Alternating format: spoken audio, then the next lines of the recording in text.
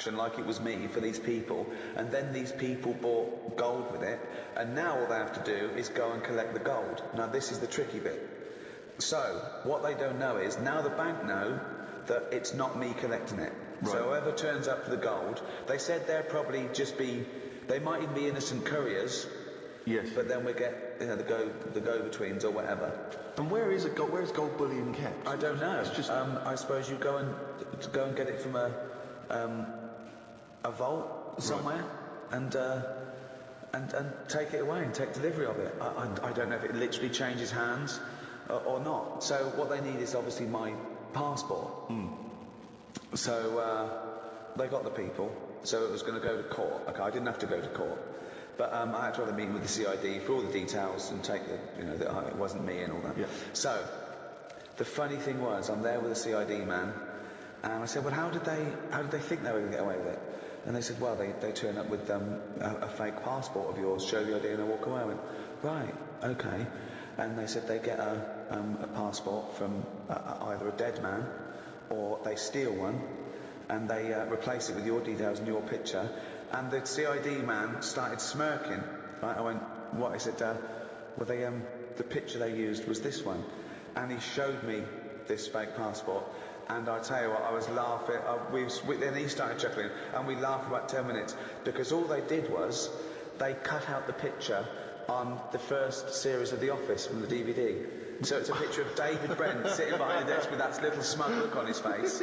That's my passport and this thing. So, I mean, they might have got caught anyway. Yeah, it's nice to know that even such, elaborate operations as this, it still comes down to just idiocy, criminal incompetence. Who was left in charge of getting a photo? Yeah. I mean, they go, Dave, you're doing so and so. So you're Julie. You're on the inside.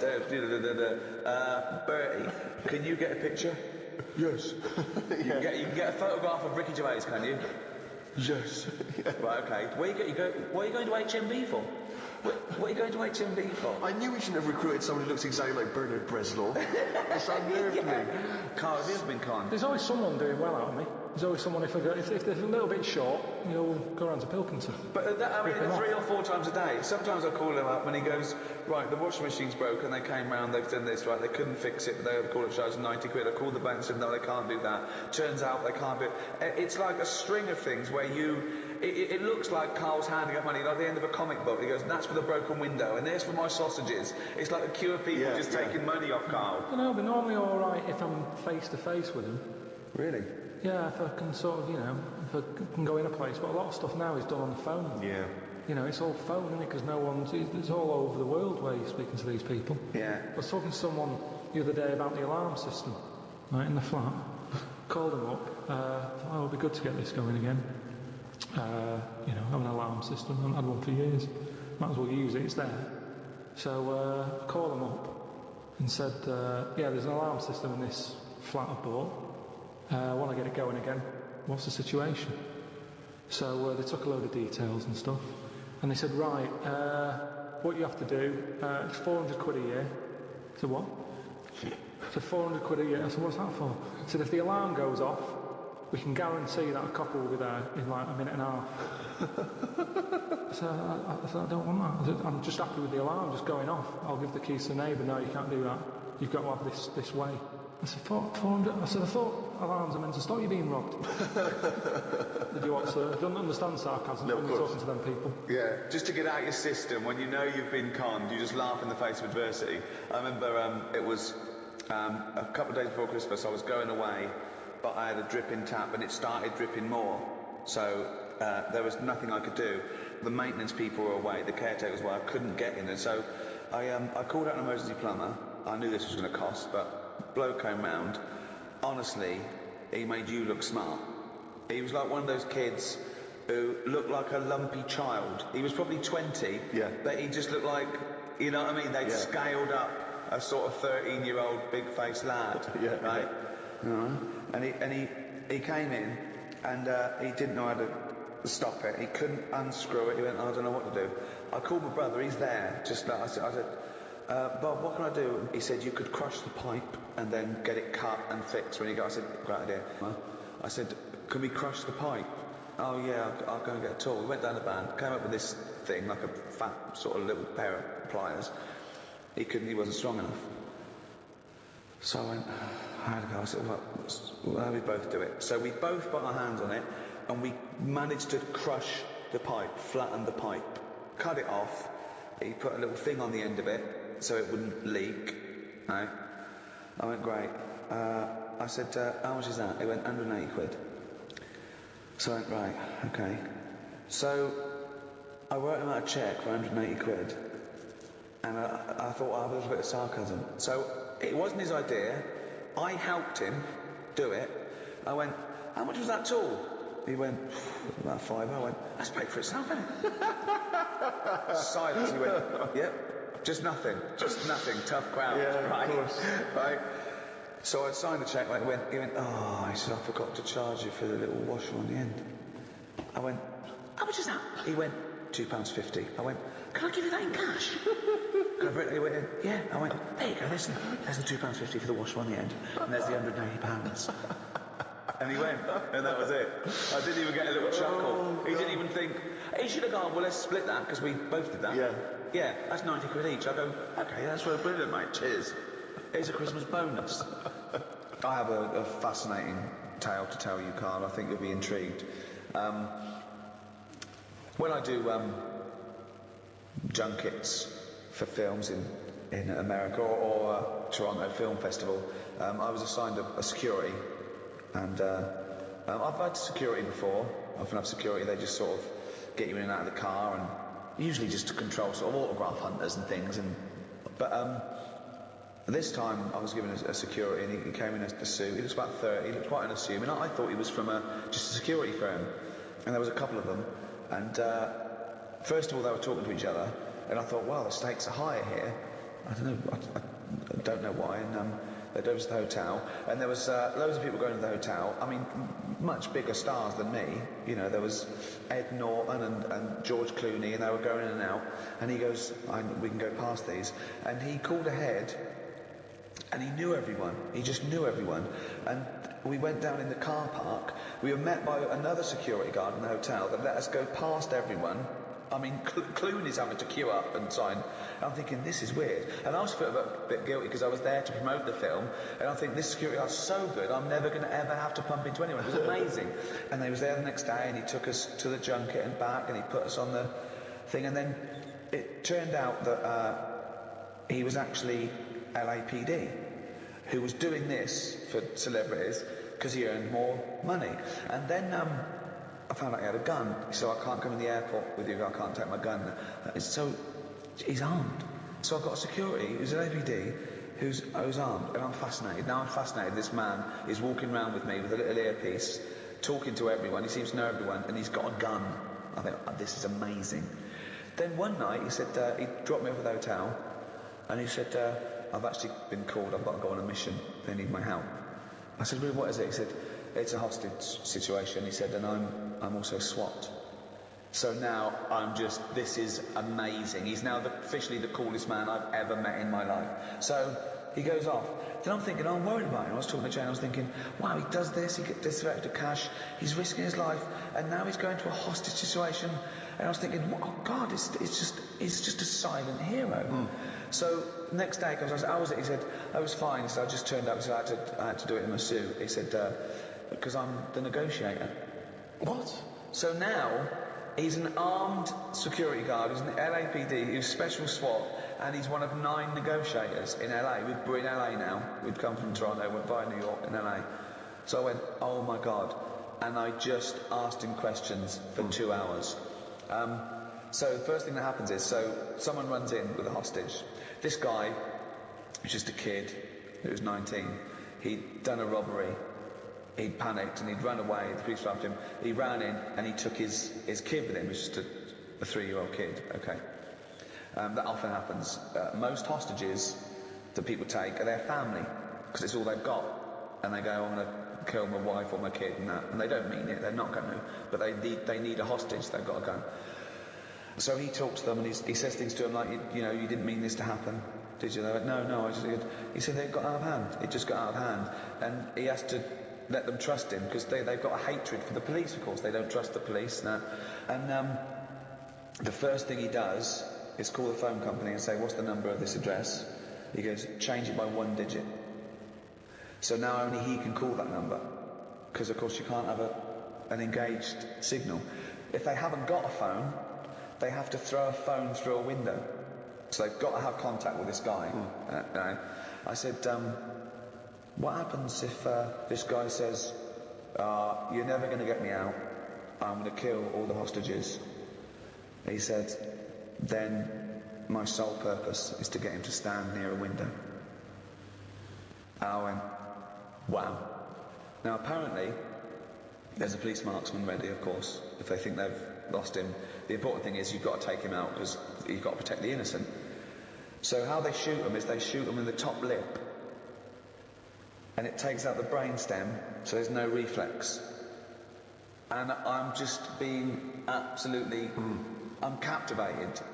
What do you think of that, Karl, as a job? It's amazing, isn't it?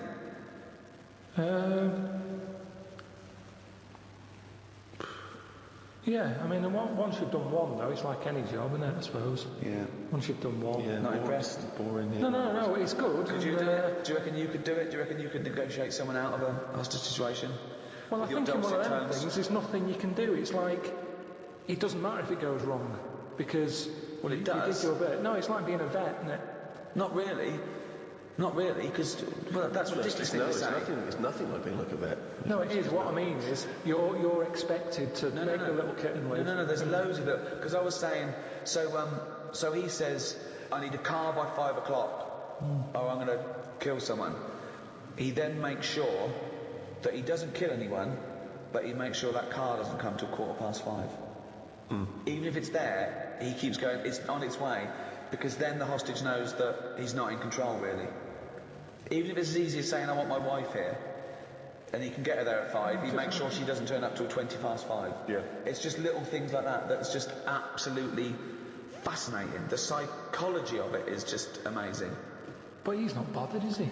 If He it's is 15 bothered. minutes late. He is, because he really takes he empathises with these guys, and he says, no, you've got to understand. No, but the fella in the house with the gun, Yeah. he's not going anywhere. 15 minutes either side doesn't matter. Well, why is he in a rush? I don't think Karl's getting how important how No, amazing you it is.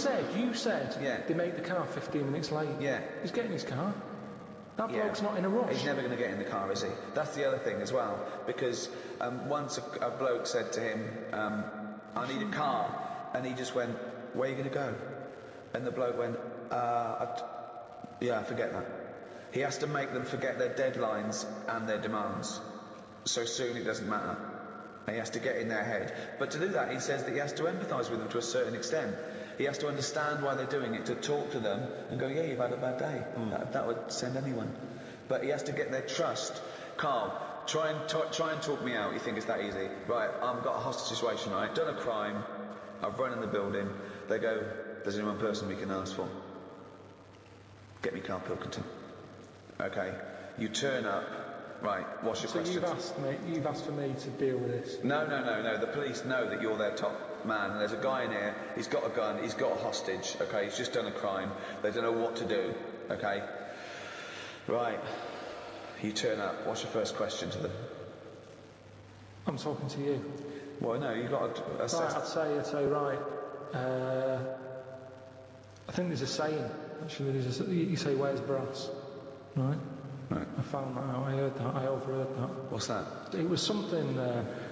You're wasting time. Who's that bull cunt that's just turned up? I'm going to fucking kill him. Right, where's brass? What does it mean? I heard it at school when they... I don't know what the fuck you're talking about. Not just you. It means, I heard someone use it on the... Well, I don't know what the fuck it means. It means the top person of the police who are around at the moment. Yeah, well, I'm the fucking top brass here. I've got a fucking gun against this kid's head. Who the fuck are you bald little shithead? Where's my car? What car? I've asked for a car. Where's my fucking car? Am I talking to you now, am I? Are you the negotiator? Yeah. Right. Get me a fucking car. Where do you want to go? Oh, I'm fucking sore from showing. Throw a phone through the window so I can talk to you over the phone. No.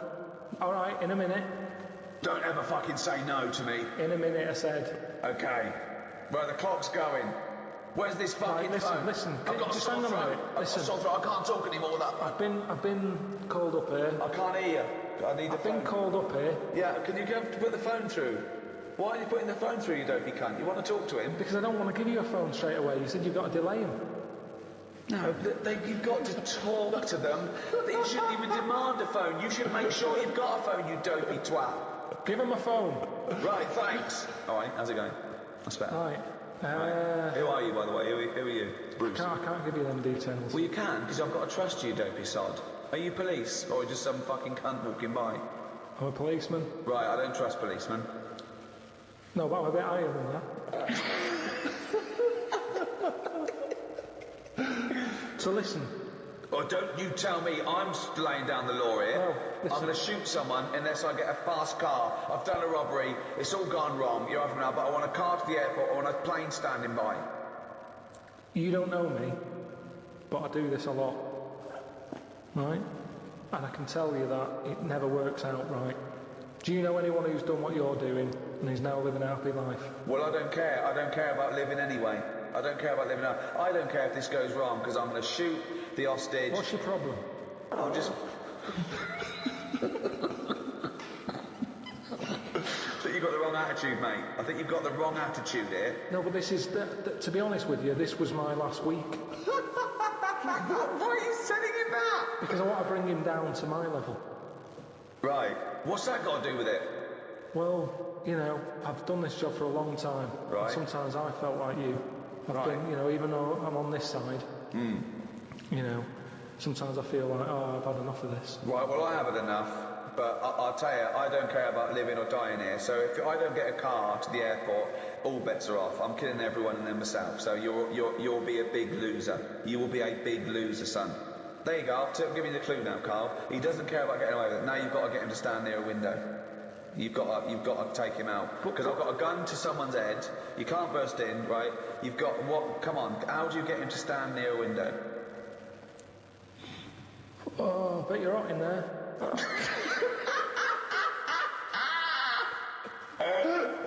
Keep going. I am hot, yeah. That's why I've just drawn the curtains and keep away from the window because the sun's blazing and it's not too bad away from the window. It's, the sun's gone round the back now. Just come and have a look. It's a lovely, lovely evening. Why do you want me to stand near a window? I think just because when you see how nice an evening it is. Worst load of dribble ever. Keep going, I'm fishing. When you see how lovely No, it is. it's that thing. I've heard that if you smile, you feel better. So have a little smile. Think of a happy moment in your life.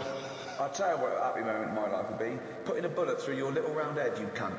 Keep thinking about that image. Right. And you can see that round head. Just come to the window, I'll show you the round head. That would probably work, actually. What? No, I'm not going to come near the window. You come near the window. You come near my window. Have you come? Are you coming near the window? No, not yet. What? Delaying it again. Right, I'm coming near the window. Well, I'm going to shoot you if you come near the window, you dopey prat. Well, why? I thought we were getting somewhere here. No, I'm going to shoot you. I've conned you. I've negotiated you to come near the window, and I'm going to shoot you in the head, you prat. I'll just leave then.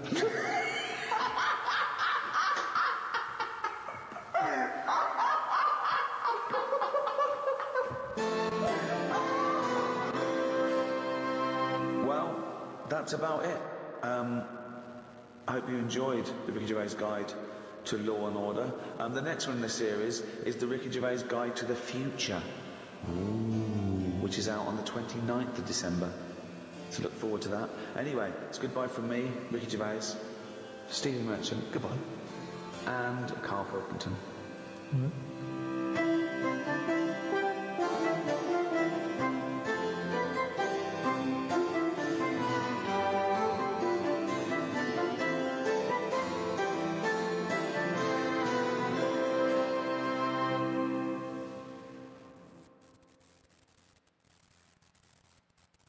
Audible hopes you have enjoyed.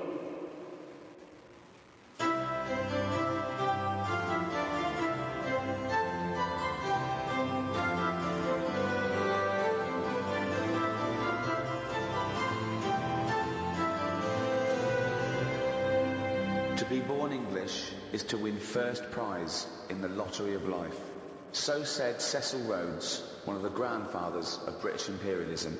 At its height, the British Empire ruled over 1/4 of the world's population and consequently exported Englishness to the furthest reaches of the globe. But what is Englishness? Is it stiff upper lips and fair play, village greens and tea and crumpets? And who are the English? Are we defined by a shared heritage, a common set of beliefs, by the language of Shakespeare? Or in a multicultural modern age, when more languages are spoken in England than in any other country in Europe, do we need to develop a new view of what it means to be English? To discuss and define the nature and characteristics of the English, I'm joined by Stephen Merchant, graduate of the University of Warwick, an award-winning writer. Thank you for having me. And Karl Pilkington, a man who, by his own admission, didn't go to school, has no qualifications. Mention the head, talk about the head. I'm just trying to get to the point that he's not qualified in anything, or really has no authority in any subject, or hasn't got the right to it. Talk about the head. And he was known the world over as a man who has a head like a fucking orange. Right. I think one thing that's very English is harping back and whinging combined. People saying, oh, England used to be better in my day, oh, England was better when I was a kid, England was better in the 50s or whatever. Carl, do you think England's better now? Are you happier now than you were when you were a kid? Do you feel that life was better in, say, the 1950s? I don't know, I wasn't around. So you understand what it was like in those days? You've seen happy days. I don't know, people always say, don't they? Old people always say, oh, it was a better life in the 50s.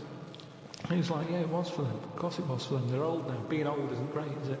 So you're just happy with your lot. I suppose I was happiest in about 1984. Right, specific year. Why? It Why was was that? just I was free and happy. How old were you? I don't know. He's just counting on his fingers now. 12. Right, okay. And it was just good. So the happiest days of your life were between the age of 12 and 13? Yeah, it was good. I had the world ahead of me. Little did you know your hair was going to fall out and you were going to whinge every minute of the day. I had my bike. I like messing about my bike. You had your mates. I had a pet magpie. So you were probably the teenager that you eventually hate? Probably. Were you a good lad, law-abiding? I wasn't bad. I just sort of, just potted about. I mean, when people talk about what was on the telly back then, I don't have that much memory of it because I was always out. I was always playing out. What were you doing when you were out? Just playing about, just like on a bike or... Just riding in a circle endlessly. Tell you, Blizzards, I loved it. rain, sleet, Loved it. hail. I never seemed to be in. I was always... When everyone always goes, where were you when Band Aid was happening? I was always out on my bike. And everything was Like you and McGregor? A memory's always sort of like coming in for some orange and looking at the telly and seeing Princess Diana's getting married and my mum said, have you seen this? And I'm going, no, I'm going out on my bike. I was always doing that. The only time I was in the house... This is why you don't know anything, because you never stopped. Yeah, but this is what being a kid's about. But That's all what the made me information free. you have, Carl, is as though you've gleaned it as you raced by on a bike. It's almost like, every piece of information you have. Your hair blowing in the wind. Carl, your hair will blow out one day. Oh, don't talk stupid, ma'am. So yeah, 12 to 13 was good. But you see... And it was all downhill from then, was it? 13 is your teenager then, aren't you? Life got tough. Yeah, how did it get tough? Just straight away when I was 13, your mum was like, oh, it's your 13th birthday, you're a teenager now. Right. And she gave us a quid to go and get a cake to celebrate it. Went to the supermarket, got a cake, and I just thought, I don't like the look of this. Don't like the look of the way the future is here. On his 13th birthday! Well, you were buying a cake. What did you see at the supermarket? It was kind of like, I don't know, I suddenly felt grown up. I didn't like it. But I think you were always about 58, really, with your outlook. Well, yeah, my mum always said I was old. She said I was an old baby. She said I could frown before I could walk. So I always had a bit of a worried look on my face. Didn't say much, just always listened. My eyes moved about more than I did. Just sat there looking around, looking stressed. My eyes moved around more than I did. Oh dear, I couldn't walk. Well, I can't leave the answer. That's sweet, they're there. Yeah, it might be causing a problem, but I don't want to see this mess. Now the thing is, she went out, she poured the hot water on it. I left it a few minutes. I went out, I had a cup of tea, I thought, it's a waste of electrical bill. So I took my cup of tea out there, and I'm sat there, and then I just saw one come back from wherever it had been. One ant. He looked devastated. because that had been away. As far as that was concerned, it had been out to get a leaf or whatever. Came back, devastation. And it's that's the thing. It summed up death for me. That the ants that are dead, they didn't know anything. Suddenly they were there. Next minute, load of water, dead. It's the people who are still living in life that are the saddest, aren't they? If they're dead. And that summed it up. What do you think? That ant would have been better off being there when it happened. How could you tell the ant was... What do you think? So you saw him... I mean, they run around in circles anyway, don't they? But this was just kind of going, what's going on? And what did it slow down when it got nearer the nest? Did it drop the leaf and then you see it run the last few inches? It just kind of got close and it was like a double take almost. Almost like it got near the hole and then it was like, hang on a minute, this can't be it because no one's around. Then it walked on and it went, no, it is the hole. And it went back and it just sort of stopped for a minute. Ah. And that for me, that's the sort of thoughts Descartes should have been having. What? Things that you can look at as a human and appreciate it and understand it and go, yeah, that's true, that is like life. Instead of, oh, am I awake? Am I asleep? Or what? No. Well, you might as well be asleep because you're doing nothing else. Oh, Descartes! Winehouse, Alan. Slammed. What do you do towards enjoying your life? I don't normally enjoy the thing when I'm doing it, it's after. It's like that holiday. When I was What do you on mean? holiday. You don't enjoy the thing when you're doing it, it's after? What's an example of not enjoying the thing at the moment but you do after? You didn't enjoy the holiday? Say like the holiday, I've just So you been enjoyed away. coming off holiday? What? I want to hear it. You enjoyed the holiday. You didn't enjoy the When holiday. I'm there, I had fleas biting me. Yeah. I had mosquitoes biting me. Yeah. There was a funny smell of damp in the bathroom. I was worried getting in the sea thinking, is there stonefish in it? Right? Now, you've got all that going on. Yeah. When you get back, you forget about the damp smell. You forget about the fleas because the bites have gone. They're not as much of a problem. Yeah. So then your brain starts going, well, hang on, what did I enjoy? And you go, I enjoyed the dorada fish I had that I've never eaten. Yeah. That's an experience. At the time, I wasn't enjoying it because I'm thinking, when I get back, I'm going to have fleas on me again. Yeah. So you remember all the good stuff. It's like an old person when they're dying and they go, I'm having flashbacks. They don't say, I'm remembering the time my shoes were too tight. What do they say? They're having nice, they're going, oh, I loved the time with that. I was wearing flip-flops. No, they enjoy, they have flashbacks. Like of the what nice then? holidays. What do you think you'll You look know back? this and that, you'll go, oh, the lovely hot summer of 79. So you don't enjoy anything you enjoy while you're doing it?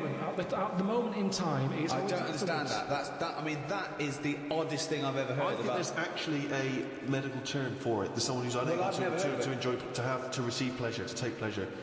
It's really weird. That is really weird. No, because you're busy doing the thing. So What, you haven't got time to enjoy So it. you can't enjoy something you're busy doing because you're busy doing it. You can't possibly enjoy it. Or you don't know if you're going to enjoy it because it hasn't finished yet. Well, Carl, but listen, I know from the Right, say moment. this. Listen, Bungee jumping. I'd love to be able to do it. I bet you get a brilliant feeling as you're Right. falling. Yeah. But I wouldn't be enjoying it because I'd be going, is the thing going to snap? Right. Okay. Well, there is something about that. Extreme sports, there is a reason why you do it. It is the after effect you enjoy because it's the fear and then the endorphins that rush to you and you go, "My God, I survived! Isn't it brilliant?" That's a feeling of euphoria. So that's You're having a nice dinner. right. Okay. Now, when I get a menu given to me in a restaurant, Yeah. I go, right, what am I going to do here? Yeah. Right, well, when I came here, I thought I'd have some lamb chops. You've got lamb chops, great. Wonder how much to give you, because I quite fancy this pudding they've got. Right. Now, I have the lamb chops, it comes with extra veg. I eat it, I enjoy it. The pudding I wanted, it's gone out the window, I've got no room for it now. Yeah. But you enjoyed the lamb chops. If you enjoyed that chops, you enjoyed. You can only get packed so much. If you're enjoying all your life all the time, there's no point in regretting anything. That's just greed. No, but I was looking forward to the pudding. Well, you shouldn't have eaten all the veg. Yeah, but I was enjoying it at that point. But then you take the pleasure that you had at that point. No, because I wanted a pudding. Yeah, but you... But you didn't want a pudding, or you've had a pudding. No, because I would have had it for the sake of having it. And then it's Yeah, but ruinous. I don't know what the whinge is there. You had a lovely meal. You had some lovely lamb chops. You enjoyed the hour. Because when I read that they had like profiteroles on there, I Yeah. thought I fancy a couple of them. Yeah, And the chance has gone. I'm probably not coming back to this restaurant now. yeah, but you haven't missed a chance. You had the chance. You didn't want to take it because you were full up with lovely lamb. It's What's not the like you problem? didn't enjoy the lamb and the veg. If you'd not enjoyed that, I can understand your point. But you had a lovely time eating the lamb and the veg. If the bloke came here and said you can have the profiteroles if you eat this lamb you don't like, you go and you ate the lamb, you didn't like it, but now you're full, then you could whinge. You wish I hadn't been forced to eat the lamb. I'd have the profiteroles. That's I had a spicy sausage. Right. Now, the problem was, I was enjoying it, but I thought this is the spiciest sausage I've ever eaten. Right. Now, I could only enjoy that the next day night when I knew that it's gone through my body, there hasn't been a problem.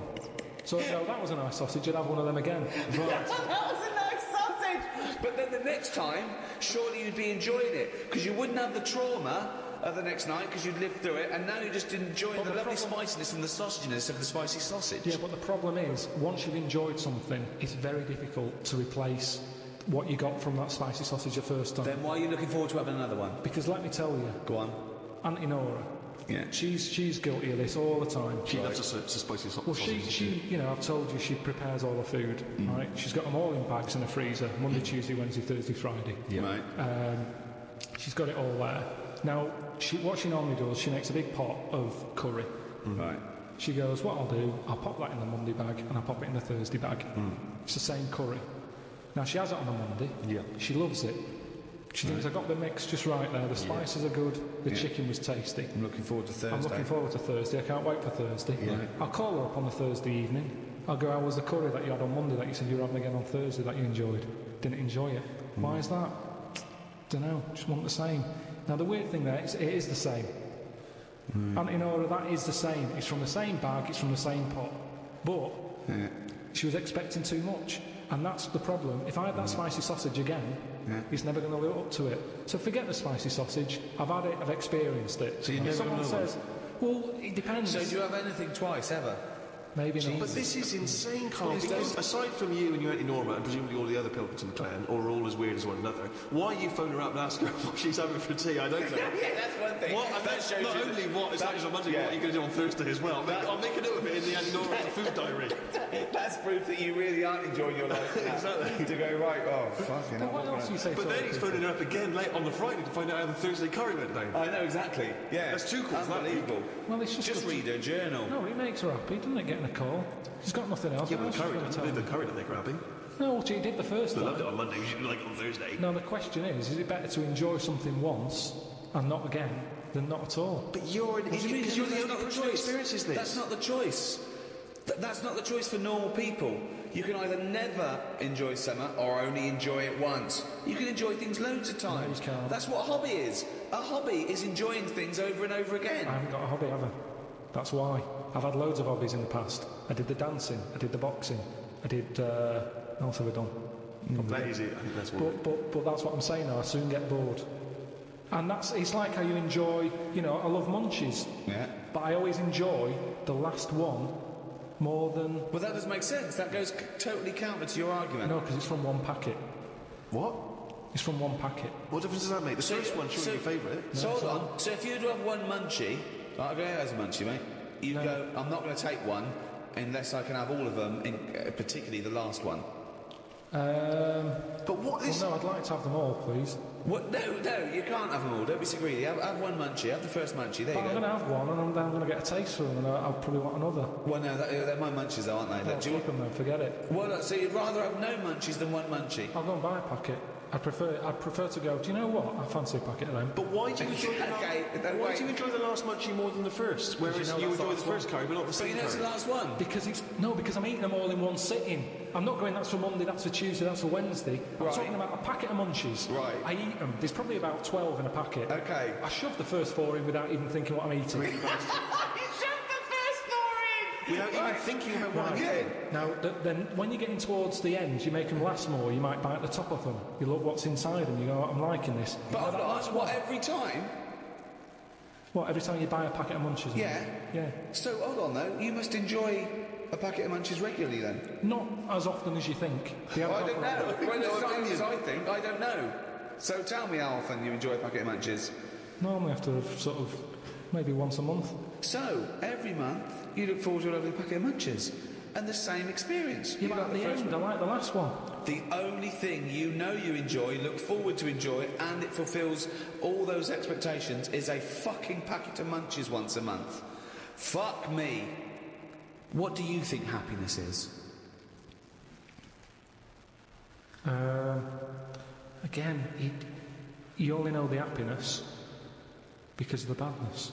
You've got to have a yin and a yang. Well, I know what you mean there. I agree with you on this because it's sort of no good to be handed it on a plate. I mean, just from my own experience, working for someone does feel better because you've got a pride and a satisfaction. I genuinely think it's better to start a business, struggle, go bust, come back, than win the lottery. Yeah. I genuinely believe that, and the older I get, the more sure I am of that. That working hard is itself the reward, and I genuinely believe that. But where does it end? It's no point having the struggle till you die and never get any happiness. So what's your balance? We don't have to go into philosophical terms here. What's your balance? What's your yin and yang of a good life? And by good life, I mean one that you've enjoyed or been satisfied with, and one that you have no regrets or guilt or shame and a bit of pride. What are you asking me? Yeah, I've got a bit of all that. Right. But you need the mixture, don't you? So you find out what your favourite thing is. It's like a bag of Revels. Yeah, but you can't cherish guilt or shame. Did you just say life is like a bag of Revels? Isn't that dangerously close to life's like a box of chocolates? Some Forrest Gump over there, yeah. Jesus. No, but it is, isn't it? There's one or two in there that I don't like. Like what? The raisin.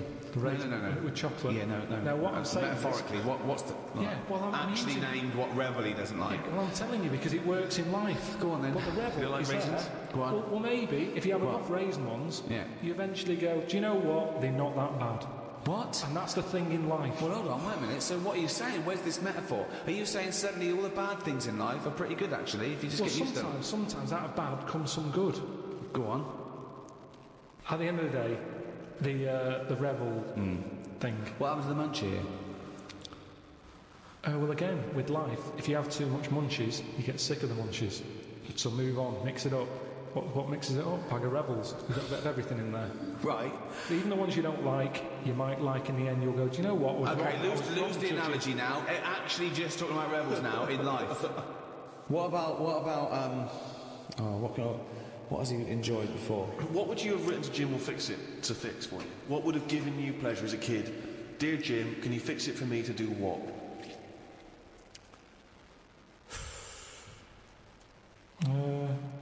When I watched Jim will Fix It as a kid, they never really lived up to what the kid wanted, did they? But what would you have requested? But I don't think I would, because I think I saw how disappointed most of the kids were. God, it's A kid like whistling, they brought out This is Roger Whittaker. exhausting. Yes, because they look at it and they go, can you fix it for me to go into space? No. Can I dance with Bananarama? No problem. That's the ones they pick. Yeah, so Do you know that's what I why mean? I wouldn't write in, because whatever you ask for, you're always going to get a watered down version. But if Jim could fix it for you to do anything, what would you have chosen? There's not many things I wanted as a kid. One thing. Just one thing. To choose one thing, please. That my name was Brett.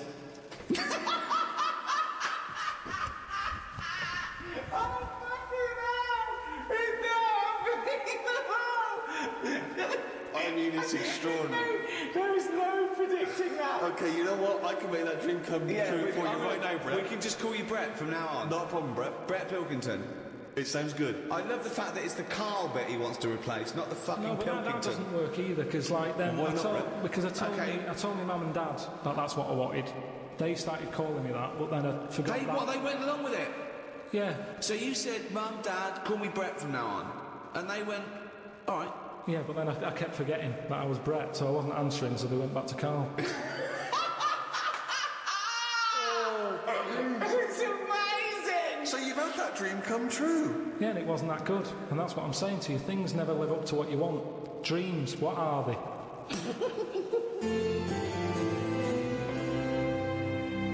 Taking one of the big themes of philosophy further, why are we here? What's the point of life? What is it to be human?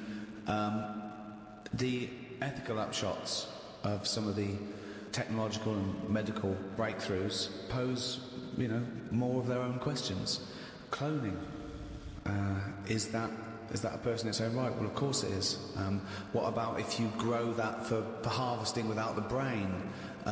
So growing kind of vital organs, Yeah. presumably in a laboratory. What about that? Stem cell research. I mean, there's weird things happening all the time with all this transplant stuff.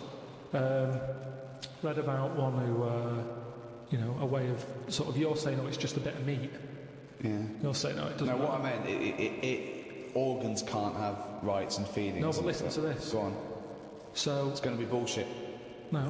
The senses went up. Would you like a small wager? The senses went up when he said, right, listen to this. Okay, I'm going to bet you £5, Rick, that this is not bullshit. Don't let me down, Carl. Okay, I'm going to bet you they found out it was the heart of a chimp and the bloke's selling like bananas. Okay. And the doctor bought it half price at a market. I've got faith in Carl. I don't think he's going to let me down here. Not when we're talking about philosophy. He's going to have done some careful research. Okay. Let's take a wager. £5 is coming my way. So, what happened is, do you know like people do donor cards? Mm-hmm. Someone filled one out saying, if I die, you can have my kidney. Right? Mm-hmm. So, anyway, he died. He said, get the kidney out. So he got the kidney out of him. Someone who needed a new kidney, they were like over the moon, there's a new kidney on the way. But this person who needed the new kidney had a couple of things. What? He wasn't very good at driving. Yeah. And he couldn't stand yellow biscuits. Right. Couldn't stand yellow biscuits. He just didn't like them. There was something, he didn't know why, he's just never liked them. Anyway, they pop it in, he's having his tests done, he's in hospital for a couple of days, goes home, goes, could do with a yellow biscuit. What the fuck's a yellow biscuit? Just a... Banana baldies? What are you talking about? Just a yellow biscuit. Who decides? I like all biscuits except yellow ones. Where is this supermarket? Right. Well, I don't know why. I don't know what the colour of the biscuit's got necessarily got to do with it. It's like a phobia. It's an odd phobia. Oh, so he fears the combination of yellowness and biscuitiness. Right. So a bloke. He doesn't mind biscuits. I don't mind yellow. Don't ever put them together. That's my worst nightmare. So, right, I'm confused as to who's got what, whose kidney. There's a bloke's received a new kidney. He hated biscuits. He's not very good at driving, he hates custard creams. Right, but now, suddenly, after the hospital transport, after the operation, I really fancy yellow biscuit. Yeah. Okay, does he go out for a drive at any point? He went driving. Right, because it's going to be terrible. He loves driving. All over the road. What? He loved driving. He liked driving all of a sudden. What? But he hated it. I know, but this is what's weird. It's bollocks. The kidney is a filter system. But if you have something for long... It's like getting a new tea strainer and suddenly liking yellow biscuits and driving. No. The kidney has no impact on anything. No. It's like how if you knock about with someone, you pick up their little things that they do. Suzanne kept saying to me, that's a nonsense. I said, stop saying that. You've suddenly picked that up from someone. I said, you've never said that before. You've done it 3 times in about 2 days. And it's the same thing. It's the same thing. Living with Karl. He doesn't like me saying nonsense. I don't know why. But let's be honest, if you're going to live with Karl, you're going to use the phrase, that's nonsense. You're going to start coming up with more and more bollocks, nonsense, rubbish, shit. Rounded fool, you've picked that up from someone. You've used that 200 times in the last 3 minutes. Said like a fucking orange. Stupid fucking bald cunt. Where'd you get that from, Suzanne? You've said it 3 times just during Fucking breakfast. hell, dim-witted half... Steve, £5. Yep. A big question, particularly in the area of philosophy of the mind, is what is intelligence? It's just... it's what you know, isn't it? Well, that's knowledge, isn't it, really? Yeah, it's a form of knowledge, intelligence. No, I don't think it is. Why not? Because intelligence really is everything from the ability to retain knowledge, to understand it, to apply. It's probably a little bit like the difference between how fast the computer is and how good the program on that computer is. It's no good. I'd say I've got a brain that can work stuff out. But sometimes if I tell it too much, it can't remember all of it.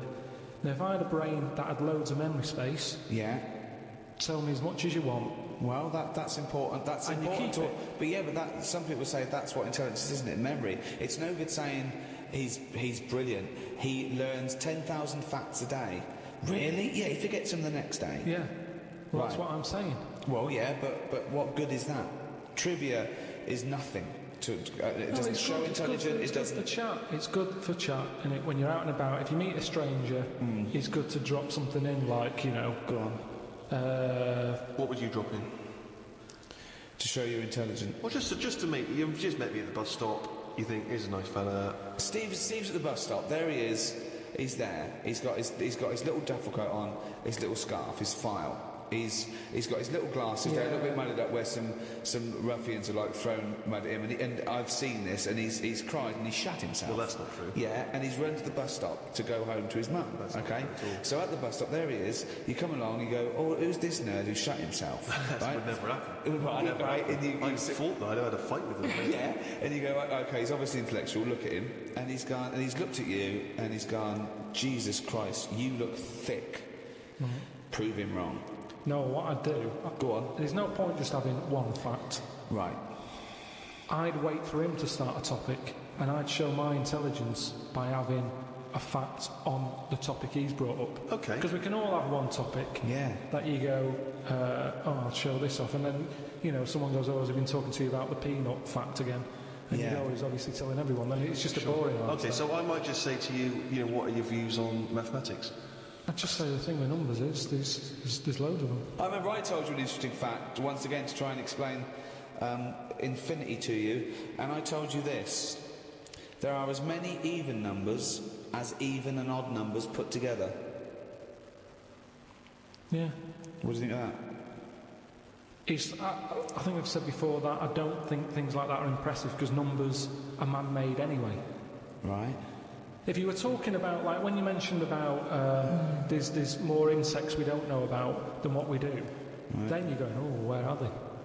Where are they hiding? It leaves a question. The fact that there's loads of numbers, it's like, yeah, but at the same time, you could rule numbers out of your life if you wanted to. Really? You could live a life. Do you really think that? Yeah, you could. There's tribes. There's tribes in the Amazon. Yeah, but they're not getting their food from Sainsbury's, are they? They count to 3. He's wearing red jeans and a white shirt. Yeah, sort of leather slip-on shoes, I can remember. How old is he? It's hard to tell because he was well tanned. Was he an attractive? He's a good-looking fella. So he's rich. So you saw this rich, good-looking bloke with just a shirt on. Oh, he had a shirt and his pink pants. His pink pants, and he just went over What? and I don't struck up a understand. conversation. I don't know. Why did you notice what colour the crotch area was? What? Why did you notice what You were colour? looking very much at the arse. I can see why you can see if you're looking at his face, you can see a white shirt. But why could you see what colour the fabric around his testicles were? You saw a good-looking old man sat at the bar. You went out and bought him a drink. Yeah, I was you waiting noticed for the barbecue to open. Right. Okay. And you got noticed a there man's. So you noticed So a it was man's 9 in the trousers. morning. No. Yeah. No. I was annoyed. I don't like late nights on holiday. Right, okay. Jet lag. Suzanne said, let's go down there early tonight. Right. I get there, I find out the barbecue's not for another 40-odd minutes. What time was the it? holiday rep. Well, I don't know, it starts at 8. You're so I have to noticing wait people. 40 You're minutes. noticing old men's genital coverings, but you don't know what fucking time it is. Yeah, but get your story straight. What I'm saying to you is, the reason I noticed his pants is because what he was talking about, there was no reference points. I didn't have a clue what he was going on about. Right. What was he talking about for your eyes to wander down to his penis, is what I'm trying to say. What made you look at his penis? Because I got bored.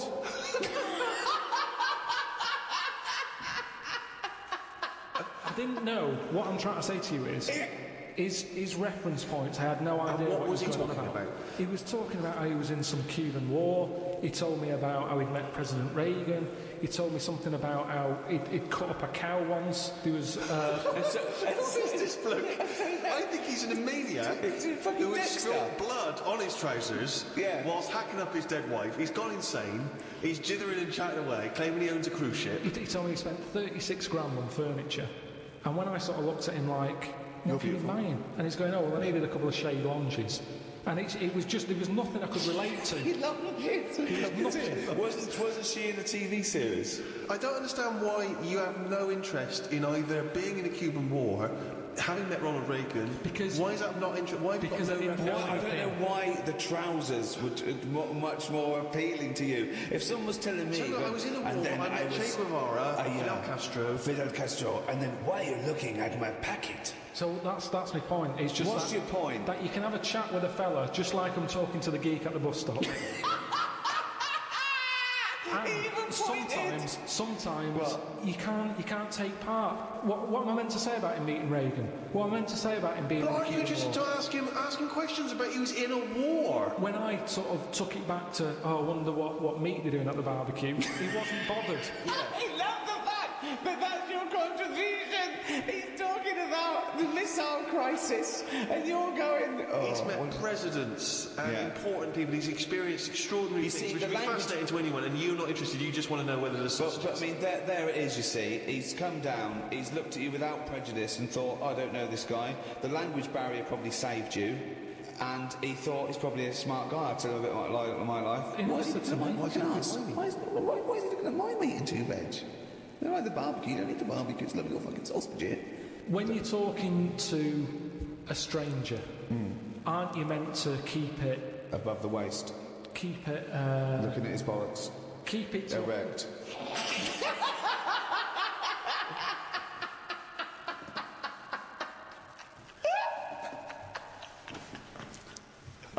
I made Carl laugh.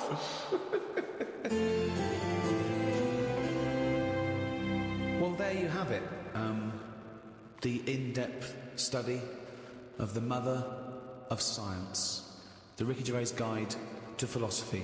You can still enjoy the back catalogue of these guides, medicine, natural history, and the arts, and seasons 1 to 5 of the Ricky Gervais Show. Over the last few years, with all our explorations, our studies, what have you learned? What's the one big thing you've learned since we've been doing this, since you've met myself and Stephen, since we've been prodding you, since we've treated you like an ape that we want to teach to speak? What have you learned about yourself and the world? One thing, if you had to take it with you. No, I don't think I've learned anything that substantial. Ever? During all this? There's not been anything groundbreaking, has there? We've chatted about midgets with no arms and legs, gay ones. I don't know if that will ever crop up again in a chat. So even if I've learned something from it, I don't think it'll ever crop up again. So it's no use. That's what I'm saying to you about information and intelligence. It's if you can use it. So you're saying this series of audiobooks at the price of £1.95 is absolutely worthless and pointless? Yeah, I suppose it is, yeah. Thanks. Good night.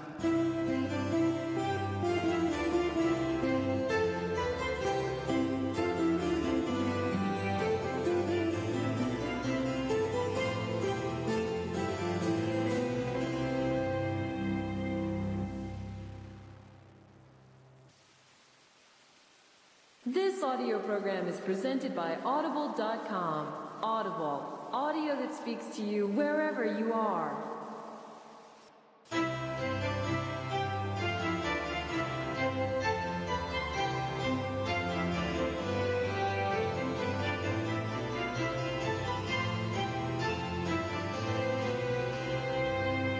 Hello, I'm Ricky Gervais. As the Canadian physician William Osler once said, the desire to take medicine is perhaps the greatest feature which distinguishes man from animals. From keyhole surgery to stem cell research, modern medicine enables the 20th century man to play God. But how did we get here? What incremental advances through the ages gave birth to the medical wonders of today? Here to discuss the history and practice of medicine are Stephen Merchant, graduate from the University of Warwick and now award-winning writer. Thank you very much indeed. And Karl Pilkington, a man with no qualifications, very little education, but who is now known the world over as a shaven chimp with a head like a fucking orange. All right. Well, there is obviously so much to discuss, Ricky. I wonder, in an effort just to provoke some initial thoughts, if I can offer another quote from the great Carl Sagan, who said, advances in medicine and agriculture have saved vastly more lives than have been lost in all the wars in history. So quite a... Yeah, it just shows you shouldn't really worry about war. What do you mean? It's not a big problem, is it? Obviously. So, that's a good point there, Carl. War's not as bad as a lot of people make out. What do you think, Carl? Overrated? Too much fuss about all Well, I don't know anyone who's died in a war, but I know loads of people who have died from, cancer and what have you. So is that going on Karl's quote? Does that work? Is he right? What did he say? Good, well, we're off to a fascinating start. I think it's probably best, Rick, if we return to the very beginning of time, the dawn of man, because, of course, even in primitive, prehistoric ages, medicine was practiced in some ways, from the research people have done, cave paintings and the like. Karl, I wonder if you would just give us your initial thoughts on, the medicine of the ancient world. You sound like you haven't studied it, or you've been... You're being modest. You're being modest? I haven't really thought about it. What do you think? They didn't have much. I know that Tutankhamun, he died of having a knee injury. So they didn't have that much medicine knocking about back then. Right, where did you get this information from? It sounds vague. I read it at an exhibition I went to, and did you read the whole sentence, or no? I just saw they had some video footage made up. It wasn't from the time, and they just sort of said this is probably what happened. Sure. Did you put the headphones on and listen, though, or did you just guess it? I just looked because I couldn't have the headphones. Of course not. Why couldn't you have the headphones? They're expensive. How much? About 50 quid, I think, deposit and everything. Well, you get that back though if you return them. All you have to do is take them off your head and hand them in. I don't like the idea of handing money over, because it's like when you get a flat and that and you put a deposit in. You never get the full deposit back. I don't like deposits. Well, what do you think they're going to do? They're going to take 50 quid off because you put wallpaper on your headphones. No, it's not the same, is it? So you're going to deprive yourself of education because you don't trust the Natural History Museum. He came off a chariot. The dangerous things. He came off a chariot. You saw that on the... How do you know he died? How could you tell from visual images that Tutankhamun died from a knee injury? It's just... honestly, you're going to make yourself look daft here, because that's what happened. Imagine that. In a room with Karl Pilkington, we make ourselves look daft. That would be incredible. So aside from Tutankhamun's knee injury, that's pretty much your grasp of the ancient world in medicine? Well, I don't know anyone else who's knocking about. Well, what about if we go back even further? What about if we go to sort of primitive man, cave-dwelling man? What do you know there of medicine in that early stage? Didn't really bother. Okay, is that guessing, or wasn't the earliest ones like people like shaman and those absolutely, of course, tribal lords that would say, well, that was I assume even pagan man had sort of apothecaries that certain roots and shaman who would use herbs and so on. But of course, if we go back to primitive man, you're obviously familiar. I believe it's pronounced is it trepanning?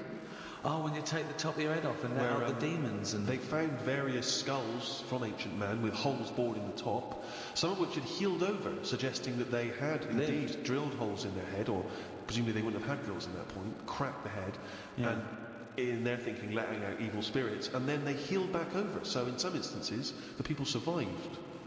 Don't you think it's fascinating that there was at one point when man discovered that this thing that we now call the brain, which sort of houses the mind, he knew was in his head? It's not that amazing.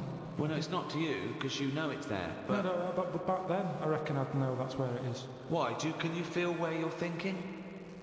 Well, it just makes sense to put it there. Why? When you think and you speak, it comes out of your mouth. So it just makes sense that whatever's near that is near to the mouth. If your brain was in your foot, it'd take ages for you to say anything. No, it wouldn't. Why? This is like actually talking to a primitive man about his understanding of medicine. They would have more insight. By this point, we'd have just cracked open your head to get the demons out.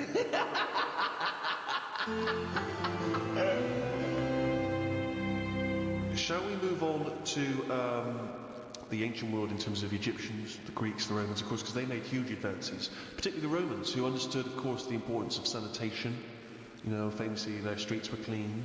Yeah. Don't you think that if we hadn't have cleaned up as much, that, I don't know, we'd be stronger? What?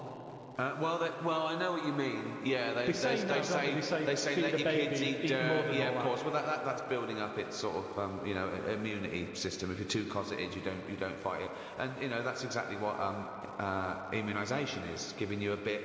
Yeah, but it's gone mental now. Whenever a baby's born, he's drugged out of its eyeballs. It's only about a week old. They're giving it all sorts of shots. Like what? Loads of stuff for whooping cough. Yeah, you don't want whooping cough. Tutankhamun could have died of whooping cough. No, but give it loads of stuff. And now it's like, I don't know, it's making us weak. Yeah, soon there's going to be things that, one, we're not immune to, and two, our antibiotics no longer work. Because, of course, things like the viruses and bacteria or whatever, they evolve and change so quickly that you can't keep up with them. And also, there's this big thing, like the superbug, for example. There's a very strong theory that says that it's where people took half the course of antibiotics, and what it did was it was almost like an immunisation to the bacteria and virus against the antibiotic. They got stronger. That's what I mean. So yeah, we need some germs, as you call them, but there are some that we have eradicated. I mean, I think it was in our lifetime that they eradicated smallpox from the world. They just stopped it, and it saved, millions and millions of lives, and they wiped it out. There are rumours, of course, that both Russia and America still have the smallpox virus under lock and key, which they could theoretically breed and use in a chemical warfare situation. Well, there was a bit of a scandal a few years ago, I think 10 years ago, where in a university laboratory, someone came across a marked yoghurt pot in deep freeze that had smallpox in it. That was a hangover from the 70s. When you say it was marked, was it like someone's put their name on it because they don't want someone to eat their smallpox? No, I think they looked into it, and it was the deep frozen smallpox virus that thawed out. They just left in the fridge. Well, I think so. Yeah, it was an admin problem. I'm sure that somewhere. What I mean is, it's under lock and key or frozen at minus 200 degrees centigrade. Why? Under lock and key and all that. It's not good enough. Get rid of it. Why are they keeping a little tub of smallpox knocking about? Well, are they not meant to be? Well, that's a lesson. What's he doing there in the first place? To me, that's like in James Bond, where they don't kill him when they have the chance. There's always that little thing of, let's play with danger. Let's keep a bit. Yeah. Well, it's probably next to AIDS in the Kiora bottle. I don't understand why you'd store that. Well, there's probably a presumption, it's probably overhang from the Cold War, where people were thinking, well, listen, what if Russia's still got some smallpox? We better hang on to some smallpox. It's just clutter, though, as well, isn't it? You see, we're obsessed. We're keeping stuff. And it's the same with germs. We can't even say, get rid of that. We won't be needing it. Smallpox. We'll keep it just in case. Get rid of it. We've got this obsession thing again. It's saving everything. It's like how we save every animal, even a germ. We get upset about if it dies out. You say that, but of course, famously Alexander Fleming discovered what may be the most important breakthrough of the 20th century, which was the first antibiotic, I think, in 1928, and he's literally saved hundreds of millions of lives with that, changed the face of modern medicine. And he discovered that because he left a bit of old bread out for a while, and it went all mouldy in his kitchen. And he thought, oh, what's that? Oh, let's have a look. Like I've said to you before, it's down to him being scruffy more than anything. It just seems like there's a lot of scruffy kitchens around that, you're saying... But think if his cleaner had come in and gone, oh, Mr. Fleming, you disgust me, you fucking filthy scruffy cunt, I'm going to throw all this bread away. He's going to go, Maud, what did you do with that old bread I left out? It'd gone green, sir, so I chucked it away. Oh, Maud, you dopey fucking slut.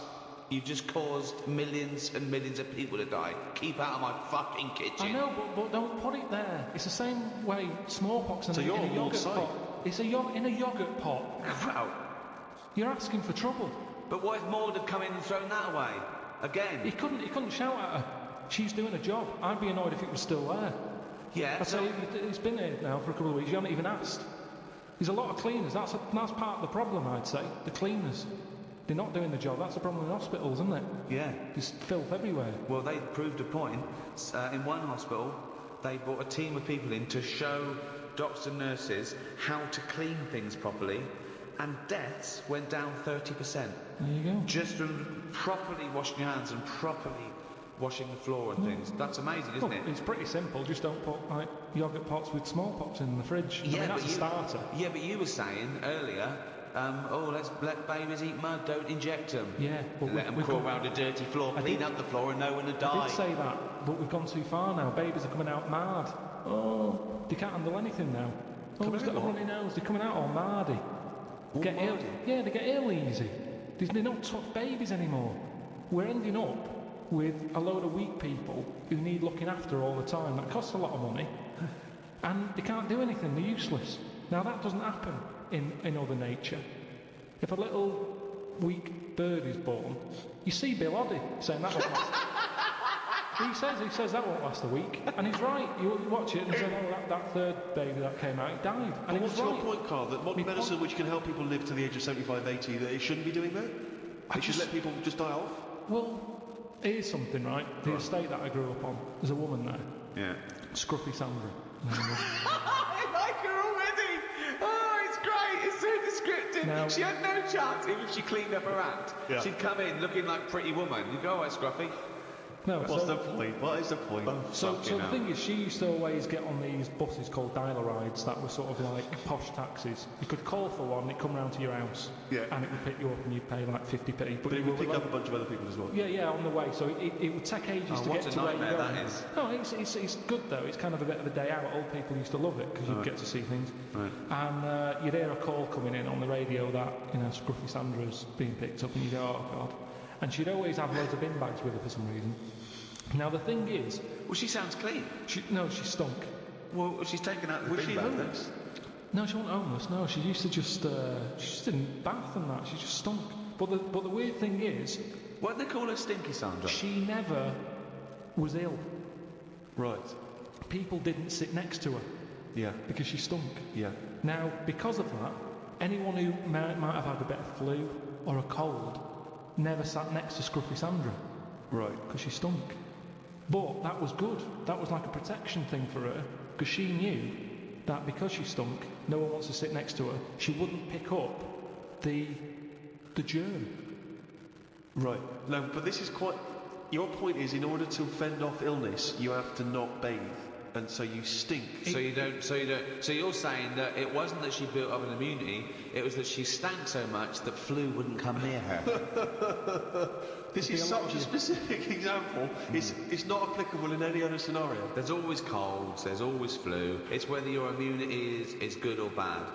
The times I get ill are usually after like a long haul flight or something, when you're surrounded by it and you're run down a little bit. Or maybe if you didn't bathe for 3 days before the flight. Yeah.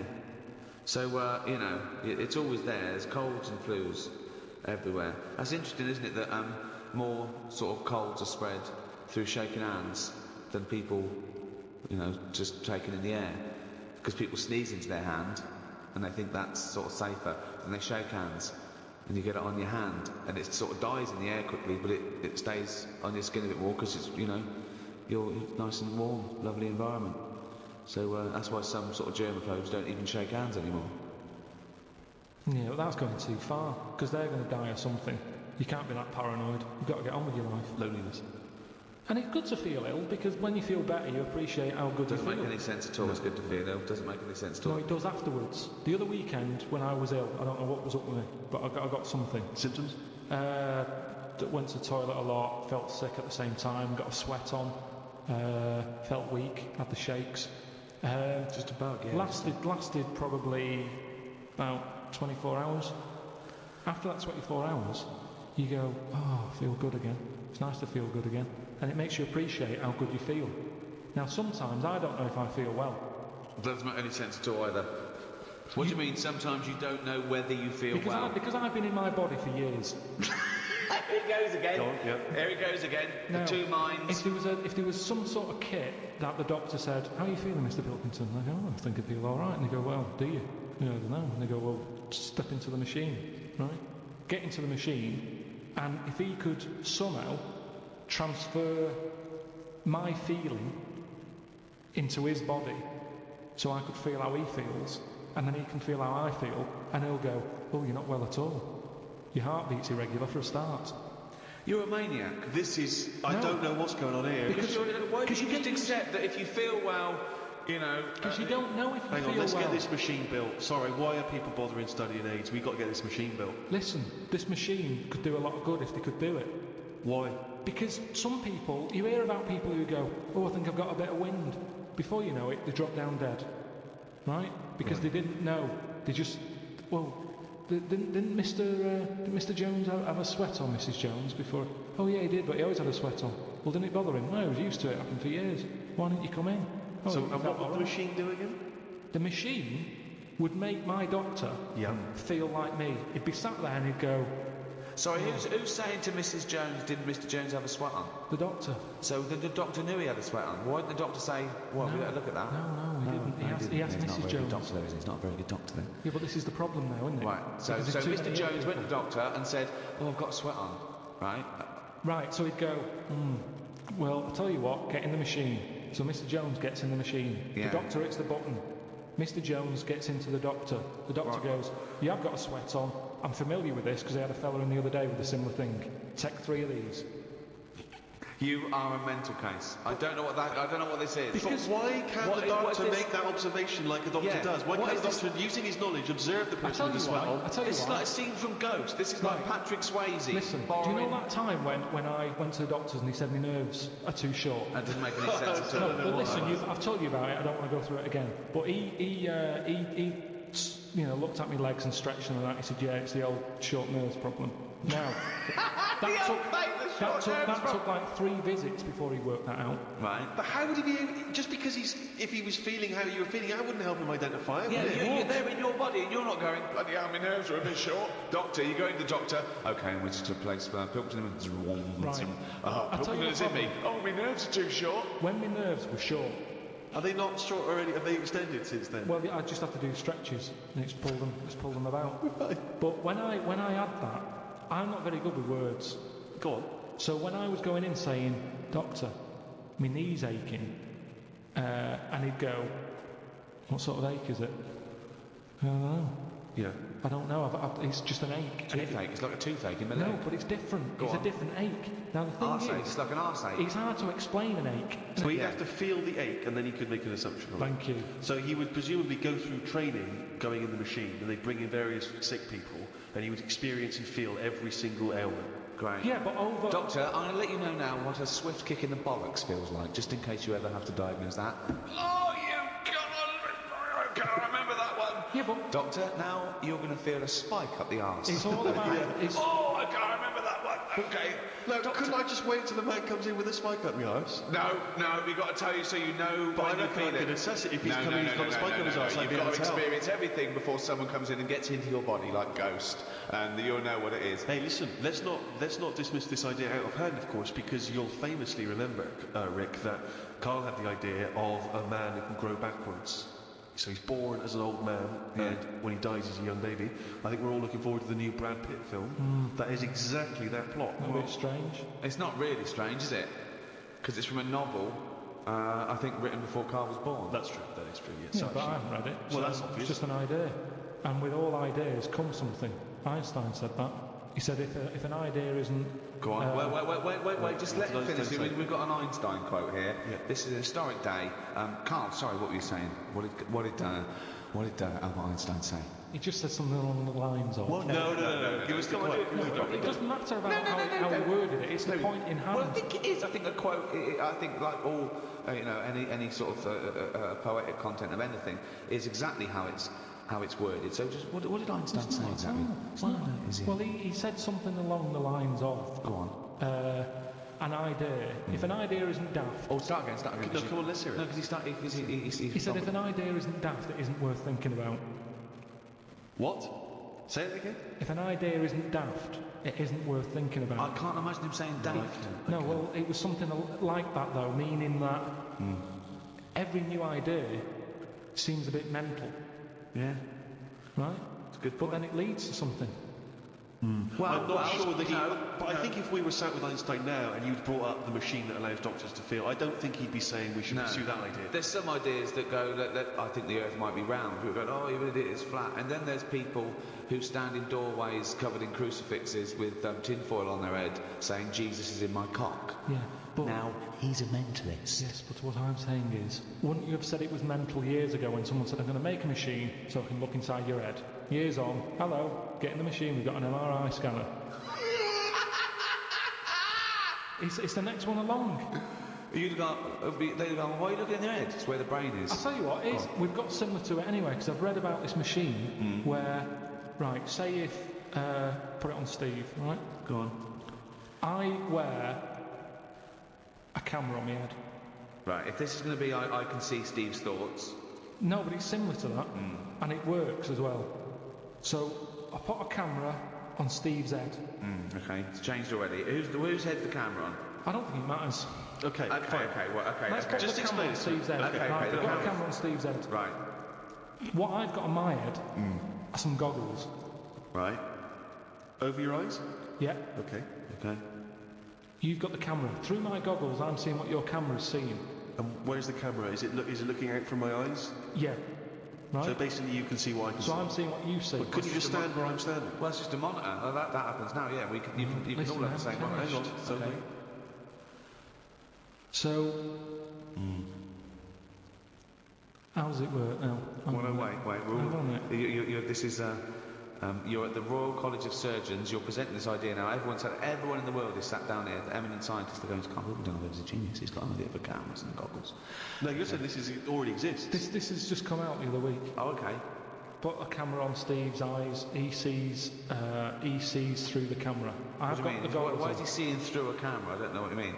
He's just got. Wherever he looks, the camera's looking. Okay, so it's a camera, right? Okay, it's a camera on his head. It's not seeing through it. It's just seeing what he sees because it's pointing in exactly the same direction as his eyes. Yeah, if he turns his head to the right. Yeah, exactly. So it's monitored so you're looking at a monitor, really. Right. So one of the simplest ideas, but it's taken us 10 minutes to explain it. Okay, go on. So it's the same as a cameraman pointing the camera anywhere. We're watching the telly. We're seeing what the cameraman sees, basically. Go on then.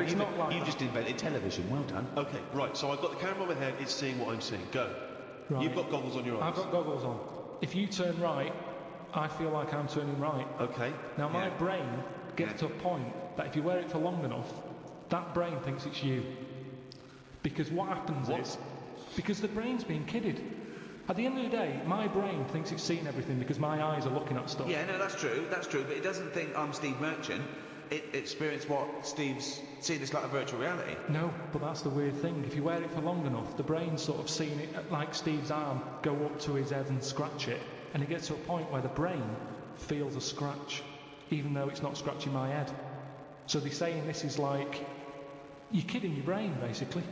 I can see how that would work. But you're not going to believe that you're me. No, you're not going to start experiencing life as I experience it. My brain would. What do you mean your brain would, but you wouldn't? Because I'm kidding the brain. Yes, but you couldn't kid it into thinking you're me. You wouldn't forget that you're Karl wearing a contraption. But what it was saying is if someone went up to your stomach and started tickling you, my brain would look down and see that someone is tickling me. Yes. Yeah.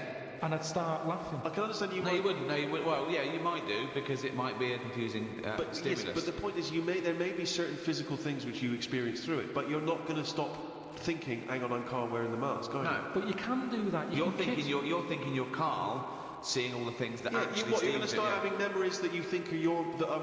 Your memories are going to change. You're not going to remember your name. You're not going to remember Suzanne's name. What are we talking about? No, but say if we did that at that event with a load of students in front of us, I'd remember that day through your eyes. Right. So I'd be living your day. But you'd also remember that you were wearing life. a contraption. You wouldn't remember it as being, I was Steve Merchant for a day. But I can't. You'd have different thoughts because you'd access. But look, Karl, listen. I sat down and we watched the same thing. We watched a bit of Brokeback Mountain, and we all had different thoughts. Yeah, because we're all sat in different places. No.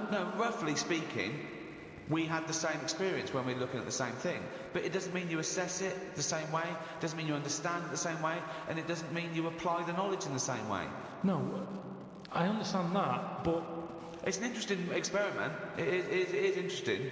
It'd be interesting to see it live. You're actually living it's a different window to the world. Well, yeah, say if, like, I was a fellow with no arms and legs, but these goggles had a really long lead, and you went about living your day, and I was looking through your eyes, I could have quite an interesting life. Yes, you could, but Without you the wouldn't axle. stop remembering that you're the person wearing the contraption. And also, But what is life? Yeah, Life but is what you experience. Yeah, but if Steve went off, but you'd know this, wouldn't you? I mean, Well, would you? If you stuck one on a baby? Well, yeah, that's different. Yeah, Well, I mean, there you go. if a baby knew no different, and those were his experience, then he would be feeling what he thought he was. Then there'd be nothing. But then, you know, let's face it, tickling someone is the sensation. It's not the thought. It's not the concept of being No, tickled. it's not funny. though, because if someone goes to tickle you, but they don't tickle you, you can actually laugh, can't you? Because you go, oh God, I know what the feeling's going to be like. Yes, because you've already experienced the real thing. Yeah. I still think. there's Well, something in it. Stop that sentence there, and you're lying.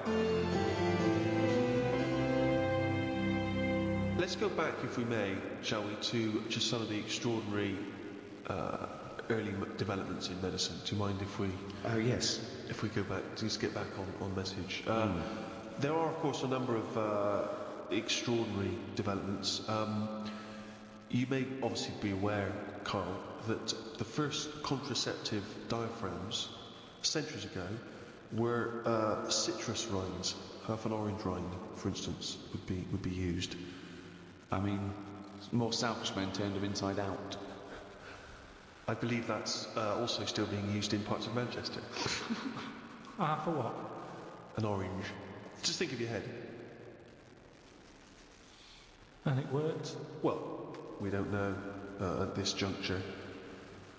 I mean, maybe. I don't It know. works for contraception because women went, fuck off, what are you coming to me with a fucking orange on your cock for, you dirty cunt? But it could. I mean, again, it's that thing in it of we look at it now and we laugh, but look at what's happening. People now are always trying to get us to eat more fruit. Amazing. That's a way of getting. I thought for a minute he was going to say, okay, so they start with, then they went from the orange rinds to say a coconut shell. Yeah. That was too big, that didn't work.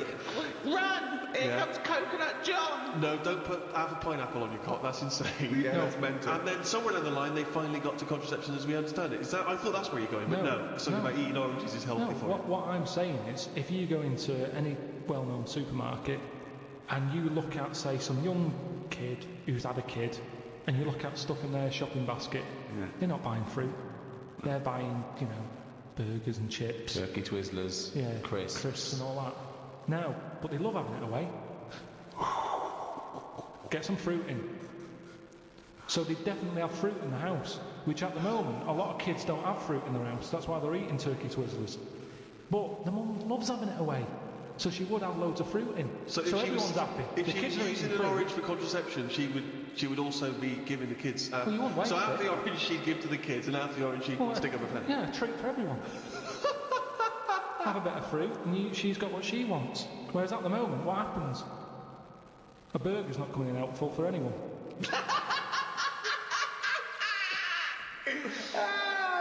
If you want me tonight, pop a sesame seed bone on your cock. Take out the fucking pickle. No one likes a fucking pickle up the fanny. Oh, he's a bloody romantic. He popped a plum roast sausage up my fanny yesterday. He loves me. Oh, no. Right. Did you know, Karl, that cataract operations on the eye were performed in India as early as 1000 BC?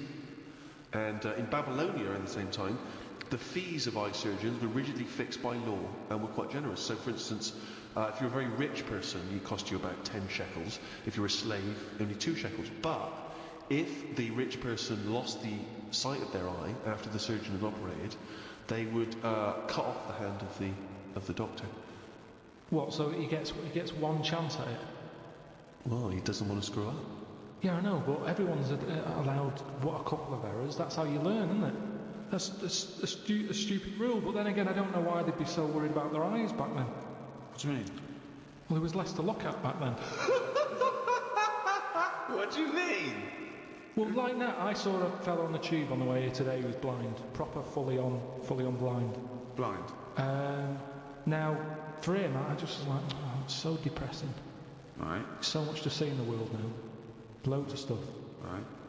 Art, buildings, and all that. Now, back then, if these people did have sight once, the pyramids, you remember it in your head, and that's enough. There wasn't loads of clutter anyway. It was all sand, so even if you fell over because you're blind, at least you landed on something soft. Whereas now, it's rubbish being blind. Stairs, loads and loads of people, loads of curves and things. It's not a good time to be blind. So I prefer, if it's going to be blind, be blind back when Tutankhamun was knocking about. That's a choice that people have that are blind now? No. If you're going to be blind back when Tutankhamun was knocking about. But all I'm saying... Sorry, Doctor, I didn't realise there was a choice. Oh, yeah. If you'd already told me you were going blind, I'd have said, well, let's get you back 3,000 years. It just seems a bit harsh, that's all. When someone's trying to help you and operate on your eyes, and they have a little bit of a slip-up, like we all do in jobs, you have a bad day, and he has to have his hands cut off. Then who's helping him? Who puts the hand back on him? And if they don't put the hand back on him right, do they have something done to them? They're blinded. Well, it just seems like a no-win situation. I wouldn't be a doctor, and maybe that's why there aren't enough doctors about now, because of things like that put people off. I don't think so. Well, I wouldn't be a doctor now. Why? Look at the hassle that happens now. You're being watched all the time. You're not allowed to slip up. Right. Well, that's generally quite a good rule, isn't it, that doctors don't make mistakes? No, but you've got to... I'd say at the end of the day, it's a complicated job. I'd get more annoyed when, say like the fella I've got round coming to fix my boiler. The fact he keeps having a go, he keeps charging me 80 quid, he don't really fix it. Is it still not working? Back. I haven't cut his hands off. No. He keeps coming back. I'm a bit short of money, let's go round to the Pilkington household. Charge him 80 quid again. No, it's Christmas, let's pop round twice. Do you know what I mean? Whereas a doctor who's trying to help people, it's a difficult job. Yeah. If he makes a mistake now and again, I think, well, it's bound to happen. It's complicated. Can't you see where I agree with you that people make mistakes, and I imagine there are good and bad doctors. They try and even that out by it being a very, very obviously stringent exam, and It's 11 years we've got to do. I read up on it. 11 years it takes to be a doctor. No, it doesn't. It does. It takes 7. No, but then they've got to be in hospital or something for 4 years before they get to play with someone. Right, okay, yeah. So that's ages. You're going to get bored. You're going to get bored. But that's it. They really do try and rule out, and there's still chance and mistake, and don't forget, you're given nearly impossible tasks still in medicine. Just think of the risk with transplants alone. And they're getting better and better at those, and they're lasting longer. But the fact of the matter is, it's better to have a go, innit, than not have one. If someone said to me, right, I need a new heart, we're going to do it. Let's say you're going to die anyway, let's try this new thing, you might as well. But then there are some things that there's not worth the risk. When it goes wrong, when someone's facial surgery goes wrong because they wanted plumper lips or a little nose, okay, you're a fucking idiot. Yeah. Exactly, yeah. They shouldn't even be doing that. Doctors shouldn't even be allowed to do that. I don't know why. I really don't know why a doctor under a Hippocratic oath takes the risk of something going badly wrong, sometimes general anaesthetic, because they can't be bothered to fucking go for a run, right? So they have fucking bits sliced off and tied up and sucked out. I want to go, you lazy fucking fat pig. Just go for a run and stop eating burgers, right? You might fucking die. Wow. Well, can I just stop you there, Rick? Because actually, if it weren't for a plump patient, the stethoscope would never have been invented. Well, because he couldn't hear. Yeah, the person who invented the stethoscope, Dr. René Laennec, couldn't have a very fat patient came in and couldn't hear her heart through the blubber. But then that's the sign of the problem. I mean, that's the sign of the problem, isn't it? Yeah. I mean, rather than saying, hang on, let's get a bigger chair in for her because she's got a fat arse, I'd say, well, you're not welcome here. If you can't get through the door, well, I'm not seeing you. I mean, if you've got a doctor who's having his hands cut off because he messed up an operation, yet fatty's coming in and getting special treatment, I wouldn't give him time of day. You see, this is what I'm saying, right? This is going right back to what I was saying at the beginning. The problem is, we've got pills for everything, and all this is doing is making people treat the body badly. Because you're going, be alright, there'll be something. It's funny, isn't it, that like these tests, they go, well, let's have a look. It's what we were talking before about weighing kids. If they can't get through the door to get to school, you don't even know. If they go, oh, I'm just going to take a sample of your stool. Actually, I don't. You're too fat. Your shit's come out like tagliatelle. Your ass is too fucking fat. Stop eating your gut. I'm going to take a sample of your stool. What, the one you fucking broke when you sat down? I just think this is the problem. You know, we can do too much, and because of this, people are going, I don't care about my body. They worry more about the plasma telly getting a scratch on it than they do about their own body. Exactly. And if we stopped giving them tablets willy-nilly, they'd have to look after the body more. Willy-nilly is one of the worst diseases in the Western world, of course. Now, medicine is the art or science of healing. And that doesn't always have to be a drug or a surgery. I mean, bedside manner has a lot to do with things. And also, it's all about care as well. We mustn't just forget that some people don't need medicine, they just need help. For example, there are people that help disabled people have intercourse, where they can't, you know, maybe get on to the woman herself, and there's someone that actually helps the man put in his penis to the woman's vagina. They leave the room. What? I've never even heard of this. It's true. Absolutely true. They're helpers. Yeah, no, I believe that is the case. Yeah. And that's just as needed as anything that might cure them up. It's not. That's pleasure. Yeah. So what are you saying? Because you can't walk or move, that you can't love someone and want to share that love? I'm just saying it's not a priority. Well, no, but they're going to live. They're healthy apart from their disability. I've someone, they want to, you know, consummate this love, and someone helps them out and goes, well, you know, that's part of my job. No, it's not part of the job. Well, it is part of this job, because that's their job. I have never heard anyone say, oh, I've had a right day today. Why? I've been playing with Arthur's tackle all day. They don't play with Arthur's tackle, they pop Arthur's tackle in Hilda's vagina. I don't think they do. They do! How can they enjoy that? I mean, maybe once, and they'd go, that didn't work, did it? I didn't enjoy that, Hilda. No. How can they enjoy it when the nurse stood there? They don't. They help her in. She helps Arthur in, or he, might be a male nurse, pops Arthur in, goes, OK, Arthur, I'll see you in a few minutes.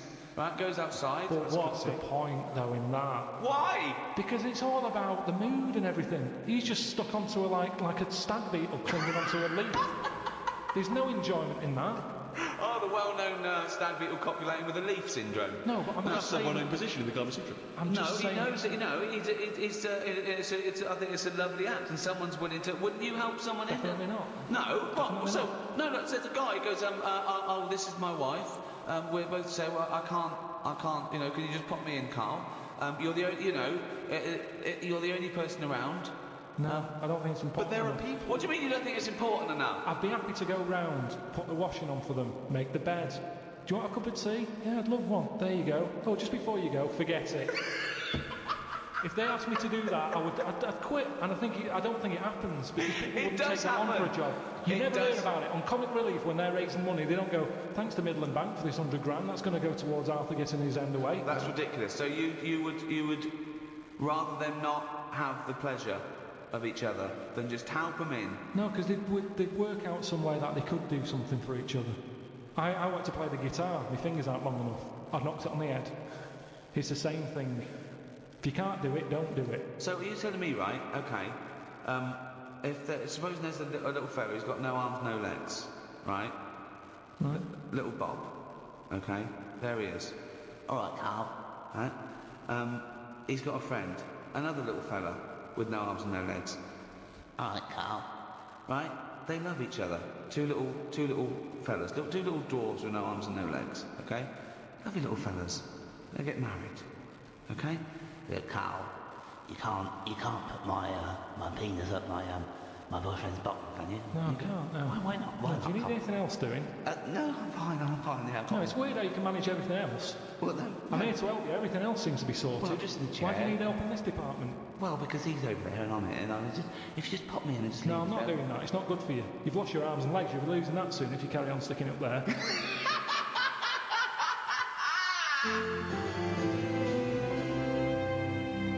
Well, after the medical advancements of the Greeks and the Romans, of course, through the Middle Ages, particularly in Europe, we ended up going backwards.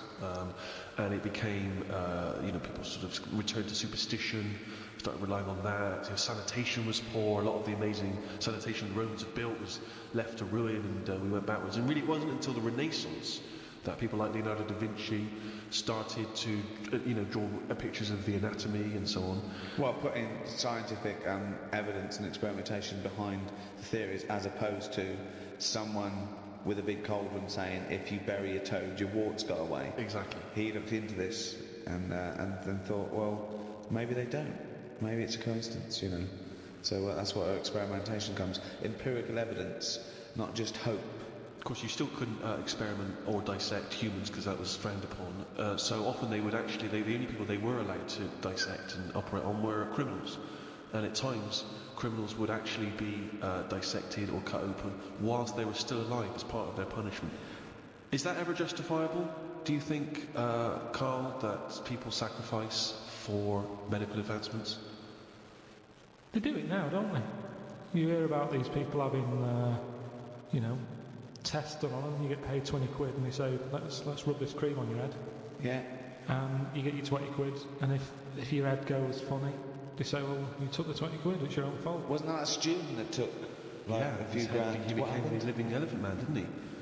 Oh yeah. It was quite horrific. His head was in all kinds of weird shapes. I mean, that's unfortunate for 20 quid. But I'd say do it on the ill people, because they've got nothing to lose. Just test it. It's, all this testing on animals and that. Well, don't test it on animals. If you've got an itch, the doctor can say, I've got this cream here. We haven't tested it. It might work. It might make it worse. Give it a go. Right. Yeah, but the whole point is that if you do that, someone's head might blow up to the side of the and it might outweigh the ailment. That's happened already. A fella who had nothing wrong with him has now got a head of the elephant man for 20 quid. Yes, I know. Well, but that isn't fair. No, I know. But you're saying you're going for athlete's foot, rub this on your feet. Oh, your bollocks fell off. Never mind, it was a chance we had to take. I mean, that's a particularly sloppy bit of medical research, that one. No, yeah. No, but say like my Auntie Nora, right? She's had everything wrong with her, right? She's had tablets that haven't been tested on anyone else. They test them on Nora. She's up for it. She's like, oh, I haven't had that. That's our little tester. Yeah. She loves it. But she knows that that's the case, and she's happier to give something a go than not a go. I mean, it's ridiculous, the amount of stuff. She rattles, she carries that many pills. Like a maraca. You can hear her coming. But that's the way her life is now. She's just used to the fact that if it weren't for all these tablets, she'd be dead. Yeah, but not necessarily. But the pills, she doesn't take pills that have been untested. She's not taking experimental pills. I think she's honestly, she's got so much. You just made that up then. You just assumed that they haven't been tested on someone. Where'd they get these pills from that haven't been tested? Well, it's all very new. She's on a lot of new medication.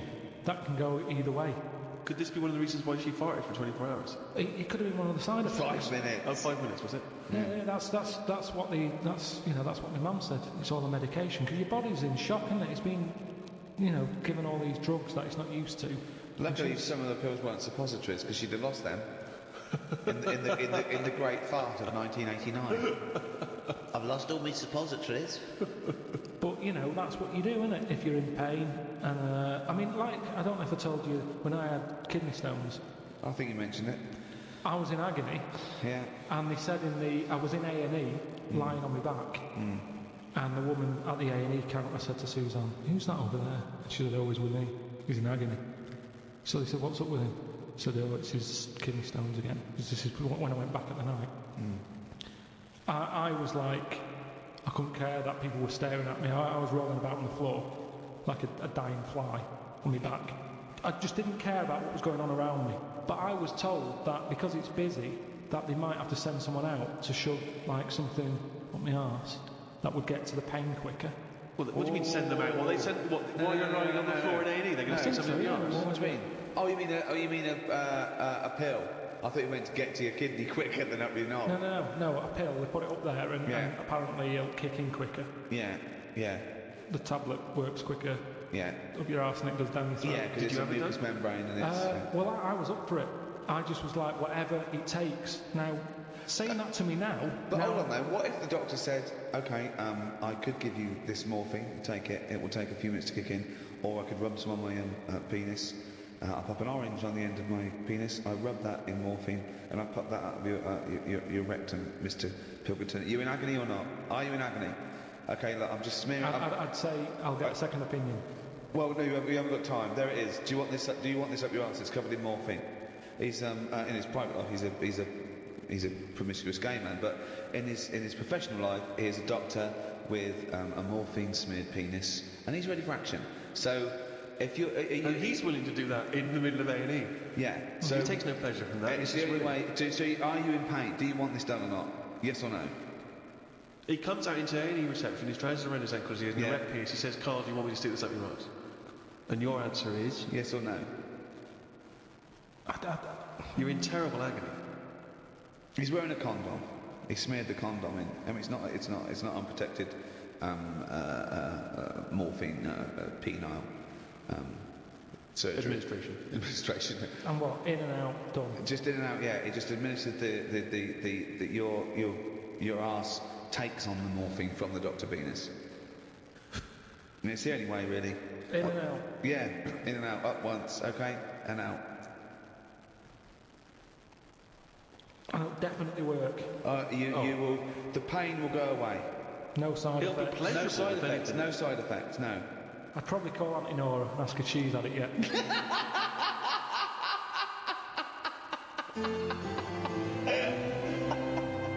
Can I just return us back to where we started from? Because in Ricky's introduction, he said that modern man, in a sense, with all the technology we have, can play God. And this is something which is huge now. A lot of ethical discussions about things like stem cell research. Should we be interfering in what should be a godly terrain? You say no straight away. Straight away, no. I think he's sort of like messing about now. I think that's the problem. We've got the tools and they like to use them. And that's what happens. I've got a sander for Christmas. And I can't wait to sand stuff. I can't even think of enough things that need sanding. But I want to use it. And that's the sander. And that's the problem, innit? If you've got the tools, you can't have the tools and say, pop them in the shed. Well, no, I don't want to use them. And you tool it. Right, sand the shed then. That's the problem, isn't it? All these, medical people. That's what happened in the Hulk, isn't it? Yeah. Well, again, I'll just say that is a work of fiction. The Hulk. Yeah, but with all fiction comes the future. Yeah. So, certainly in science fiction. But the problem is, this is what I say is the problem. We can sum it up here if you like. Go on. No, this is Is it a quote from someone? Well, yeah, he is one for sound bites, and it just saves a lot of time about Carl's quotes. You don't have to study the book or anything. So let's sum it up there. We're going to end it here, but we're going to end it with this quote from Karl Pilkington. Carl, shoot me.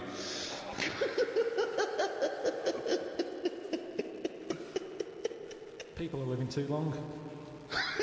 Okay, that's your summary of medicine. Well, yeah, it is, because he's kind of now. You see, I agree with medicine to stop pain because it's depressing pain. Stop the pain. I'd say, as soon as we sorted that out and we started saying, "Do you want a new face?" That's way over the line. Yeah. No one should be getting a new face unless they're really disfigured. Yeah. But those are the people who are getting new faces. No, they're not. There's people messing about. Yeah, there's people... Well, plastic surgery, but that's people's own choice. They're paying for it. It's ridiculous. I know. It's not taking it away from other people, is it? Yeah, it is, because the person who's messing about with someone's face could be doing something else. No, because they're plastic surgeons. They're privately employed. Yeah, but they shouldn't be. They should be sorting someone else out who's got a little funny head. They shouldn't be messing about with pushing himself forward, trying to get some free treatment. And he never looks right anyway. You spend all that money, it never fits properly. This is what annoys me about fish lips and that stupid little skeletal nose. You'd be better off changing the head, all of it, rather than messing about with the face, because it never fits properly. But you've completely, as a form of summary, you have completely gone off tangent. No, that's not a summary yet. One more go. So, this is the real one. Yeah. Okay, Carl, sum up our global guide to medicine. Go.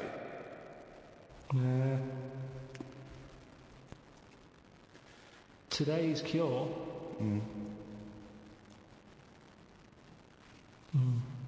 Today's cure. It's something like that. It'll be something like. Today's cure is tomorrow's headache. It's all right. That's all right. Because what I'm saying there is, Go on. We can come up with stuff. We can come up with a tablet to get rid of headache. Tomorrow, your headache's gone. Your legs hurting.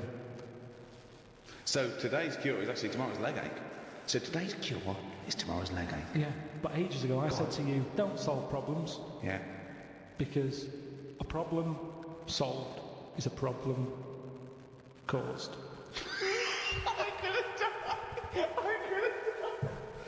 I don't remember that quote.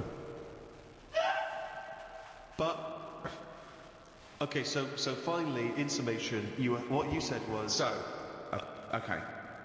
At the end of the day, we've all got to die of something. Right. Now, Albert might come in. I'm a doctor. Right, Albert, how are you today? What's wrong with you today, Albert? I've got information of the testicular region. Right. My scrotal sac, it's all stretching, swollen, it's pustulating, and it's causing the penis to be all red and inflamed, and that spread to the anus. Right. Take these tablets. Right, where do I put them? Just have them with some water after a bath. Okay, I'm not going to have a bath. I can't have a bath of these because honestly, you see these get in a bath and they start bubbling with the. Yeah, like I say, just take the tablet. I think I don't know what it is, but look at it. It's like a mess. It's like quite a mass down there. I can't. Take the tablets. Take the tablets and come back. In a week's time. Let me know how it goes. Okay. right. So let's imagine that perfectly normal scenario has happened. What is your point? Right, we'll come back the week after. Yeah. The problems downstairs will be sorted. But at the end of the day, he's 76. He's going to have something else wrong with him. I do another check on you. Even though your sack is sorted. They're not quite right, to be honest. No, but you're better. Well, it swings and roundabouts because the penis is much more functional. The testicles are really they've lost all their skin. It's just like a bag of spaghetti just hanging on the chair. And the arse is the itchiest arse I've ever had. I've had to at some points I've got blood under my fingernails. So it's not completely cured. And this is why no one wants to be a doctor anymore.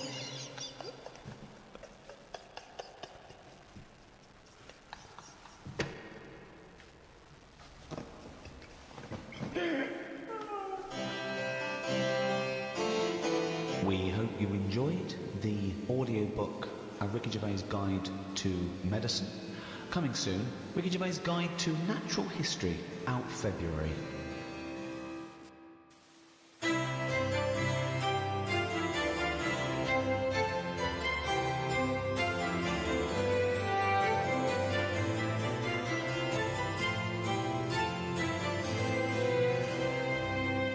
As Aldous Huxley once said, man is an intelligence in servitude to his organs.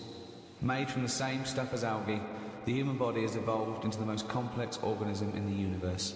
An animal with power of introspection, conceiving complex metaphysical notions of morality, beauty and love, while at the same time battling time, illness and even death with even more sophisticated scientific weaponry.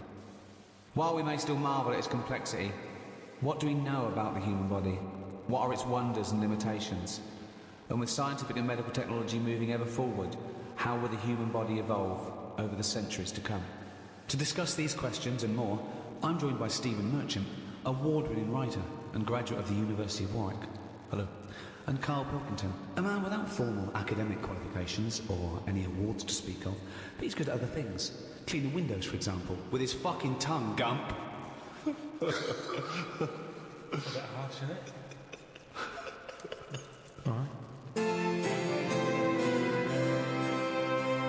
All your cells die and are replaced many times over in your life.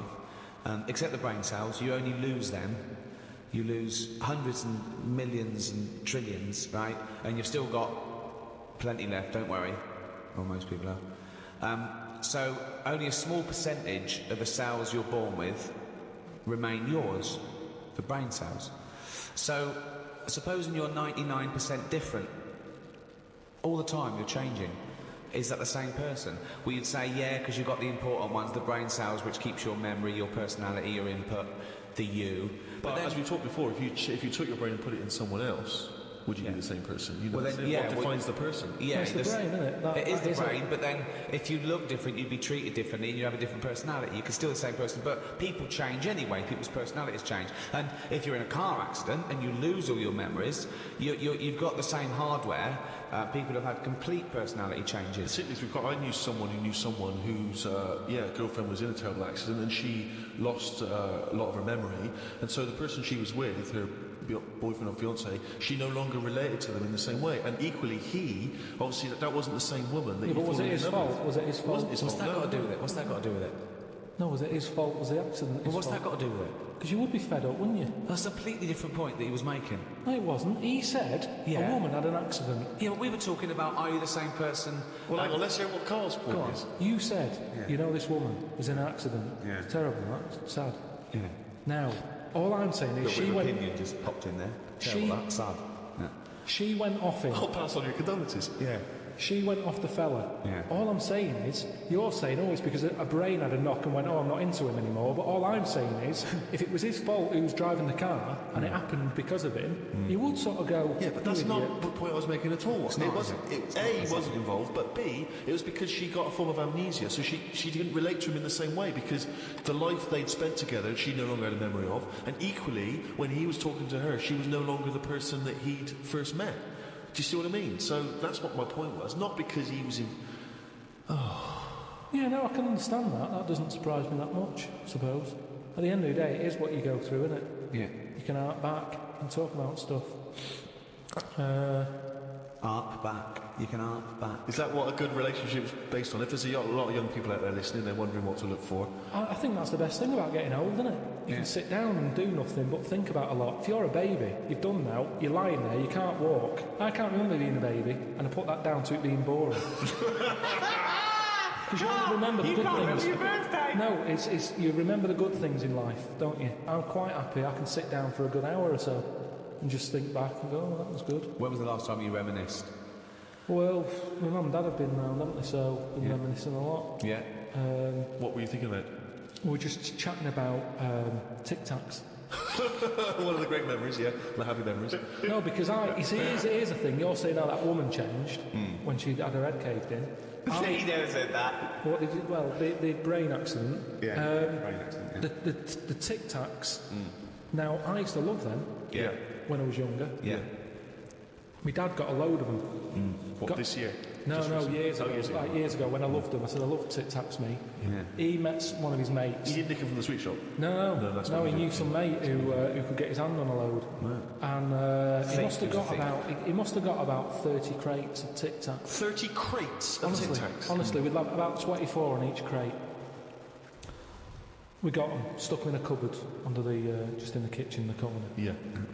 Now, I worked my way through about 6 crates. It's quite happy. In how long? I don't know, in about 2 weeks, 3 weeks or something. Right. And then after that, I'm getting sick of these. Right. Yeah. You were minty fresh, but you were sick. Lovely fresh breath. Yeah. But I mean, I haven't got that much more to tell you about it. It's just... Whoa, bear in mind, this was something he was recently reminiscing with his parents about. They were sat round, and we've already learned up to an hour could go by reminiscing. Sat round for an hour, talking about the I've already Tic run out Tac of responses. I've got nothing to say about that. I mean, I was nearly going to say, what do you do with the empty little flicky Tic Tac boxes? And then you realise that that's utterly dull and boring. Well, I was struggling. I don't know what this anecdote is, other than a bloke... Other than you said to Dad, I like Tic Tacs, mate. He went, all right, I talked to Albert. Albert, you got Tic Tacs? I've got 30 crates, if that'll do. Yeah, bring him out. Put him under cover. He's got through 12 crates. What's his breath like? Fucking lovely, but he's been sick all over the country place. Oh, do you want some more? No, of course we fucking don't. You'll talk about that in a few years' time. Of course we won't for about a fucking hour. No. Then we're bringing up an audio book. But I think that's how we got onto it, because even though I tried to get rid of a load, I used to give them to mates, take them to school, say, have some Tic Tacs. You can have them for free. We used a load in the cat litter tray. No, you didn't. We did. It was just ways of getting rid of them. Jesus Christ! Sort of freshy smell, isn't it? That's it's the same amazing. sort of condensity in that, isn't it? Condensity, it is the same condensity. Yeah, so I got rid of them like that. And then the weird thing was, even though I'd got shut of them all, you'd be backing up and you'd always hear one ting its way up the tube. It's tinging its way up the tube. It's tinging its way up the tube. It's tinging its way up the tube. Ding tong, ping pong. It's tinging its way up the tube. That sounds like something from Willy Wonka. Oh, No, it's just I'm just demonstrating that because that's how many of them there were around the house. You'd drop them, they'd go in every corner and that, like Pac-Man or something. They'd be everywhere. You'd be backing amazing. up, tinging it up. Sheila's getting married. Hannah gets confetti. Don't buy any confetti. Go to cupboard under stairs. So yeah, that's a little memory there, isn't it? It is a little memory. No, it's a really little memory. The strange Tic Tac house in Salford, where everything is made of Tic Tacs. Wow, that must have been a hell of a time you had with your parents there. And the old Tic Tac No, but it's better. You see, you're saying, oh, what a boring story that is. But when I see Mum you've and Dad... re-gravelled the drive. Yes, smell it. Suck the drive if you want.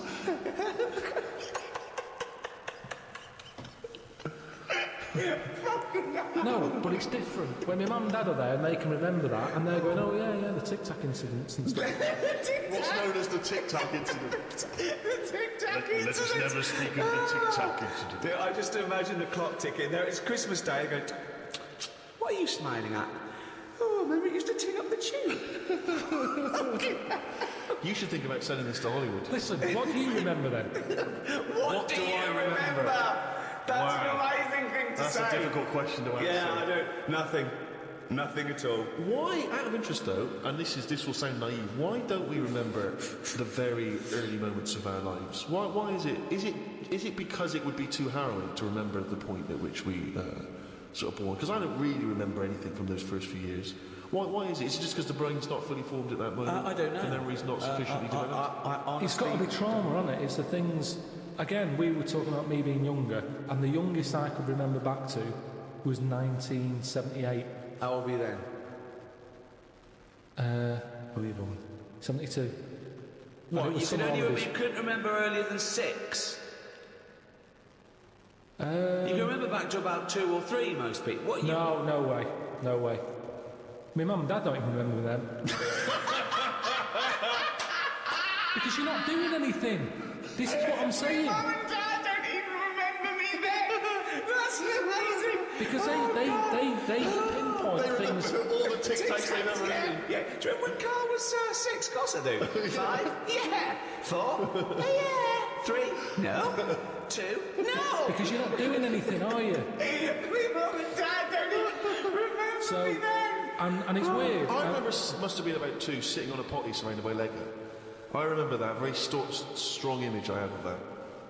No, I don't remember that. No, you wouldn't remember that, were you? You weren't there. What do you mean? What, you don't remember Steve sitting on a potty surrounded by Lego? No, I mean, I can't remember having a potty. I remember having one of I'm them. not suggesting you have the You same used to go memory. in a fucking litter tray. Now I know why. To eat a Tic Tac while you're having a shit. But okay, so what is your very first memory? The one that cropped up the other day was having my eyes sort of glued together by... Gangsters. Where's the fucking Tic Tacs? No, We lost our truck for you, yeah. when I was on holiday and I slept near the window and the window was open and I used to wake up in the morning with my eyes shut. My mum and dad thought I was having a lovely lie in and I just couldn't open my eyes. But more, I know, so why were they... What do you mean? Why were they glued? What do you mean they were glued? But why didn't you say, Mum, Dad, I'm not asleep. My eyes are glued together. It's just, you get a build-up on, on the eyelashes. Yeah. And it all... But when they came in and you could sense them looking I didn't know they were there. But what do you mean? Why didn't you say something? So you lay there dead still? Well, you should have sprinkled some Tic Tacs around the bed and you'd have heard them crunching in as they came in. Yeah. Oh, what do you mean? So that's Your my eyes, earliest memory. wait, so your eyes are stuck together, you're lying there, you're still. You're awake, but you can't open your eyes, so you don't say anything. Yeah. What, why?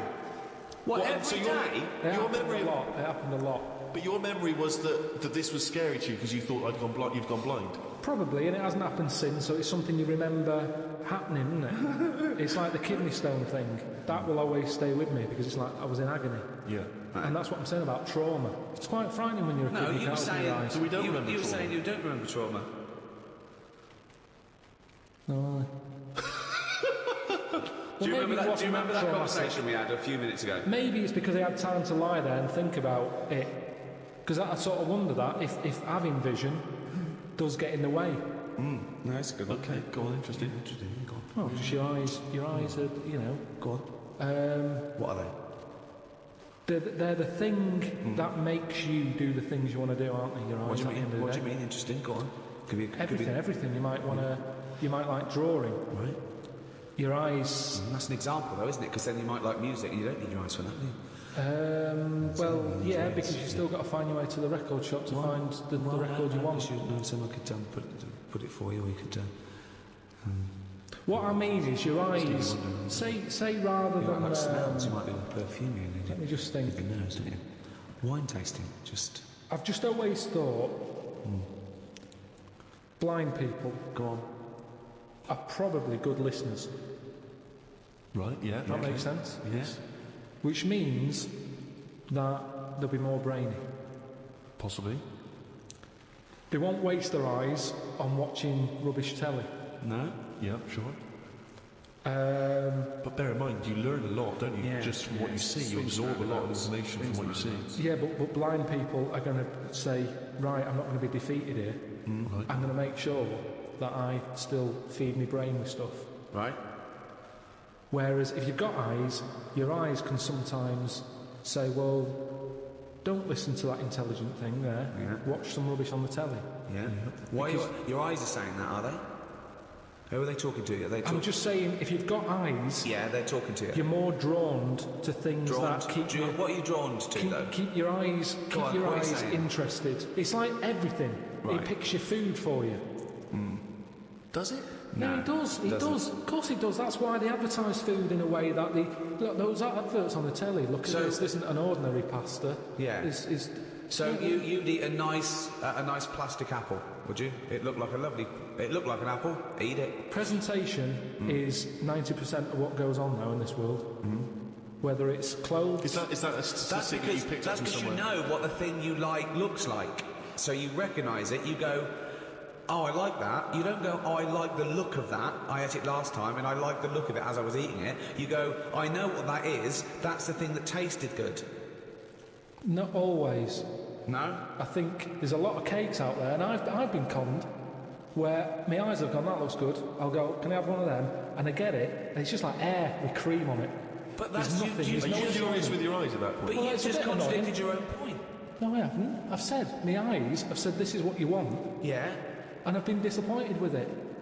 So your eyes shouldn't pick your food then, should they, really? They shouldn't, but they do. What, again, the next time you get the eyes go again, remember that? Yeah, I'll sort of go, hang on a minute, you remember last time? This is different. You are the strangest man I've ever met. There's nothing weird about that. You are the strangest person I've ever met. So are you mistrustful of your eyes? You don't trust anything you see now, you query it. Here's a clearer way of describing it. Go on. Holiday brochure. Right. Your eyes, look at it. Look at this villa here. Look at that, it's got its own pool close to all the amenities. Get there, my eyes, what have you picked? Because it's not as good. Who's arguing now? Who's angry with your eyes? Were your eyes angry then? No, I was angry. Okay, so your mouth and brain are angry with your eyes? Because one, my nose has kicked in. I'm next to the bins. Right, okay. I couldn't see that in the brochure. The eyes couldn't see that. That's true. The bottle banks again. They're close by. My ears are going, what's the racket? Yeah. My eyes are going, sorry. What? Your eyes are saying sorry? I'm just saying, you can't trust your eyes. I'm surprised they felt guilt. I love the fact that his sense of human biology is based on the numbskulls. I don't know why you must pick stuff based on what your eyes thought initially. Well, it depends. But Carl, they're not detached in this separate way. They're not different operatives, all with different agendas. It's all connected. They should be. If I look at a picture in a brochure or a magazine and I think, oh, that looks nice, my brain instantly says, be careful though, because that's a publicity tool in order to try and sell me this particular deal. Chances are it doesn't look exactly in real life like it does in the brochure. I'm instantly thinking that. I'm not going, hey, I'll book that. And then 2 weeks later I get there, I can't believe I'm fucking disappointed. Here's what do you make of it? Well, I'm livid because I can hear some fucking racket. All I'm saying is you don't see that many disappointed blind people.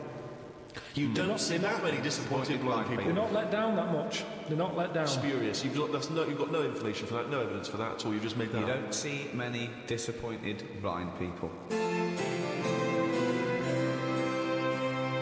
I've always been fascinated in biology in general, and I remember when I was about 13 or 14, I got this book, Man's Body, an Owner's Manual. I was fascinated by it. It's like a sort of textbook, is it? About It's great though, because it's got absolutely everything from, life and death. And then I was worried that you could chart when you die from sort of things like, where you were born, socioeconomic group, have you had fill-ins and all those things. I'd worry it, and you give yourself a point system. But it's a fascinating book. It's got everything. And of course, all the stuff about male sex organs. I can't think of the number of men that went home and got a ruler after reading about averages. Yeah. There's a nice little chapter here. What is the average? You have to push really hard with the ruler until it's sort of like going right into your stomach, and then you can get it up to like 2 or 3 inches. Lovely chapter here on sexuality. I want to read one. This is under the homosexual activities. It goes into what they like. Anal sex, it explains what that is. It's anal sex. This is inserting the penis into the partner's anus. Normally with the aid of an artificial lubricant, so it gives you all the details there. Now, in addition to anal intercourse, many homosexuals have practiced fisting, inserting a hand or fist or other objects into the anus as a form of sexual stimulation. Experience has shown, however, that this practice should be avoided, since it can cause gay bowel syndrome. No, I'd never heard of that. Wow. Yeah, Gay bowel syndrome. Fissures, like lesions and stuff, and other damage to the walls of the rectum. So you'd go to the doctor and go, I've got a problem. He goes, well, you've got gay bowel syndrome. Are you gay? Yes, I am. Yeah. All right. Have you been sticking another man's fist up your anus? Yeah. Yeah. We like that. Okay. Well, my advice to you is to stop that because it's causing damage. Oh, thank you, doctor. I'm not going to stop it, by the way. I'm not going to stop it. I'm going to carry on doing that, and then just keep coming back here with a sore arse, if that's all right. And you can just fix it, can you? Because in fact, I'm going to go home now and do it, even though you've told me that I probably shouldn't. And I'm going to gay bowel syndrome, you say? Carl, what do you think about that? Sticking a fist up your arse? Wasn't meant to be, was it? I mean, it's not. It's going to do damage, isn't it? It's like you've got to know when to stop putting stuff in a carrier bag. And it's the same as that, isn't it? Because it rips. Yeah. Someone told me this recently at a party. Fascinating fact. See what you think of it, Carl. He told me that apparently, if you've got time on your hands, you can put your fist inside someone else's arse, and then you can work your hand very slowly up through the person's body. It takes about 2 hours, apparently. And eventually, it's what he told me, you can touch that person's heart. Right. And it's like the most intimate thing you could ever do with someone else. That's bollocks. That's what he said. That's what Well, my how bloke could you said. touch their heart? One, the alimentary canal is about 30 foot long, so you'd have to either have you have to be Mr. Tickle, right? Or you'd have to be rolling up the alimentary canal as you go, like a stocking on a pole, right? And then when you get up there, how can you touch the heart? You'd have to rip through the esophagus, which would kill them, okay? If the arm going all the way up there alimentary canal the wrong way didn't kill them. I like the idea of someone saying that to a loved one. All right, love. Love, little surprise for you. The kids are at your mother's. Yeah. I've put the phones off the hook. They're down for 2 hours. They may be out for 4 because I'm going to need to get it back out again. Yeah. Where's the Marge? It's like, imagine the doorbell goes, you've got to sign for a package. Who told you that at a party? A psychopath? I don't know. And then he was convinced it was true because he went online to try and... even when we were at a party, he found a computer and he started typing in fist, heart stuff. And I said, you better delete that in case the person whose computer is finds that. Fist, heart. Also, if the aim is to touch the heart, right, go via the mouth, it's shorter. Let's pop it down the mouth. Yeah. Carl, thoughts? I mean, it's getting to know people. I mean, do you know how people say, you shouldn't use a toilet with the door open and all that because it ruins... What, the mystique? Knowing too much and everything, but that for me, where do you go from there? But you know me, I mean, I've got nothing against gays and that, but they puzzle me to this day. There's still things that happen when I go, what is all that about? Like what? I went to, what's her name? Harley Street. I went for a checkup. And like a medical. posh, you know, Harley Street, it's like it's the top doctors, isn't it? I've never been before. Yeah. All posh buildings and that. Went up to the counter. I said, I see the doctor. They said, name, yeah. Give us 10 minutes, go and wait in the waiting room. Dead posh waiting room. Dead fancy, big leather furniture and that. Yep. Loads of magazines. I mean, like a newsagent's. Yep. In the middle of the room on a table. Loads of them. So I'm looking through, and there's the top quality ones. Your Esquire, GQ, Classy, Yacht Weekly, all that. Country Life. Boys. Boys? There's one there, yeah. Boys. What's that? Right, lifted up like the one on top of it. And it's like Boys with a Z. Two fellas stood there, looking, sort of Italian looking. Ah, yeah. Right. Remember Brother Beyond? That sort of look. Right. Yeah. Sort of greasy hair. It's a cracking reference there. Dungarees on. No shirt then? No shirt, just dungarees sort of unbuttoned, hanging down a little bit. Sure. So no one else is about. I'm never going to buy a magazine like that. You're going to tell us you looked through a gay magazine? I had a little look, just because I thought, like I say, it's one You're chance. always looking to learn, aren't you? You're always looking to learn. Yeah. Always open, there might have been something in there that I go, right, I get it now, I understand why they like doing that or whatever. Yeah. Right. So if she said I was going to, 10-minute wait, I can have a quick flick through. Picked it up, had a look. Still none the wiser. Why? Well, what did you see when you opened it up? Just loads of, like I've said to you before about, I don't know why you like looking at knobs when they've got one of their own. Right. There's no surprises there, you're not going to go, Sure, yeah. Lots of that. Yeah, they can't get to it, can they? They can't get to their own. Who can? Well, if they want a little chew, a little notch, they can't get to their own, can they? They'll break their back. But they can't get to this, fellas, in the magazine. It's only a picture, they're just looking at it, they might as well look at their own. That's what I mean. Yeah, just have a look at it. They just stood there, they're not up to anything, they were just sort of stood there. Some had like car oil on the face. There was one sat on just like a mechanic type thing. Car oil on the face and like rubbed on the chest and that. Sure. Not about. Yeah. There was someone sat on like one of them square things of hay. Oh yeah, Sat there, like sort of sat on it, straddling it. Yeah, that was going to come. Again, not out.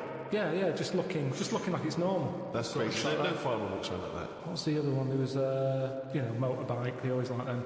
Yeah. And I'm going through, and then like the content is all puns. Right. It's all it's a couple of weeks ago. I should have wrote some down. Everything was to do with knob. Right. That's the only bit they're interested in the male body. Look at this bloke It's strapping not- this huge throbbing thing. The bike's not bad either. Yeah, all Yeah, that, yeah. loads of them. It was just cock, just 100%. Like let's just talk about the knob. That's a good name for a gay magazine. 100% cock. 100% cock. Did it not at any moment sort of maybe slightly unearth you that the doctor might come in and see you reading Boys? No, because I wasn't. What if I walked through? Because I remember once when you were in hospital about to have a tube going down your knob and you were sitting in your pants with stockings on and I walked through and you were horrified. So what if I'd have walked in then and went, Carl, what are you I doing? would have just said, look at this. Look at this, it's free. And I said, why did you bring that with you? No, I would have just said, look, does it look like I brought it with me? Look Yeah, at this. yes, it does. Well, Because so you you would never see a gay magazine in a doctor's waiting room. So I think you bought that and pretended that it was That's there. the thing. I was amazed by that because there was no there was no Mayfair or anything. They just catered for like if you wanted a bit of knob action. It was really, I could have complained. I said, you're going to have this, where's a bit of the other? Yeah. You had a bit of this, where's a bit of the other? I know one of the things that they had, and I thought, they're really struggling with like ideas. They had a Sukoko. As in Sudoku? Yeah. Sukoko. Surely Sadico is better. No, because it was like Sukoko. Yeah, but it's Dick as well. Subdico. Yeah. What, and it was still a Sudoku style puzzle, but it just had that name? Yeah. It's just everything. It was just Sudoku, but called Coco. That's amazing. That is amazing. Now, if I was gay, do you know, like Let's you have say... a game of Lubo. Let's have a game of Knobopoly. Noberation. Noberation. Let's have a game of chess. Cock.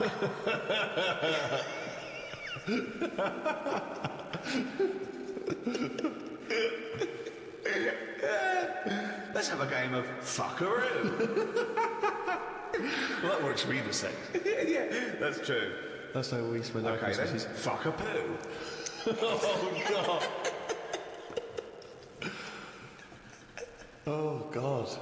Human intimacy is a very strange thing because kissing is a bizarre thing, isn't it, really? I mean, I don't know what the evolutionary origin of kissing is.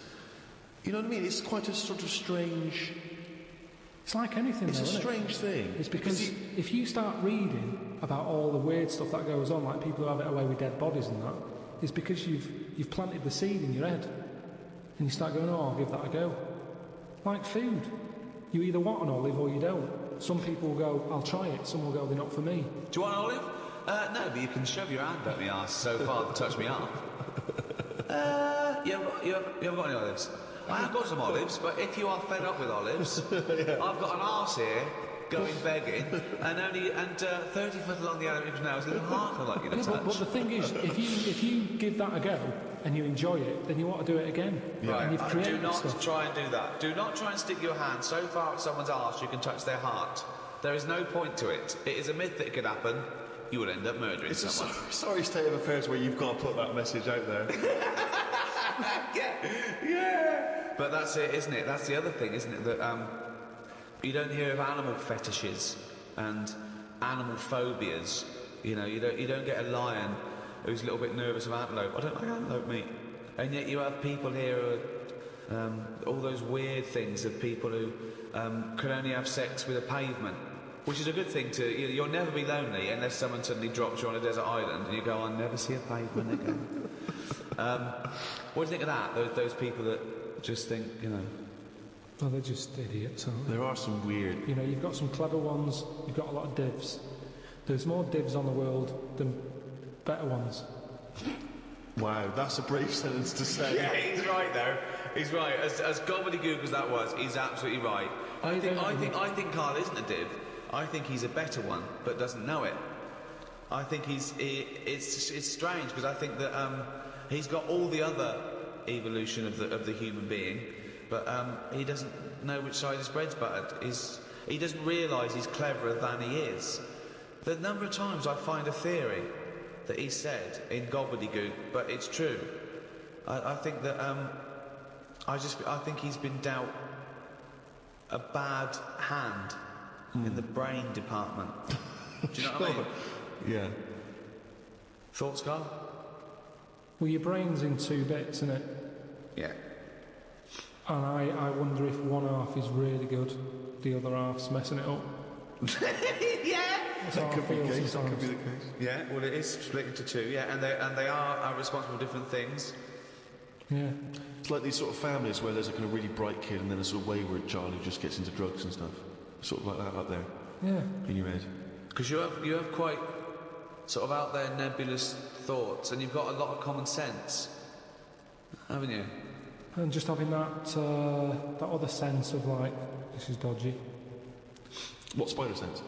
Just that sense where you just go, I don't know why, but something's telling me we shouldn't be here. And you go, all right, let's go. And you move from it, and you don't know what that is. Yeah. You don't know what's decided that. You know, it's like when you're lost. A part of my brain's got me lost, but then there's another bit that I don't know what it is, where they go left. And you do it, and you go, remember that time when you called me and I said I don't know where I am, and I couldn't concentrate? Think of that! I called him! Oh my God, what are you doing? I don't know where I am. What do you mean you didn't know where you were? I got lost. I went in London wandering. you got lost? Yeah. And I went wandering, and then, you know... It's when he first moved into his new place. He was walking back from his old place to his new place, and he didn't know where he was. He How tried can to you take a ever short. really get lost in London though? I'm just asking Cabby. Well, yeah, I don't want to do that because I feel bad pulling one over and then saying, where am I? Yeah, they don't appreciate that, do they? But I found my way back, didn't I? Yeah. But you told me one time that you much prefer getting lost. You love wandering around and getting lost. You said that's much better. Yeah. It was a cold day. It was a cold day. I just wanted to be at home. I had things to do. There's a time and place to be lost. Go on. Well, a place you don't know. What's the place to be lost? Somewhere you don't know. Right, good. Okay. And the time? The time when you're not in a rush. Right. But that time I was in a rush. And I was cold. So a typical argument in your head is what? I'm lost. I'll do one side of the brain, you do the other side of the brain, okay, in your head, okay? Carl. What? This isn't where we should be. You want to go home, didn't you? This isn't your house. Because it's a field. You live in a house, don't you? Why are we standing in a field? This isn't your house. You're meant to go home, but you've walked into a field. No, but that wouldn't. I've never been that lost. When I'm walking across a field, at the edge of the field, I'd go, hang on a minute, this isn't right. I wouldn't get in the middle. I wouldn't go that far. I'd go, right, I definitely shouldn't be here. You did once. You were in the middle of a field, and your dad had to rescue you. Yeah, that's when I was a kid, because I was reading as I was walking. That's...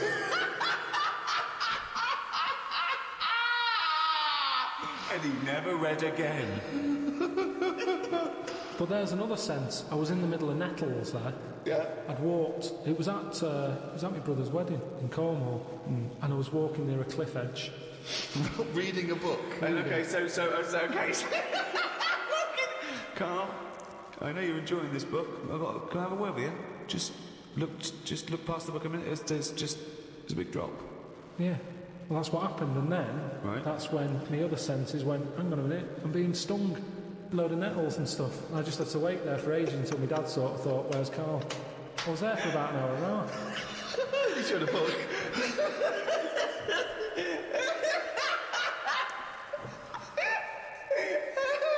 Fuck me like a cartoon. But why are you wandering off reading a book when it's your brother's wedding? No, this was like, we were in, I think it was St Ives in Cornwall. Yeah. Yeah. It was in St Ives, and just, you know, it was a nice day and that. There was no telly in the place. It was a horrible house. It was haunted, actually.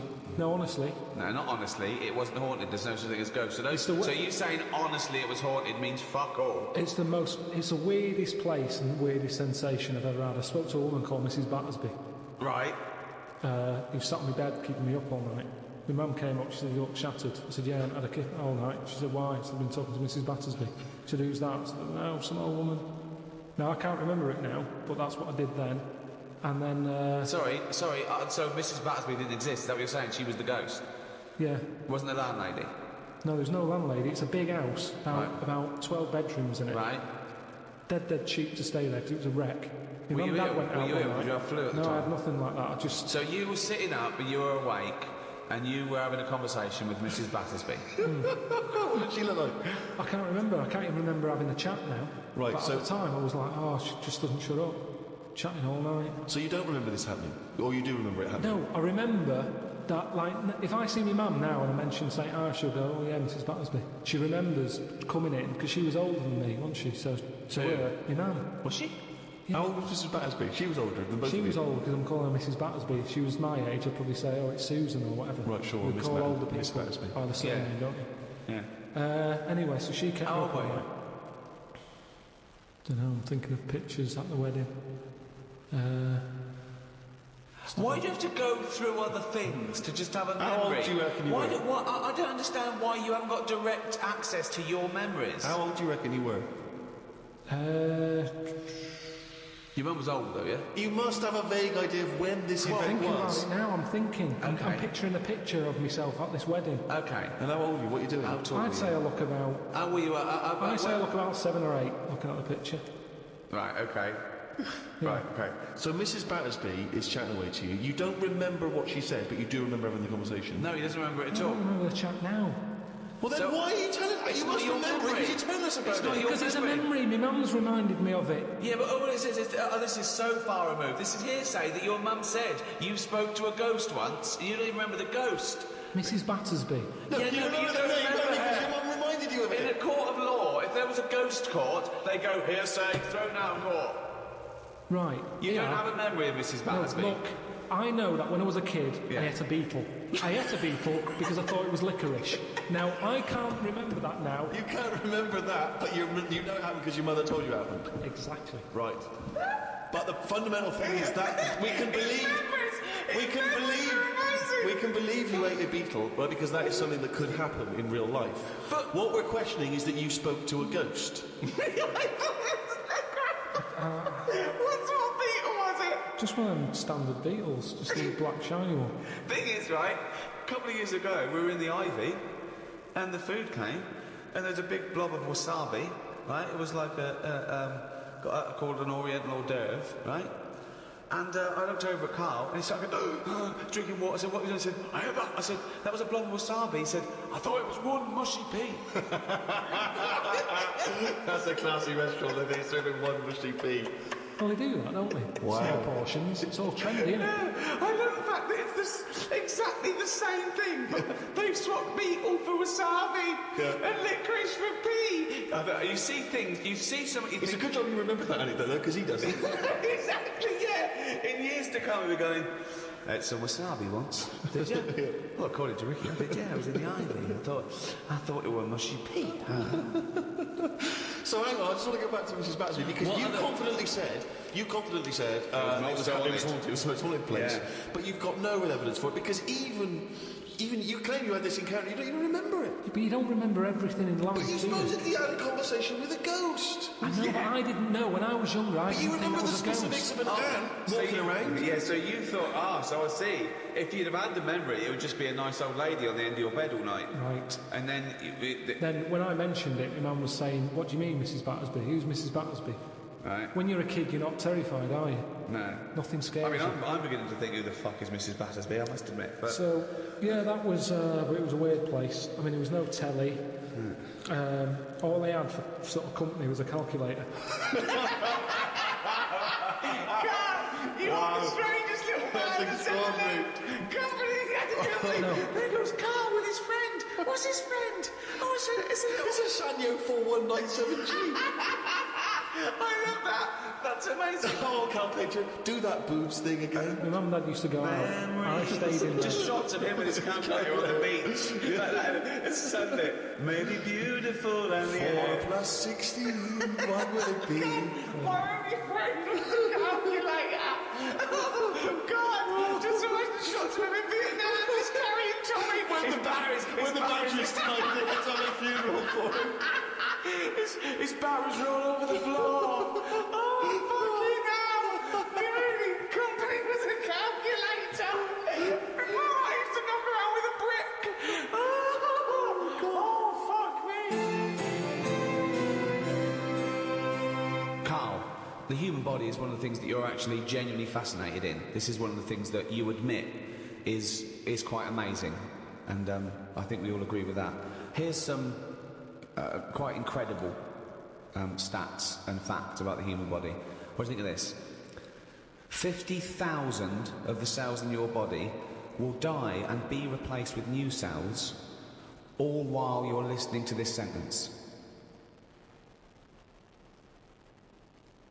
Go on. Well, that's it. What's the sentence? That was the sentence. What was the sentence again? Well, it doesn't matter. The sentence doesn't matter. 50,000 just dying and being replaced in that time. But what are they doing? Different cells do different things.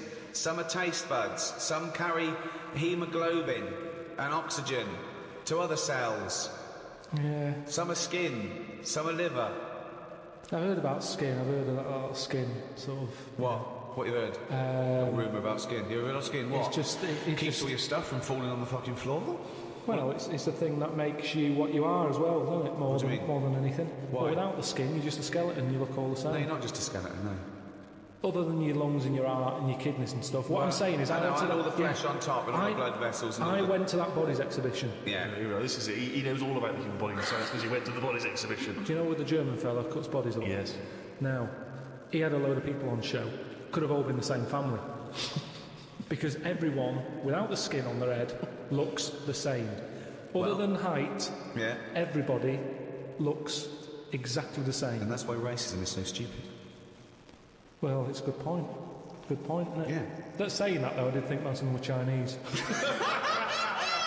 What made you draw that conclusion? It's just the eyes. I didn't have any eyelids. Honestly, if you've seen it, There's something that... and they're a bit mad, aren't they? They do all that endurance stuff, and I thought, this is the ultimate way to go, isn't it? I think that's Japanese, yeah. It's completely different race, culture, country, nation. Right, well, the Japanese, then, I reckon they've donated their body to it. You started off saying you cannot tell anything about where they come from, because they haven't got any skin. It was just the eyes. It didn't occur to you, or was there not any information saying where the bodies were sourced from? They don't tell you. They just tell you that if you want to be part of an exhibition later in your life, put your name down. And what did you learn about the body from this exhibition? Well, I told you. We all look similar. At the end of the day, your skin is what makes people look different.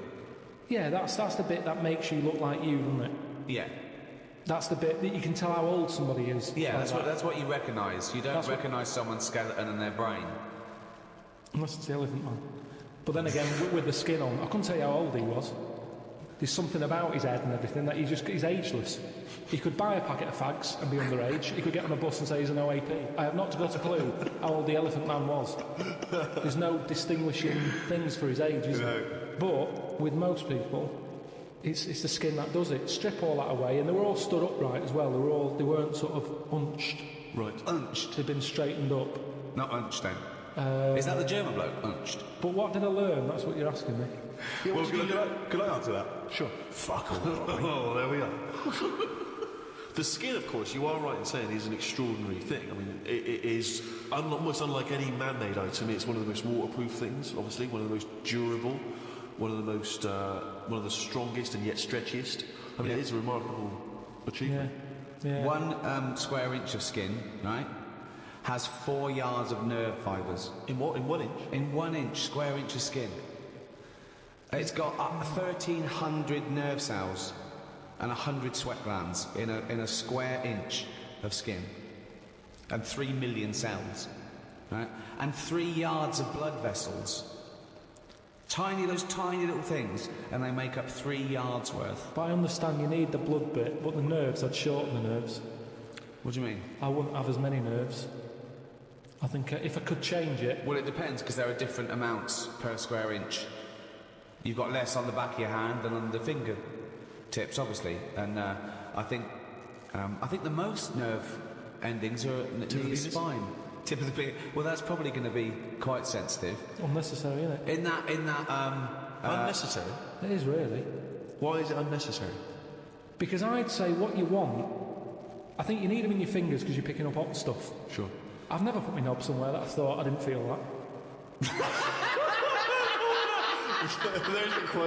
There's a quote. If you're sticking it somewhere bad, well, you shouldn't be, so it's your own fault, isn't it? Is what I'm saying. Yeah, but I don't think it's just for your penis to be able to identify hot stuff. No. I think it's for other reasons why it's super sensitive. Is that hob hot enough for your soup? Well, hang on, let me just check it. We've got a thermometer here. We don't need a thermometer. Well, no. The thermometer's not accurate. Well, it is. It's a mercury thermometer. And well, you need some. I don't want a reading. I want a feeling. No, you don't need it in that bit. Well, the penis is sensitive, I assume. Because of the sexual stimulation? Yes, because you need to... You don't need the nerves for that. Well, you do, yeah, because you need... Well, something needs to stimulate it for it to know, to send a thing to your brain, and you go, all right, we're mating here, we need to get half our genetic material to that egg. I lost him, didn't I? Yeah. When did I lose him, though? When you tried to explain how babies are born.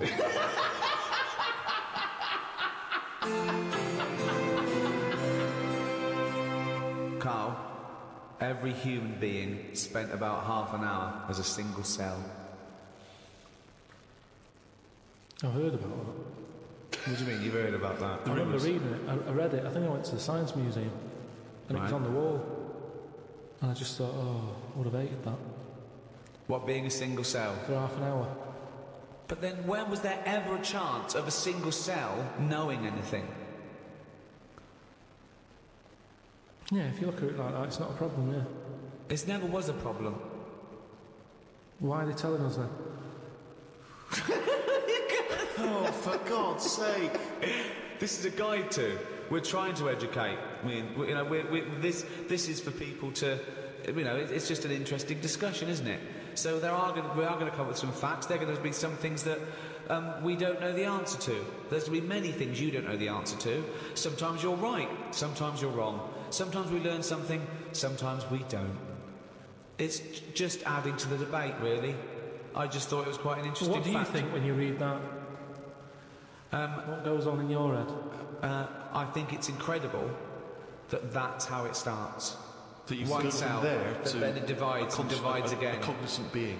Yeah. That every cell knows what it's got to do. It's remarkable. It's remarkable. DNA. Stunning.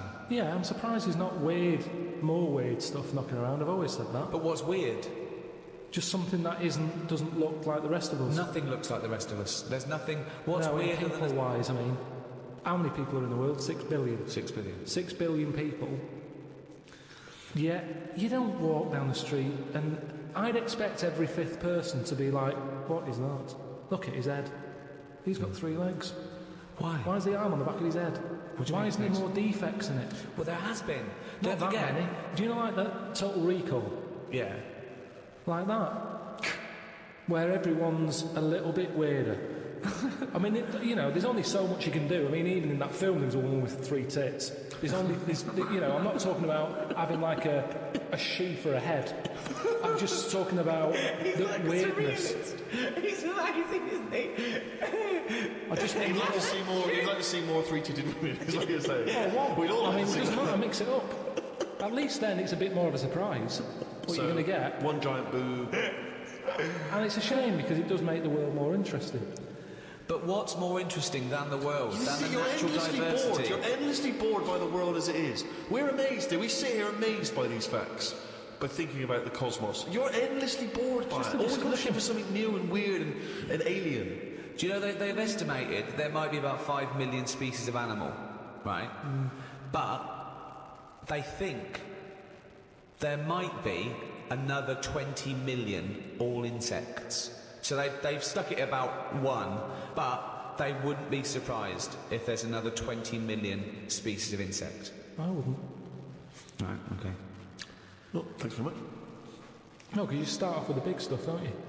If someone comes along, I mean, I'm still surprised when they say things like, "We found a new duck," and I think, well, that's not hard to find. If you're talking about bacteria, I'd go, "Well done, where did you find it?" No, that's the other way round. A new elephant? Wow, really? No. Where was that hiding? No, I'd be annoyed that someone's not found it. If it's not my job to find new stuff. Right. So it's not my problem. Right. But if someone's on the payroll, right, and they're out there trying to find new species, there's and no we found a new llama, I'd go, right. "Well, where's it? Why have you missed this?" Right. Annoyed. Yeah. Not, "Wow, there's a new llama." No, but it's harder to find. Attenborough, he's been out doing his job for years, hasn't he? Yeah. He was excited that he found a small frog. He found a frog, he stuck it on his finger. So I've been looking for that for ages. And you could see he checked under the microwave, down the back of the couch. He was delighted. Yes. He was chuffed. I was chuffed for him. He'd been looking for it for ages. Right. Now the thing is, respect due to him there. His eyes aren't as good as they used to be. Right. He found a small He's frog. been looking for it. He kept looking. I'd have given up if I was him. But he kept looking. He found it. There it was, a little frog on the end of his finger. Right. It wasn't on his finger all along, was it? I've got more respect for him finding that, something so small, than someone else whose job it is to also be rooting around for new stuff. Coming round the corner with an elephant, saying, "Look what I've got. I've been looking for this." Yeah, but that's not They're what only happened. looking hard enough. No one's looking for an elephant and has failed to find it. They don't know what they're looking for. These people who are on the payroll looking for elephants. By definition, they're not looking for new species because they don't know they exist. It's a surprise. No one goes out and goes, "What are you looking for today?" I don't know. Say a letter. D, duck then. Let's look for a new duck. Where are you going to look? Pond. All right. I know, but sometimes it's the slightest thing. I mean, we've done a lot of insects. Yes, it is, but they go, "I found a spider with like an orange leg, or a fish that swims upside down." It's like, put it the right way up. I mean, it's not worth noting. I'd say it's got to be a dramatic difference. Right. Right. You're such a bag of contradictions. You'd be annoyed with someone who found a new elephant. You'd think that was a sizable discovery, but no, that would piss you off because they should have found it before. They find a fish just swimming around upside down, put it out the right way. How different does the elephant need to be? It comes around the corner, you go, "That's just like another elephant." How does it have to be different, right? What to you has to be different? To the point that I don't know it's an elephant. That I go like our hippos related What to would a it whale. look like then? Well, we're all related. We're all related. No, we're not. No, Yes, we that's are. a Yeah. daft thing to say that. No, we are all No, we're not related. all It's just a related. matter of degrees. You understand what it means to be related to your brother, don't you? Yeah. So you understand what it means to be related to your cousin. Yeah, it starts getting a little bit. Really? Already a cousin? Already Yeah, a cousin? There's cousins I don't talk to. I haven't seen cousins. Right, well, so let's forget Chimp then. My dad said over Christmas that Who Do You Think You Are was on. He said, oh, why don't you do that? I said, because it's looking up dead people. There's cousins who I don't even talk to. Yeah, true. I've no idea. It annoys when they cry about their great-great-grandmother. They don't even know. Like, yeah. Don't even know them. Don't even know them. And all it's going to do is dig up problems, innit? You're going to find someone out who did something wrong and you're going to get the blame for it. I don't want to know. If my cousin was Einstein, very nice. Yeah. But at the end of the day, that's If going to your add extra cousin was pressure. Einstein, then you really are an underachiever. No, but do you know what? If he was, I'd know about it. I don't reckon you would know about it. I don't reckon your family would be that impressed with Einstein.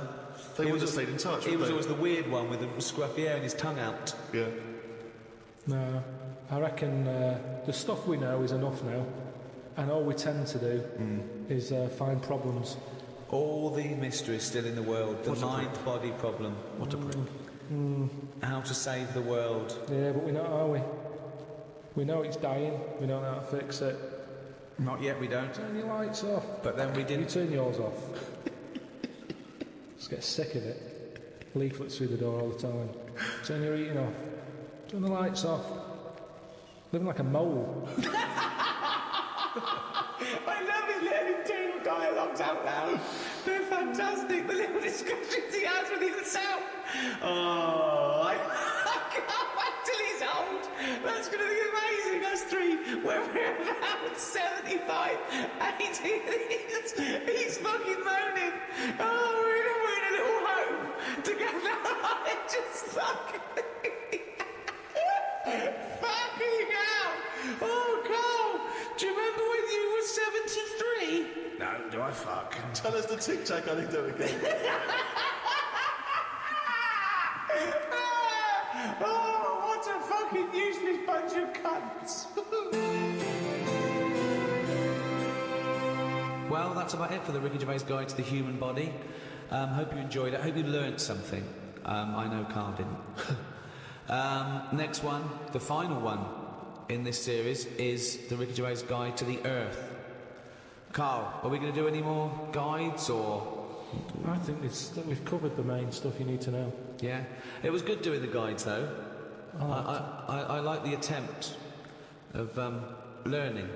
I remember our early ambition was to actually be educational as well as hopefully entertaining, and I feel perhaps at times we've perhaps slightly shortchanged listeners in terms of what they're learning. Well, they're not learning anything because also, even as, compared to Carl, we are educated, but we're guessing a lot of the stuff, and he flummoxes us, sometimes. Yeah. I mean, it was fun trying to be pompous and professorial enough just to fight Carl's ignorance. I think we've learned more new words from Carl than we've learned anything else. Yeah.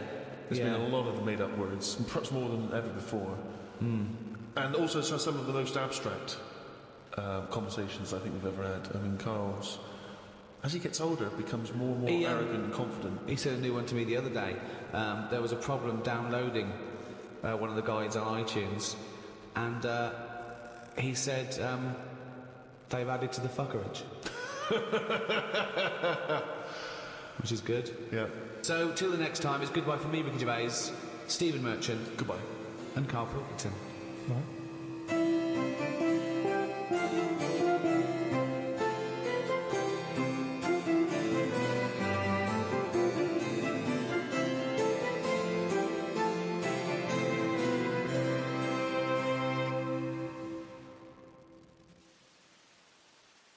This audio program is presented by Audible.com. Audible. Audio that speaks to you wherever you are. Just do a couple of openings. Yeah. Well, you better say something. Well, I think you should say, welcome to Ricky Gervais' show on whatever podcast. I'm not on this, am I? Yeah. What am I doing here? What, just saying hello? Hello? No, Let us do the introductions. We're doing 2 introductions in the 2 shows. Fuck me. The Ricky Gervais Show on Guardian Unlimited.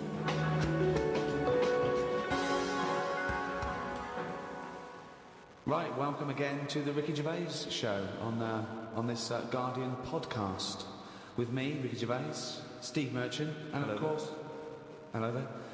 Thanks. And of course our producer Karl Pilkington. Carl, can I ask you a question?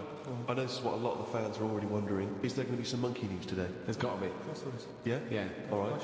Well, I'm worried because maybe this will steal your thunder. But Sarah Greer has emailed this in, once again, emailed to podcast@rickygervais.com. Chimp Morning under investigation. I know you're concerned, because this actually fuses 2 of our greatest features, Monkey News and Knob News, into one seamless whole. Investigators said they are trying to figure out how 2 chimpanzees that viciously attacked a visitor at an animal sanctuary escaped from their cage. This is the grim bit. The chimps chewed off a man's nose and severely mauled his genitals and limbs. Why did they go for his genitals? Both of them did as well. Eh? Both of them. Did you say 2 chimps? No, you're right, yeah, it was chimpanzees too. Yeah, I don't know if both of them went, they just saw that they're dangling away and they You just go went, for the nose? I'm off his bollocks. what accent have they got there? I don't chimps? know. Were they kind of New York gangster chimps? They're like soprano chimps. What happened to them anyway? What happened to what? The 2 guilty monkeys. Well, unfortunately, they were shot dead by the authorities. You see, that annoys me a bit. I know, but again... What are you talking about? They're attacking people's gonads! I know, but they were happy in an African jungle a couple of years ago. That's what they do, isn't it? That is what they do. That's what animals do. Animals fight. Do you remember when that bloke... So what are you supposed to do? You're supposed to let them just wander off into the local mall and maybe savage some young children? Or a bucket with a face paint on it? No, all I'm saying is, you don't shoot them for doing what's natural to them. They Yes, you do. Why? If anything attacks anyone's balls... No, but why is it... No, maybe they were shot during it. You're allowed to shoot something that's doing something. But if were they executed or were they shot in the attack? No, it says he shot them to death. I'm assuming he shot them to death as they were legging it off. But why aren't they just sort of tranquilised? Where was Why this? have I been accused like it was my fault? Just because I happen to be reading Sarah Greer, who emailed it into the one who should be getting a It just annoys me how one way it's kind of like, you know, we're trying to save the pandas, and then the next day someone's shooting them or whatever. I know he's not a panda, but all I'm saying is it's double therefore the standards. whole argument falls apart, but go on. No, but what I'm saying is, what would happen? I've talked about this before about St. George killed the last dragon, right? No, it didn't exist. It's the same thing though. No, there's never been any dragons. No. It's a mythical creature. Well, you don't By know mythical, that. it means we made this up, like the unicorn. I don't even... What was your point about the dragon? What's that got to do with Because this? I'm saying how, like, why is it all right to be going around, going mental with a gun, shooting all the monkeys and killing them? Because one day we're going to run out. What are you talking about? How have you extrapolated from this one incident of a couple of testy, happy monkeys? That's what I'm saying. One incident. They only did it once. They've got a But bullet. they're not shooting around and making them extinct, are they? If they carry on like that, they will. Well, it's up to the monkeys to stop attacking people's private parts. It's got to be a give and take here, No, I'm come sorry. on. That monkey doesn't know why it's in a cage. It's not going, oh, this is for my own good. It's like, even if it's animal husbandry, they're not sitting there going, well, I'll tell you what, let's stay here, because it's, you know, they're trying to do a nice little breeding programme here. Or we could get out and do what we do best, run amok, eat some bollocks, right, and have a good time. Right? They don't know what they're doing. And Carl's right. The poor little bastards get a bullet in the head. For what? And I'm saying, if they're attacking a human, shoot them to stop them. That's fine, okay? But if they're running away and they're, you know, don't shoot them in the back like a coward. This is an animal sanctuary, though. So presumably they had quite a cushy time there, because most of the ones I've visited, they've always got it easy.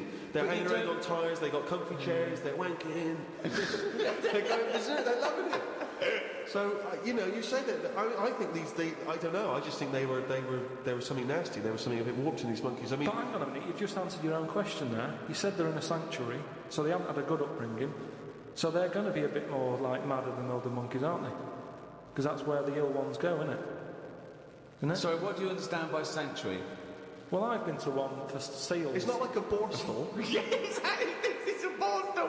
He thinks like scum. Yeah, like they did some bad stuff in the jungle, and they had a little monkey court, and they went send him to Borstal. Well, what is it then? No, it's a monkey sanctuary where it like a haven. Well, it's not a haven, is it? It's got a bullet in the head. The Ricky Gervais Show on Guardian Unlimited. Talking of eating knobs. Yeah. Ginny Goulden.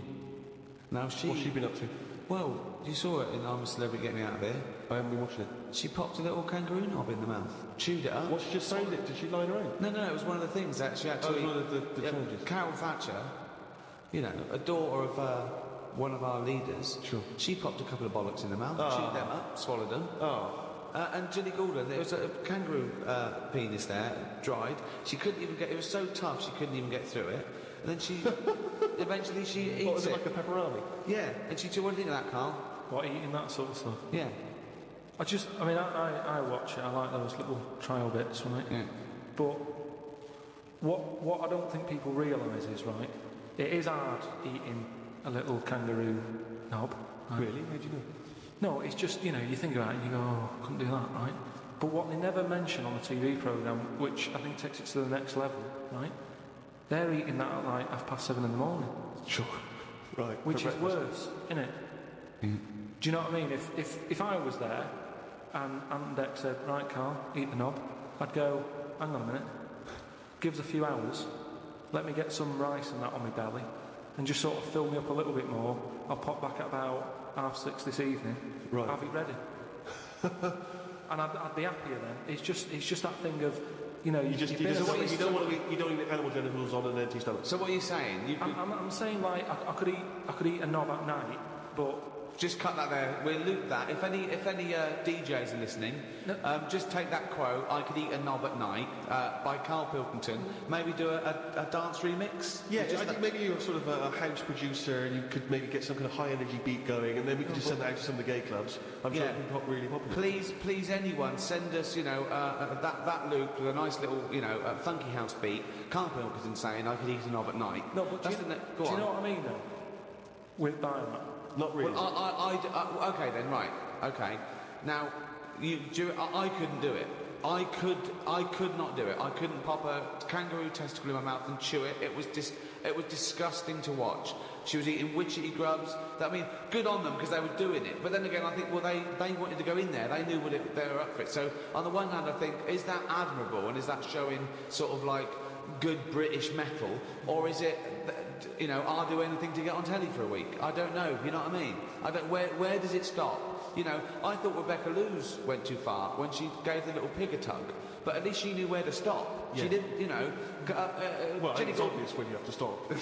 Yeah, but you know, the pig tells you that. To pop the Also, again, where's the kangaroo hopping around without a cock? I'll tell you, here's another question, right? Bit of a spin-off with animals and that. Have you ever, right, Steve, killed a fly? Probably, yes. Right? Well, I was watching David Attenborough, right? He makes his money out of flies and that, doesn't he? Do you think he's ever killed one, or does he go, well, I can't kill that fly or that spider, because that's how I make my money? I don't know what the question is. I don't know what this question is. Like my mum, right, she said, if a fly is knocking about the house, yeah. Well, you better say something. Mm. Well, I think you should say, welcome to Ricky Gervais' show on whatever podcast. I'm on this, am I? Yeah. What am I doing here? What, just saying hello? Hello? No, let us do the introductions. We're doing 2 introductions in 2 shows. Fuck me. The Ricky Gervais Show on Guardian Unlimited.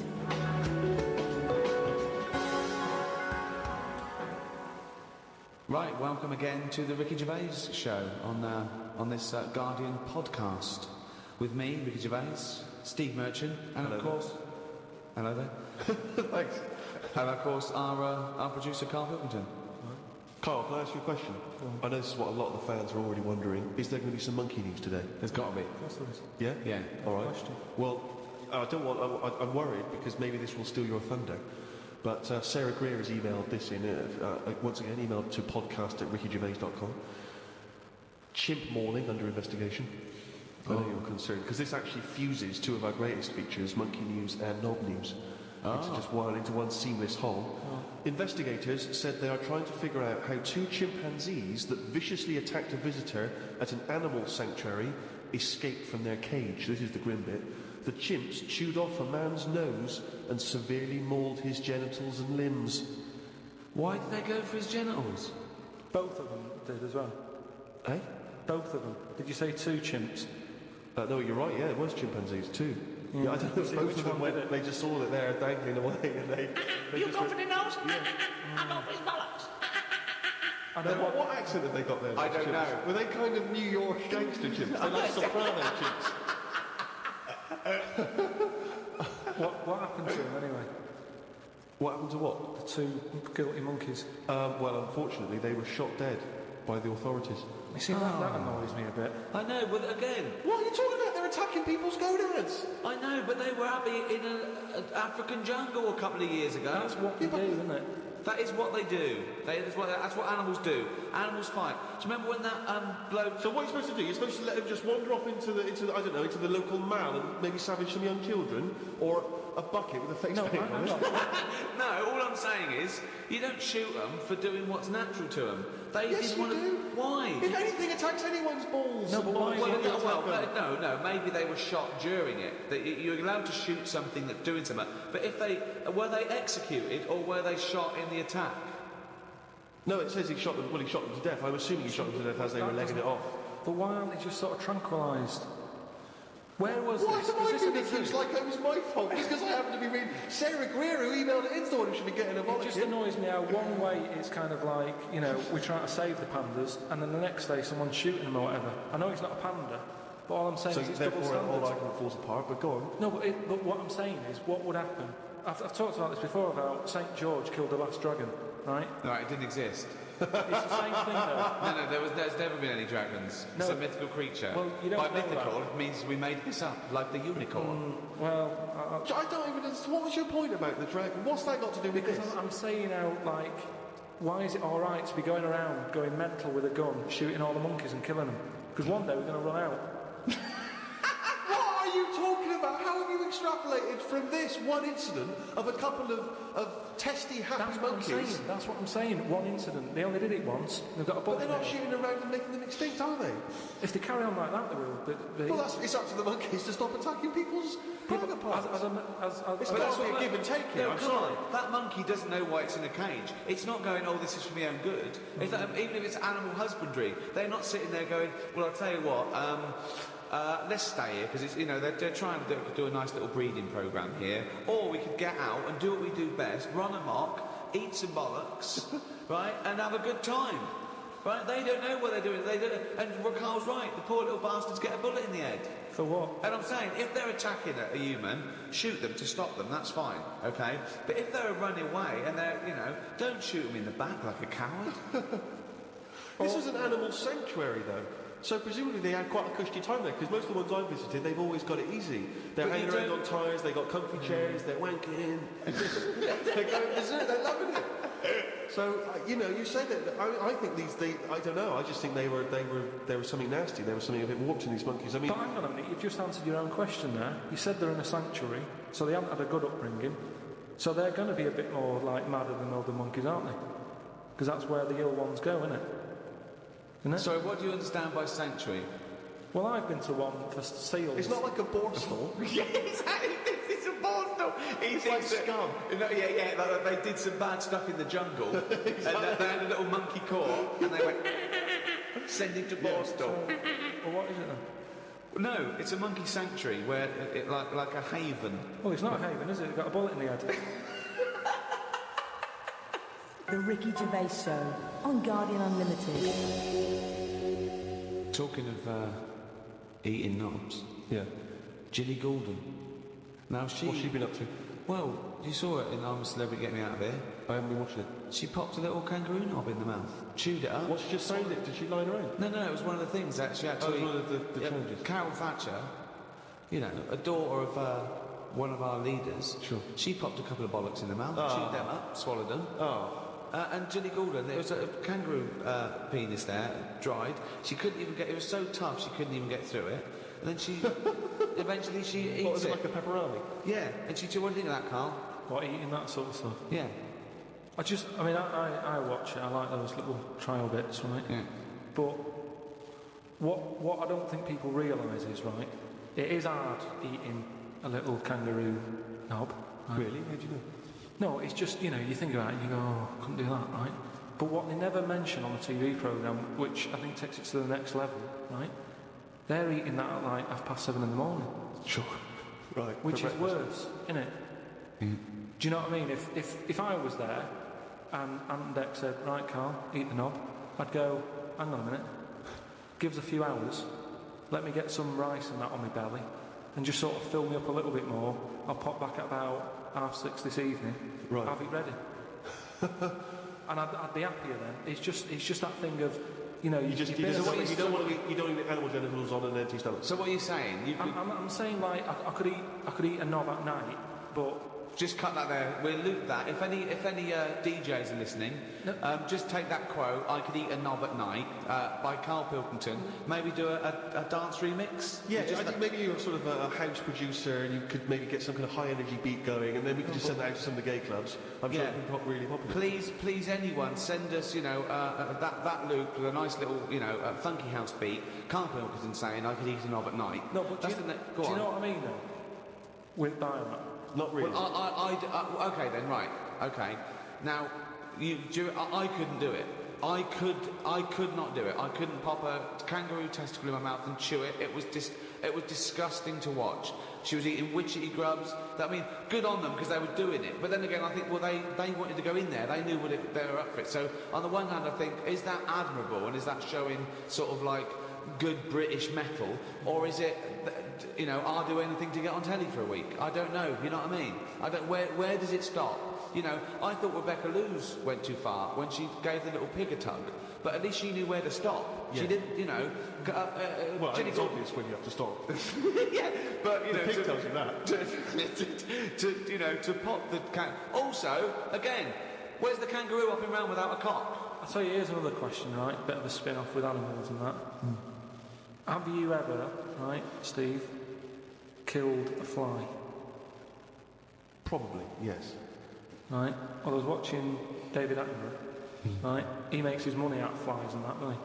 Do you think he's ever killed one, or does he go, well, I can't kill that fly or that spider, because that's how I make my money? I don't know what the question is. I don't know what this question is. Like my mum, right, she said, if a fly is knocking about the house, she never kills it, she always catches it and puts it out and that, and she said she'd never kill it. Who is she, Mr Miyagi? What do you mean she catches it? How does she catch with it? a pair of chopsticks. No, she...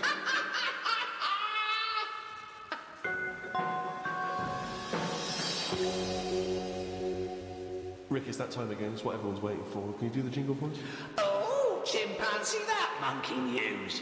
Right, this week the monkey news is about, you know, we all know, like, you know, these monkeys knocking about that aren't happy in this country. Sure. It is a big problem, yeah, it's an epidemic. So they've set up like this sanctuary place, where they all go.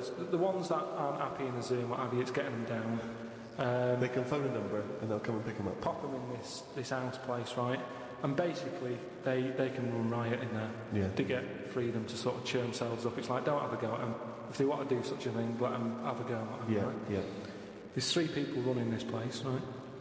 And one of them... Sorry, where is this place for wayward chimps who don't like the zoo? What are you talking about? A house where they can do what they want? I'm not sure where it is. That's a surprise. Go on. But there's this place anyway. It doesn't matter where it is, does it, at the end of the day? I'm just telling you what the problem is. We haven't got to the problem bit yet. Go on. I'm just building up to it, right? So these monkeys, big house and that... PlayStation, anything they want. Gym, all that lot. Gym. So, anyway, I'll cut to the chase, whatever. One of them wanted to mess about with the woman's breasts. Right? Which woman's breasts? The woman who works there. Right. And she was like, right, pack it in, you know, we've all had a bit of fun. Been in the gym and everything. She, obviously, you know, got a bit excited. He was fired up and that, ready for more action and that. He's trying to have a go on this woman's breast, right? She was like, have a go. She was like, no, you're not doing that, pack it in and all that. The boss who's running the place was like, come on, let him have a go. No. Right, you're talking shit. I'm telling you what, I know sometimes I step over the mark and they may go... Right, so where is this place where... Well, one, where is this house where chimps are allowed to go on? And two, where is this place where one of the bosses, one of the human bosses, suggests to the other one, oh, if the chimp wants to play with your tits, love, let the chimp play with his head. I've said before, Rick, will you please stop interrupting No, Miss but listen, News? it's all right, Steve, because what I'll do, I'll bring the link and you can put the link on the website and people can have a look at the proper story. I'm just giving it them in the headline form here. They can read the full thing. No, you've only read the headline form. I haven't read it. I sort of read like the first... It was probably monkey feels a right tit, and you've extrapolated all this from that. So anyway, right, so he's there. And So the boss says, yeah, you can have a bloke. The boss is saying, let him have a go. Come on, Rita, if monkey wants to play it with nipples, let him. So she's like, I'm not happy with this, and he's going, come on, you know the rules here, we've got to cheer these monkeys up. This is absolute Actually, no, and in the end, because she didn't allow it to happen, the fella bloke sacked her, got someone else in. This isn't made up. I will put the link on the website and everyone can have a look at it, but basically... I want to see the advert he put in the Guardian media page. I love that. Right? Woman wanted to let chimp feel tits whenever it wants. You're talking absolute shit again. That is no way that happened. The Ricky Gervais Show on Guardian Unlimited. Do you know the other week when I came up with like a different idea of how we can sort of make the world run and that? Can we just have a quick recap of that? Because I seem to remember it was a load of old arse. It was ridiculous. It was. He was saying that the world is overpopulated, so the system would be where people were living too long and stuff. So what happens is people live till 78. I don't know how you can enforce that, right? Yeah. But when they die, they've got a little baby in their stomach, like a pip in an apple, that then carries on when they die. Right. It wasn't a theory. It wasn't an idea. It was the ramblings of a mental case. You're saying it's stupid, but someone's emailed in and said, "Oh yeah, that's pretty good." Yeah, and Okay, I'm asking you again. Was the letter written in shit? Anyway, listen, right. Did it say the mental home, Mars? I've been thinking about it, right? And if we can't do that, right, if that's a no to that, right? Well, it's not a question of whether we can do it or not. Just saying, if that's a no, right? I've been thinking. It is a no. This is going to be brilliant. There's a lot of weird. You could win the Nobel Prize for this. But listen, there is a lot of ways in the world that some creatures and that go about sort of moving on. If you know what I mean. Evolution, you mean? Yeah, there's a lot of like on that David Attenborough programme that he's doing at the moment. He's always showing you little insects and what they've got to do. And there was one about a wasp, right, that had to fly about, right, for ages, looking out for a certain type of spider, right. It lays its egg in the spider. When I saw it, it whizzes down, right. It lands on its back, so that he's got to get that right. It lands on it. I don't think the spider's up for anything. That isn't even aware of this is how things move about. He's not going, I've got to look out for a wasp. So all this is like, it's got to be perfect timing. So this wasp dived down, right, sat on the back of this spider. It injects it or something with a maggot or something, right? And then that maggot then lives off the spider for a bit. The spider knows it's got a maggot in it. No, it doesn't. It does. No, it doesn't. And it's making a web for it. He goes, I've got something to look after here now. I've got responsibilities. He makes a web, right? It sort of reverses into it and puts the maggot on the web. The maggot sort of clings onto the web. Spider's there. Maggot eats the spider, and then it moves on. If I came up with that idea for like a method, you'd say that's never going to happen. Oh my God! It's not the fact that you came up with the idea, right, for an old lady dying at 78 with a baby growing in her that then lives on. It's nonsense. It's no idea. It's how can it be enforced? It's like, so even if scientists thought that was the best idea in the world, how would they enforce it? What I'm saying is, that's a good idea. We've never thought of that. Yes, but what I'm saying Get an Elsie. Who told the wasp to look out for that spider, to go on its back, to do, What do you mean you told the wasp? It's evolution. It's natural selection. Yeah, but I can understand, we've chatted about it before about giraffes having a long neck, but you're talking about a wasp and a spider who... That's because you're attributing thought and will behind their behaviour. Behaviour in humans is linked with free will. Yeah, but most of what we do, say like how we have a kid at the moment, you don't just jump on the back of a woman and go, there you go, love, and then a baby pops out. You didn't come from Bristol. No, what I'm saying is, right, it's all, you build up to it, don't you? You have that bit of a chat and you go, right, how's it going? Yeah, and you get on and that, and then a little baby will come out. This is the most... Wait. Well, I'm going to go back to the dating procedure there. You have a chat, you go all right, and then a little baby comes out. That's extraordinary. This is incredible. I tell you, two-bit radio's game was secondary school's loss. It really was. This is my first Pilgrim book. Unbelievable. What I mean is, we all get on. What I'm saying is, at what point is a wasp ever going to have a chat with a spider or meet up with it? I don't even understand where we are now in this conversation. Is a wasp going to ever have a chat with a spider? What world do you live in? What's in your head? No, I can't believe it. Carl, is a wasp ever going to have a chat with a spider? So in some kind of weird insect nightclub, these wasps and these maggots are meeting, they're getting on. Is that how you're imagining it? That's what I'm saying to you. What are the odds on that actually happening? But listen. You're thinking because behaviour in lower forms of life is purely chemical. It's purely, it bypasses any form of consciousness. Right? There's a parasite that's like a flatworm, a platyhelminth, or it might be a nematode. It's some sort of invertebrate. Yeah, that it lays its egg. The beginning of its cycle is in a stickleback. Okay, and it literally has to change the stickleback's behaviour. Okay, because it has to get into a warm-blooded animal to complete its cycle. So what it does is this parasite makes the stickleback not flee from the shadow of a heron. So it makes the stickleback get eaten, right? So it then is in the belly of a warm-blooded animal and it can complete its life cycle. But at no point is the nematode or the platyhelminth, whatever it is, going, slow down, there's a heron coming, stay here, stay here, stay here. And the stickleback going, why? I don't want to stay, there's a heron. There's no conversation. It's not they get together and go, listen, I've got something that might be mutually beneficial to both of us. I need to get into a heron. You like to be eaten by a heron? No, I don't. Well, where's this conversation? Yes, you do. It's got Jedi Yes, powers. you do. No, all I'm saying is, you know, the idea that I came up with, you're sort of saying that's a crazy... Can I just not say, an idea, it's not an idea. How many times have we heard all I'm saying is, and then such a stream of nonsense that it's blown our minds? No, but that's all I'm saying. That, you know, what you just explained there with the heron having to knock about and for a flea to be sat in the shade and that. Now see that is incredible. That translation of what I said is that sums it up for me. Yeah. He sees the headline, he reads a book. It then goes through this weird filtering system with, I imagine, the music in his head is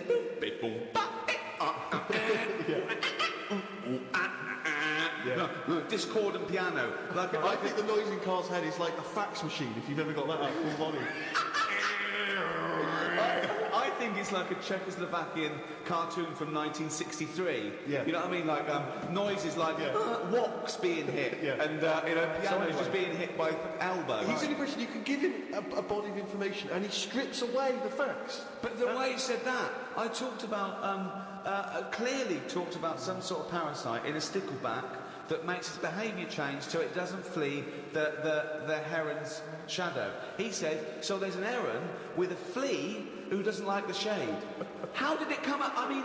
it doesn't matter, forget that, right? But What's your theory? What I'm saying is I've come up with something else that I want to run by you then. Go on then. So you've sort of boo-booed the idea... Boo-booed. Boo-booed it. We have boo-booed it. He chose a completely different bear. It was originally Poo-Poo the bear, but now it's Boo-Boo the bear. Brilliant. So you've said no to, you know, the old woman having a kid, right, before she dies. What about if we do it the other way, right? Ah, go on. Somehow, I don't know how... A kid has an old lady? That's what it's going to be, isn't it? A child will give birth to an old man. No. Right. What I'm saying is, right... Go on. Work the other way round. Come on then.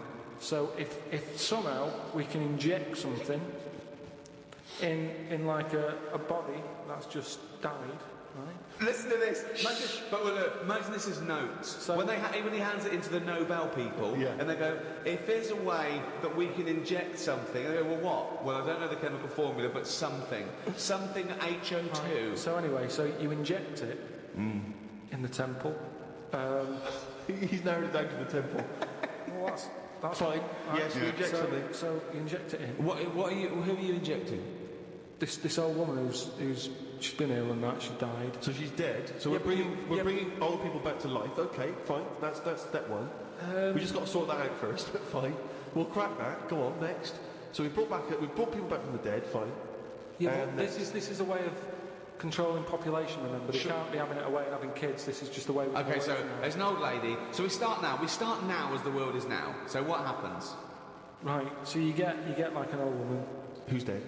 Yep. Yep. Injector and that. Injector. And then what happens is she sort of wakes up. Amazing. Right? And she works the other way. So like she might be 77. Yep. And then she'll have a birthday. She's 76, and she's working that way. Right. If you know what I mean. Okay. Are you with me? No, keep it. Because the thing is, you've got. I'm really scared. Yeah. I'm really scared. This is the maddest thing you've ever said. Yeah. This is madder than the old lady with the pit like an apple in her belly. It sort of did work. No, it didn't work. It worked in your head. It's like a dream that you wake up and go, oh, I've got a great theory. This is it. Let me just tell you the ending, because the ending works out a bit better. Go on. What I'm saying is, when you die, at the age of 78. 9 months. What? At the age of 9 months, because that's when you come out. What do you mean when you die at the age of 9 You're months? not scared of dying because you're now a baby, so you don't know what's going on anyway. So there's no. So you've missed out a bit here. So this woman, literally gets younger and younger? I think when she's in her 20s, she's in her old age, Rick. Yeah, but it doesn't matter because that's the fun part of your life, isn't it? When you're 20 and you've got all your energy and that. So before you die, you're actually having a good life rather than it being the other way around. But does she do different stuff than she did on the way up? Because she's already lived 78 years, hasn't she? Don't forget. She was a baby once, and she grew to 78 years. Then someone stuck a needle in her head and said, right, back you go. No, we'll forget all that bit. I'll forget all that bit. How will we forget that bit? What I'm saying So she died and she doesn't remember all her... This is a new life, is it? Let me just leave you with this. Right, you're talking shit. Explain yourself. What I'm saying is, old people are scared of dying. When they're 77, they're going, oh, what's going to happen to me? Little injection in the head. When it's a baby, when it's like one, and everybody around it's going, yeah, it's going to die soon.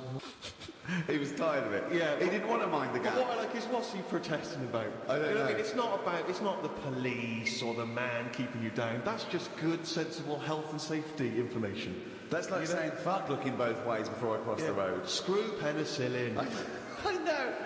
No, do you know what? I'm going to drink and I am going to use threshing machinery, and I don't give a damn. I love that about teenagers, that kind of screw you sort of mentality, but not. It's kind of blind, isn't it? It just anything's a target, anything's valid. When I was a teenager, I think maybe 17, I had a T-shirt. I was rallying against just stuff, really. It was slightly more abstract than the Gap. I wasn't specifically against the Gap. It just said bullshit. Just in general, bullshit. You were raging against the machine. I would just go, yeah, people say, hey, what are you... I just open my... I go, bullshit, all right? Just bullshit. But I assume that these forms of protest have never made any dent in anything in the world. Because I remember when there was all these protests against the war, a couple of months back, and there was one guy, so there was a huge march in London, as you know, and they did these all around the world, didn't they? But there was hundreds, thousands of people in London. There was one guy, he was riding around on a three-wheeled bike, wearing a jester's hat, blowing a horn. That was his form of protest against the war. Was it like, what sort of horn was it? It was one of those sort of hunting horns.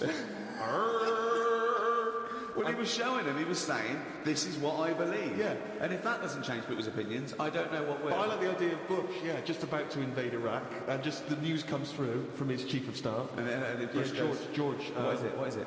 No, listen, as soon as we've got some information coming in from London. Go on. I know you're thinking of invading Iraq. Definitely, yeah, why? Well, let's just think about it, because there's a guy riding around on a three-wheeled bike. He's not got the regular two, he's gone for 3 wheels. So... Okay, well listen, what's he wearing? I don't want to tell you what he's wearing, he's just... What's he wearing on his head? He's wearing a jester's hat. Okay, no, calm down, it's not that bad. It's not going to change my opinion about... He's blowing a horn. Okay, get the troops out. Get the troops out now.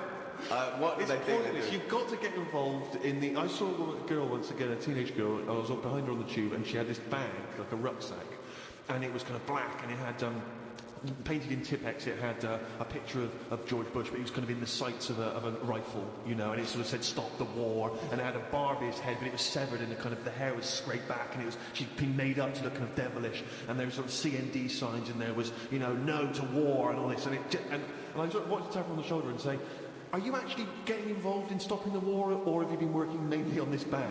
Yeah, because that must have taken you at least a couple of days. Where you could have been writing emails, you could have been getting a petition going. Oh dear. Carl, have you ever been into that sort of teenage rebellion, teenage protest? What, to sort of stop stuff going on and that? Yeah. Or just, you know, making your views heard. I don't really like people knowing what I'm thinking and that. Right. There's no way anyone can know what you're thinking. No, but is that why you're doing a radio show where you spout off your nonsense ideas every week? No, but what I mean is... A team of surgeons could fiddle around in your head for a couple of days and they still wouldn't know what you were thinking. No, I know what you're thinking. I know what you're thinking. Exactly. You're thinking, could a monkey ever be president? At this moment, aren't you? But I don't like anyone that... Like, all those badges that you're talking about, like, you know, Save the Whale and all that... I don't like the idea that when I get on a tube and someone sees that, they sort of know that I want to save the whale. I don't like people knowing, even to the point of... It gives you a disadvantage in life, doesn't it? But just knowing stuff like when you get on a tube and say if you've been shopping, right, and you've had to buy an ironing board, I hate it that people sort of look at what you've got and go, oh, he's doing some ironing. Right, okay. That's got to be rare. I mean, you can't have bought more than 5 or 6 ironing boards in your adult life. I don't mean just ironing boards. I mean like anything big where they can't wrap it, so they just put a carrier bag round a little bit of it, and everyone can see what you've just bought. It's weird because I bought an ironing board last week from Argos, and I did feel a little bit self-conscious. There you go. Because I thought people thinking, he's 30, why hasn't he got an ironing board yet? Yeah. He's a scruffy bastard. I pretend I'm going surfing whenever I buy an ironing board. I just make sure I go in Bermuda shorts and sunglasses. And I just walk down the street and surfing USA, and they think, hey, there's a dude going to the beach. I pop on a bus, go and do some ironing. Yeah. Wait, what's that on his t-shirt? Bullshit. He's radical. I get still faintly embarrassed buying toilet paper. Yeah. I always have to buy something else to go with it. Yeah. I don't like, because if you just buy that on its own, if you buy it on its own, it's obvious that you're dying for one. Yeah. And it's like, I'm dying. Yeah. Whereas if you just chuck it in with a pot noodle, it's like, well, he's eating and he's thinking about later. But if you buy it on its own, you know that you've got none in the house and you just rushed across the street to get some. Especially if you're still in your slippers.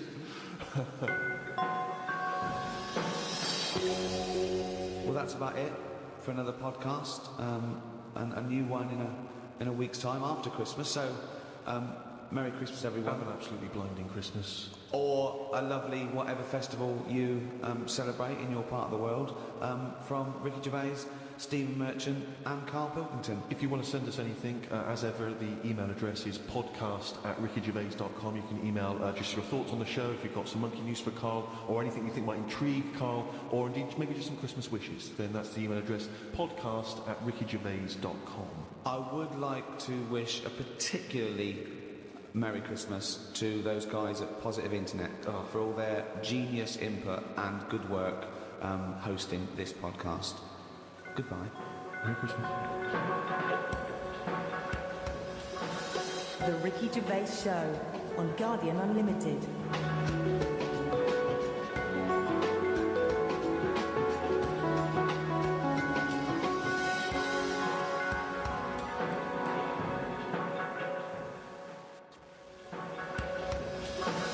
The Ricky Gervais Show on Guardian Unlimited.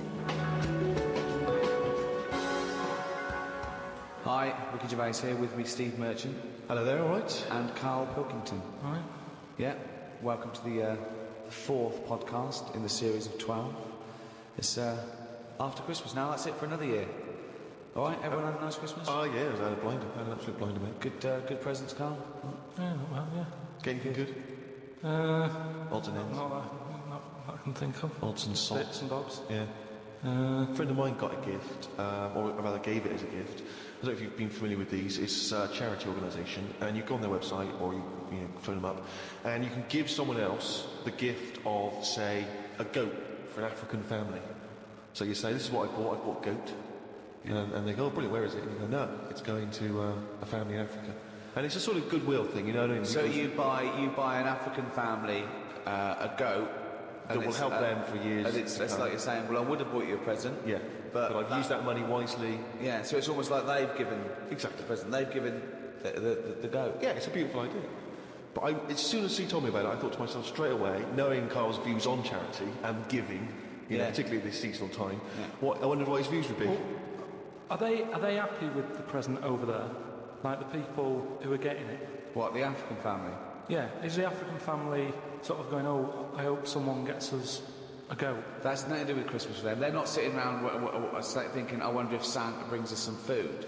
It's a long-term thing. These are happening all year, I assume. It goes towards a pool of money that goes to... It's not like they get a... You're an idiot. What, you think an African family wakes up and there's a little goat with a ribbon tied around it, and they go, oh, look what Santa brought us. Look, and that mince pie's gone and that glass of milk. You're such an idiot. No, but what I'm saying is, does that family want a goat? Yes. But why? It's not they want a goat, it's they need a goat. Do you think... What do you think this organisation is? Just arbitrarily giving goats to people. They're going to say, oh, I wanted Nintendo. What are you thinking? Well, what I'm saying is, right, let me put myself in their shoes. Well, this will be a first. But say I'm one of them, right, over there, right? I'm hungry, right? I'm sat there, it's Christmas Day, right? I open it up, open the present, little goat there, right? Now, if I was one of them, I'd be going, not another mouth to feed. At the end of the day, there isn't enough food to go around for themselves, never mind a goat. Don't they say, like, having a dog and that is quite expensive? Sometimes they say, you know, what with all the injections you've got to give it, the food, the tin food and everything, it mounts up. And what I'm saying is, that's all very well giving a goat. Who's looking after it? Well, I'm assuming it's all above board. The goat's had its injections. That's what some of the money goes towards. It's given to them so they can milk it and have milk and cheese and whatever. I don't think it's a burden. What is this? What do you mean? They wake up Christmas Day and open a present. It's not like that. So there's a thing. If there's a goat-shaped thing in wrapping paper, I wonder what that could be. I hope it's that goat we asked for. Oh my God, it is. All I'm saying it's just a nice marketing way of distributing wealth. It's the way of going, this is a nice gift. It's like people sometimes they say, don't send flowers at a funeral. They don't send flowers. Give some money to the local hospice. Yeah. It's just a way of redirecting cash. But the thing is, why do they want that goat? What's the main reason? What does a goat give you? Milk. Right. Now, wouldn't it be easy to just send them a bottle of milk? Without all the hassle and the headaches that come with it. That's all I'm saying. And the other thing is, think about the goat. That was happy over here. Suddenly, it's on barren land. No grass. I'm gonna burst!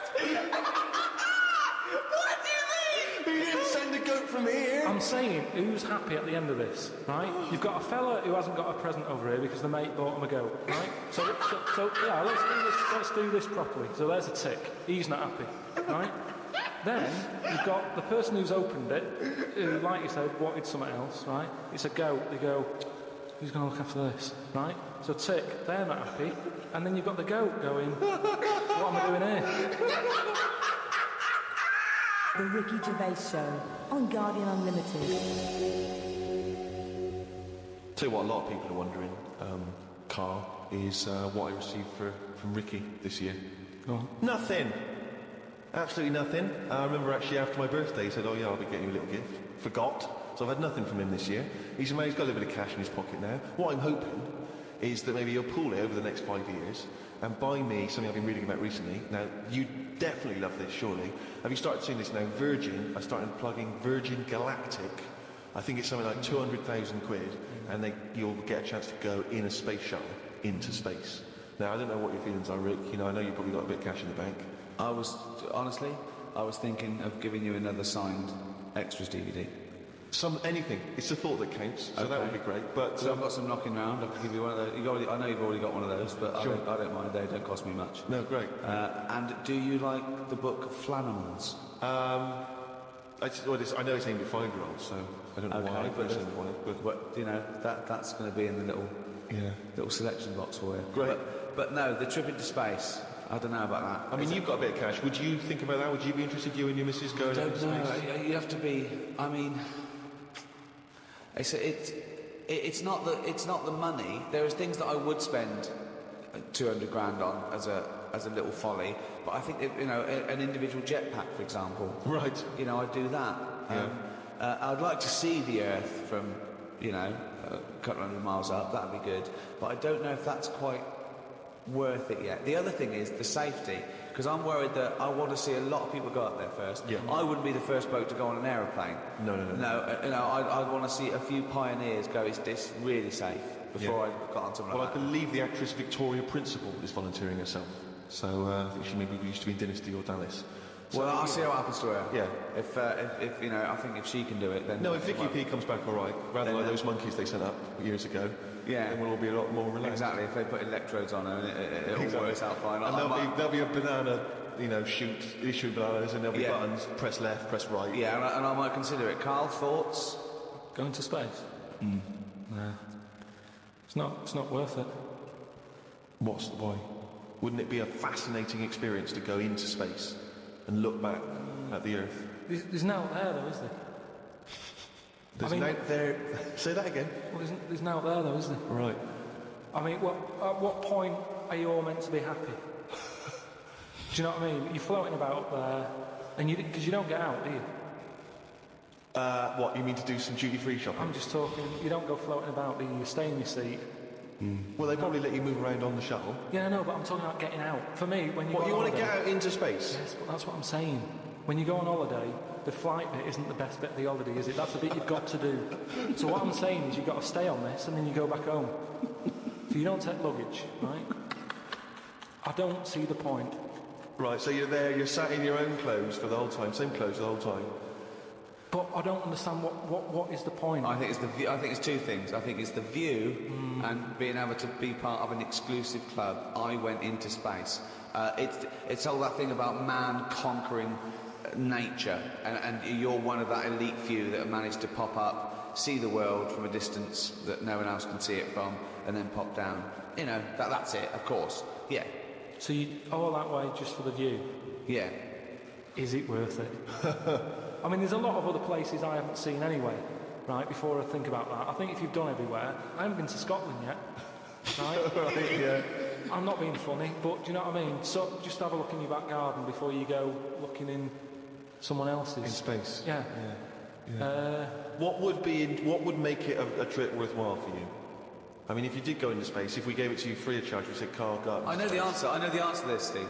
He's thinking, I'd like to meet some aliens that can talk like I do, and I can understand them, and they can tell me something. Like what? Oh, they met God, he was all right. That's the sort of thing, that's what he's going to say. He'd like them to look like monkeys in spacesuits. Yeah. That would be his ideal thing. He'd like to go to the planet of the apes. He'd like to go to the planet of the apes. He would love to go to the... Look, he's nodding. He's nodding. Thoughts, Carl? Yeah. I mean, for me... What do you mean, yes? Well, yeah, that'd be brilliant. What would be brilliant? Seeing a little alien and that, having a chat with him, find out what's been going on. What's been going on? No. But don't you think that... Like, I mean, if you bought me that as a present, right? Yeah. I wouldn't be that happy. For me, that's a little bit like... Well, that's annoying, because we've got you a trip to space and a goat. Yeah. Do you know how, like, I am interested in sort of going on another planet. Right? Carl, you are on another planet, mate. No, but do you know what I mean? It would be quite sort of interesting. How do you think you'd get there? Well, yeah, you'd go on a rocket and stuff, but what I'm saying is, at least you know when you get there, you're getting out, you're having a bit of a wander.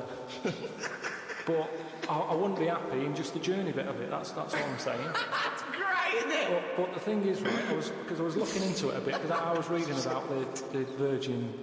Yeah. Right? And I was reading something that in 1971, right, 3 of them went up there, can't remember their names. Wasn't the main one, it wasn't like the Buzz and the Armstrong one and that. Another 3 blokes went up. And there was one bloke in the rocket, right? The other 2 wandered off, had a walk about, seeing what rocks they can find and that. And that bloke who was in the rocket, right, he was the loneliest man ever in the world. I don't know what to do. don't know what to do. I don't know if that's some sort of profound poetry, or I don't know. Do you know what I think he's trying to say? I think he's trying to say that he was... What are you trying to say? No, stop for a minute, because I just want to recapture that moment. Just say that again, that sentence again. Right. The other two had gone off picking up rocks, right? He sat on his own in the rocket, and he was the loneliest man in the world. Okay, I know what he's trying to say. I do, right.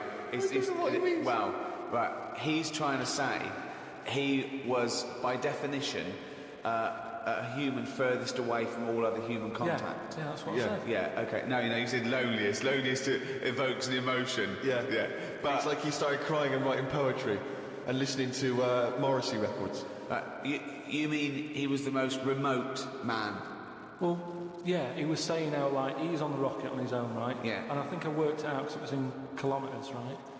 And I think it turned out that they, right, the other two spacemen picking rocks and that, they were 2,500 miles away from him, right? So they were miles away. They 2,500 miles? Yeah. But they had each other. They had each other. Yeah. You had the world right across the other way, everyone getting on with their lives. Yeah. He was on his own. That's weird, isn't it? But what I was thinking is, right, say, because I always sort of try and put myself in a situation. Yeah. When I hear about a weird thing that's gone on, I always think, what would I do? You know what I mean? And I was thinking about it, right? Do you think when he got up in the morning, he still bothered to put his clothes on? That's the first thing that came into your mind. No, when just you because I always, at the end of the day, even if, like, my girlfriend Suzanne's out at work and that, I'm not happy walking about with everything out, because you never know what's going to happen. What do you mean, like getting it trapped in the microwave? Well, I just mean, you never know if someone's going to turn up. No, I don't like what I don't like. No, I always pop some pants on or a towel, even if I'm not alone. Not always. Because I've knocked on your door when you've been stood there with... No, he's taking his trousers off. I did it especially, knowing that you were there. I've done it especially to annoy you. Oh, right. Yeah, so... But do you know what I mean? Do you think he was walking about the rocket with his tackle out? Or did he go, well, no one's watching here? Do you reckon it floats up or down? To space. Depends how long it is, yeah. I don't know what I mean by that, but that seems to make sense. Yeah. But don't they have cameras for NASA to monitor what's going on inside the spaceship? Not all the time, no. I bet they've got to give him some sort of privacy. No, that would end up on the internet. Floating around with his floating on. Well, if you are the man who was up in a space rocket and was for a short period the loneliest man in the world, we'd love to hear from you. We'd love to hear what you did with your time, how lonely you felt, and also did you float around with your cock and balls out? What was that like? Did it float up or did it float down? These are just some of the questions that we'd like. So if you are that person, or maybe you know them, maybe they're a neighbour of yours, then you can get in touch with us at podcast@rickygervais.com. The Ricky Gervais Show on Guardian Unlimited. We've done radio and stuff in the past, Rick, and we have never had the kind of response that we've had from these podcasts. So it's people amazing. Are emailing in by the hundreds of thousands it's meant, well, maybe not hundreds of thousands, I didn't count them, but thousands, certainly. Crazy amounts of email. I couldn't really get through them. I've just managed to pick out a few. It's because it's global now. It's people all around the world are listening, and that's so exciting. We've got just loads from America, Australia. It's mad. Yeah, New Zealand, Canada, and these are just some of the ones that I've pulled out from the email because there's so many of them. Podcast@rickygervais.com if you want to get in touch.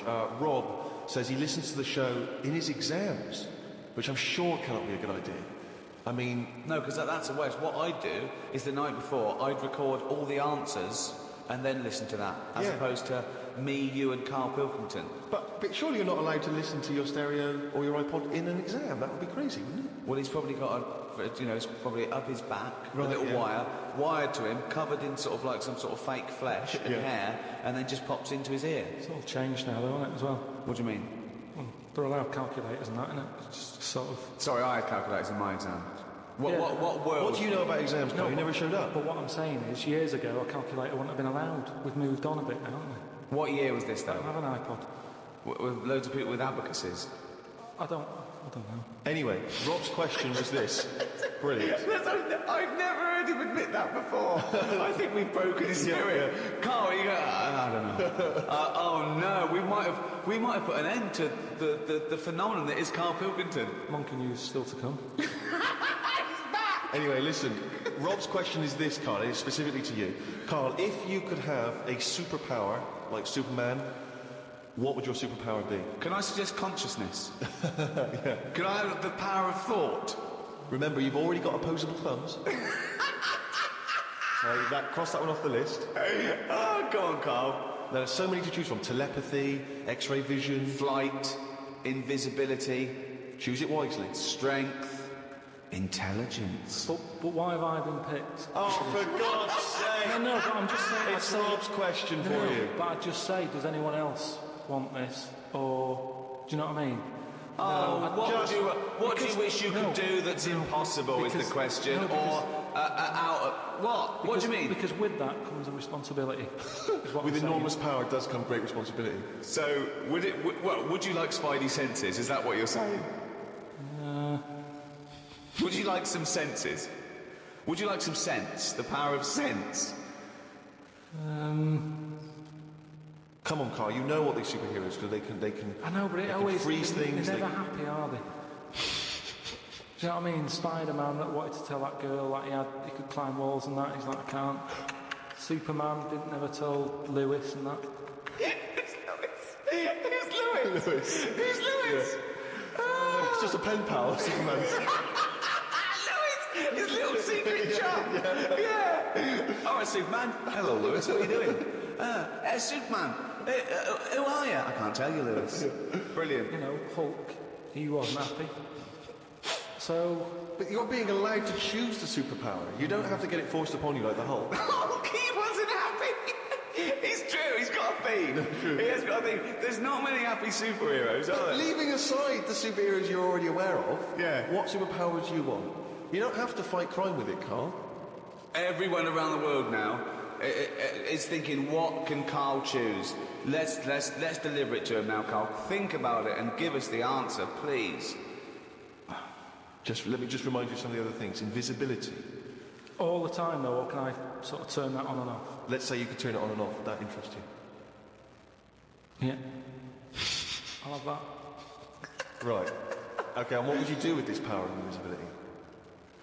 Just sort of wander about and just not get seen. It's a brilliant power! It's a brilliant... And it's put to such brilliant use. I mean, it's tiny. You've been in it.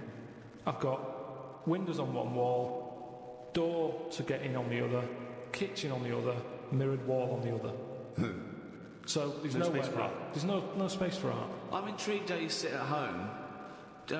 Where's the sofa? At home? Yeah. Facing the mirror. So you sit looking at yourself all night? Yeah. As opposed to a painting? Yeah, but at least that changes each day. No, it doesn't. It does. The No, picture it's not. It's round and miserable every fucking day. No, honestly, it's good to, because you don't look at yourself otherwise. Especially me, I haven't got any hair to comb or anything, so I don't look in the mirror as much as the normal person. So, whereas now, I'm looking there every day. So you're sat at home staring at yourself? No, because the telly's in front of the mirror. But are you not distracted by yourself? Yeah, you do. When the adverts are on, you look up, and if Suzanne's sat next to me, I tend to talk to her through the mirror. What do you mean? So why don't you look at her when you talk to her? You don't have to turn your neck or anything. There's no neck usage going on. I can just look forward. I look at the telly, lift the eyes up, look in the mirror, look at me, look at her. What does she do? Look back at you. We're used to it. There's nothing wrong with that. It's like there's more people in the room in a way. It's like, and they're further away. There's nothing odd about that. Why wouldn't you use... It doesn't matter. Sorry, remember, why wouldn't you talk to your girlfriend via a mirror all the time? Is that your question? Well, no, I think it's quite normal. If your head is facing a mirror where you can see everything in that room, it's a small flat, I can see everything that's going on in there without moving my head. Stephen Hawking would be well happy. So I can look forward, she's sat next to me. If I'm watching the telly, I can say something. Now, she's getting the sound from me still because she's sat close. Yeah. But yeah, we're further away, but things look better from a distance anyway. So that's how you managed to keep this relationship alive. You're such an odd little man. But no, it's not odd. You see, there was a woman on the estate who did use... Have I told you about Miss Peggy before? No. It rings a bell. Go on. I'm going to tell you ages ago, it's this fat woman who used to be on the estate. She had a three-wheeler bike. And her husband... Push bike, pedal bike? Yeah, like a tricycle thing, but a big one. Right. She used to sit her husband in the basket in the back. Cycled out, whatever. Yeah. She was known as Miss Piggy. Anyway. Oh, is this the one that she used to beat him up so your dad pretended to be a policeman? Yeah, that's it. Oh, That's yeah. yeah. No, I don't remember this. Yeah, she used to always duff her husband up and that, and people in the area knew that she was being a bit tight on him. And my dad went round with his mate and sort of... But what's this got to do with the mirror? Anyway, well, the way she used to communicate, she used to always go in quick save and nick biscuits. And if anyone went up to her to say, stop nicking the biscuits, she'd pull out like a little mirror out of a bag, and she'd look in it, but talk to you via the mirror. What? So she's insane. It's weird, isn't it? It was really weird. It was a scare me. It's like a Salvador Dali painting. you exist in there. Yeah. It's really, really So weird. hang on. So she used to talk to people through the mirror because she was mental. I couldn't sit, watch the telly, and look at me watching the telly in the mirror all night. No, That's no, weird. that would be really weird. It's really weird, Carl. I'd be very conscious of myself. No, I Conscious of the way think I'm it gives you confidence in that, and if you are Gives you confidence. well, yeah, because you're seeing yourself more and you pick up what habits you do and stuff like that. So what have you changed through your viewing of yourself? I sort of grew a beard the other week, just something different to look at for a bit. And then you get sick of that, it's like a piece of art. Change that, have a bit of a shave. Can you see the back of the telly in the mirror? A little bit, yeah. If the flat's a mess, it's a mess twice.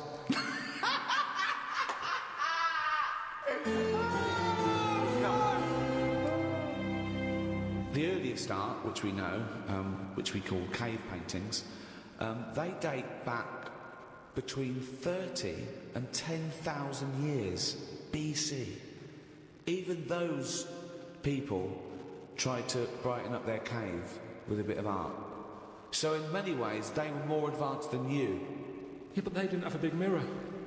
I mean, if you're living in a cave, let's face it, you're not going to go mad if your kids start drawing, doodling on the cave wall, are you? Doesn't matter.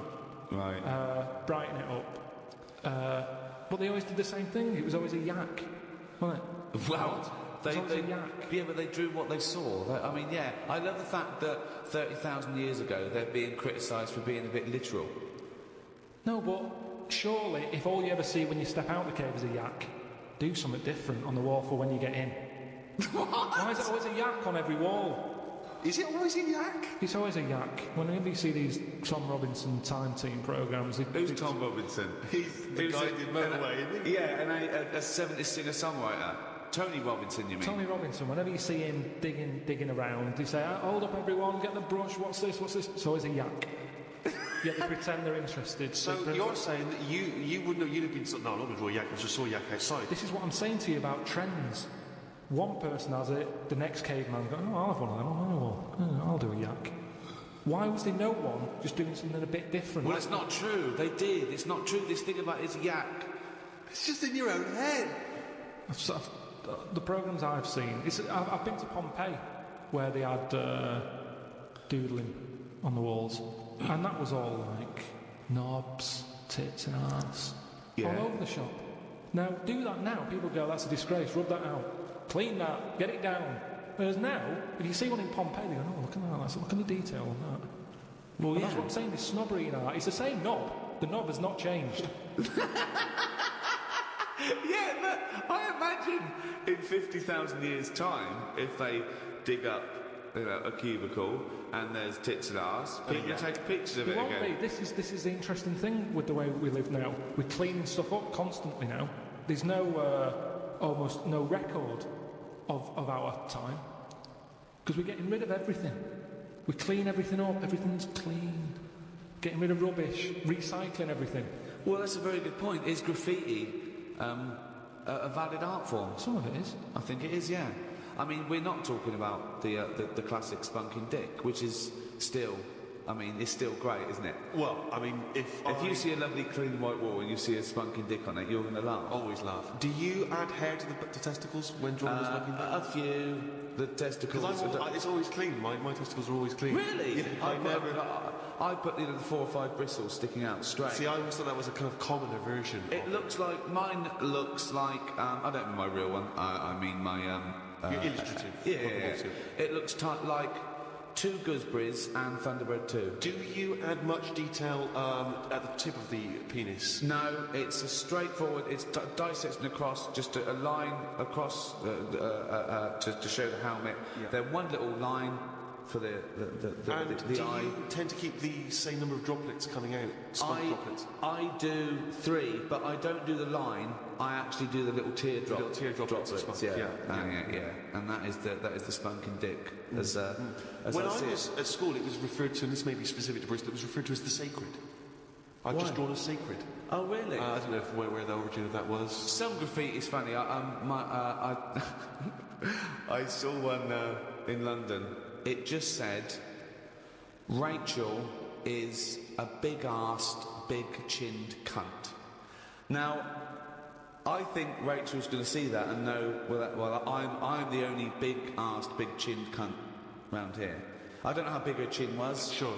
I think of her chin maybe looking like the arse. Yeah. It's like the big arse like that. But maybe she couldn't see the last part of it because the chin was in the way. Rachel is and that's all she could see. Where was this graffiti written? It was in near Centre Point. So, do you think someone was so angry with Rachel? Maybe Rachel nicked this woman's fella. Right. And she went out.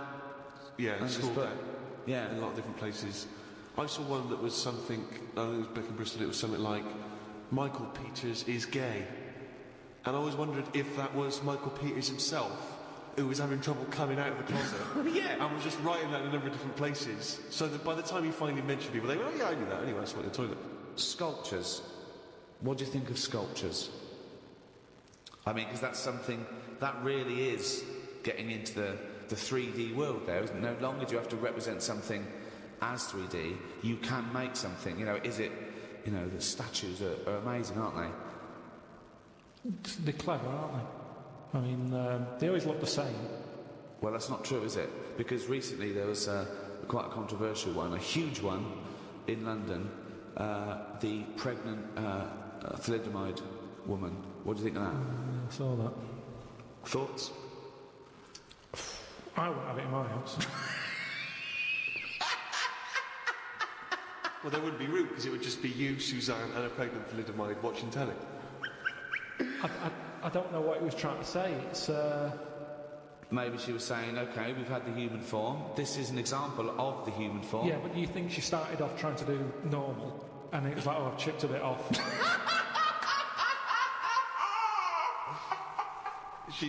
One of the arms got chipped off. Well, it makes you wonder, doesn't it? And why? You see that square, Trafalgar Square, you've got that.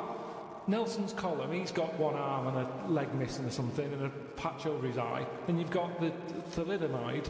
Why can't they just do a full person?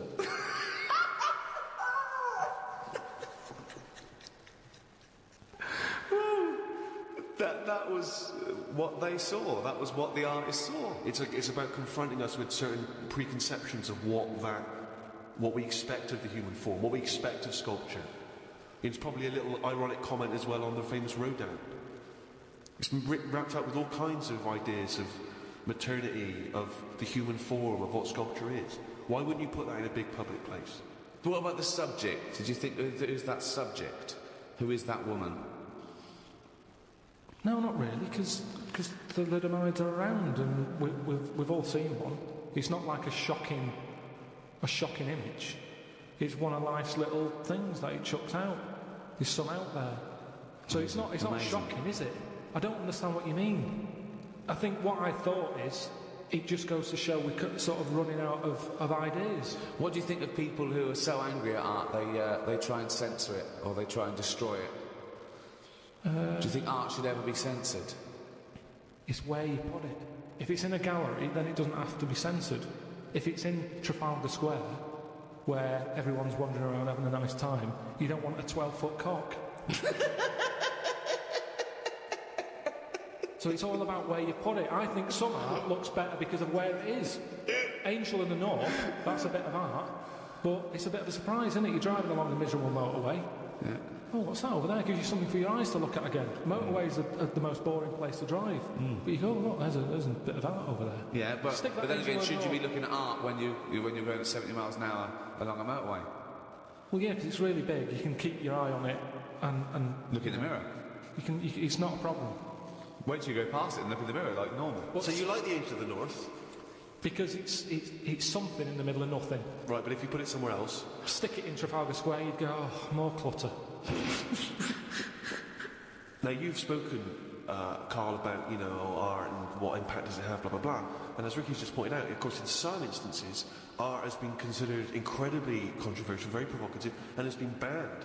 Famously, one thinks of the Nazis banning and burning certain books, not all of which were just books, criticising them. It was often artistic works, things which they felt were subversive in some sense, and you get that in many repressive regimes where people's artistic work is not allowed to express the way they feel about something. Stalinist Russia, for instance, art there, literature, not able to express its views because people see it as dangerous, as provocative. Well, yeah, the threat always comes from scholars with like any dictatorship, and they know that. But not just scholars writing, scholarly text criticisms, but also people expressing themselves through poetry, through creativity. Well, yeah, things which are not direct. Yeah. They can be abstract, and yet they can still be subversive. Yeah, but I think if it's done in a way that isn't just like a lunatic, they get away with it. Like a nice poem, some people would read it in a different light. I might read it and go, I don't even know what they're going on about there. So, as long as it's done clever, get away with it, don't they? So it makes the artist better. But that's not often not the case, that's what I'm saying. Often in these regimes, these things are repressed.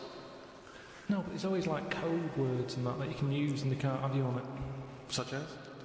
I don't know. I'm not into that sort of work. Right, well, so you've just made a statement there, but it's not backed up with any actual information. Well, there was a good point there. No, there was a very good point there.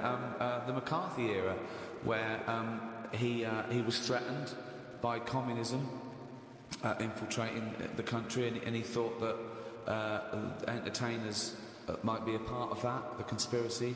It was a hotbed, and he made everyone come forward, writers, actors, say they're not a communist, and some people were out in the cold, and so people had to be a bit cleverer, like was it Arthur Miller, The Crucible? It's a metaphor. It's about witch hunts, but it's about McCarthyism. So yes, good point. You can put coded messages CB into radio art. was the same thing. Go on. Well, it's all the codes. As long as you've got okay, codes. well, I thought you had I mean, I was trying to make your point sort of more valid than it obviously No, but if you need to refer to CB radio, that's the obvious... Well, that's what I can relate to. Sure. Yeah, we've done this. There's no point in CB radio. They go, how many candles are you burning? What? How old are you? 8. Okay, yeah. I mean, there's no point to those codes at all, But this is in no way relatable to The Crucible. Why would you be talking about one of the most respected plays of the 20th century, and suddenly this, in your head, reminds you of CB radio? Just having this code going on that only certain people know how to break. Everyone knew it. No, it's pointless. Not back then, it didn't. Pointless. I remember we were shown the cartoon version of Animal Farm when we were about like 15, 16.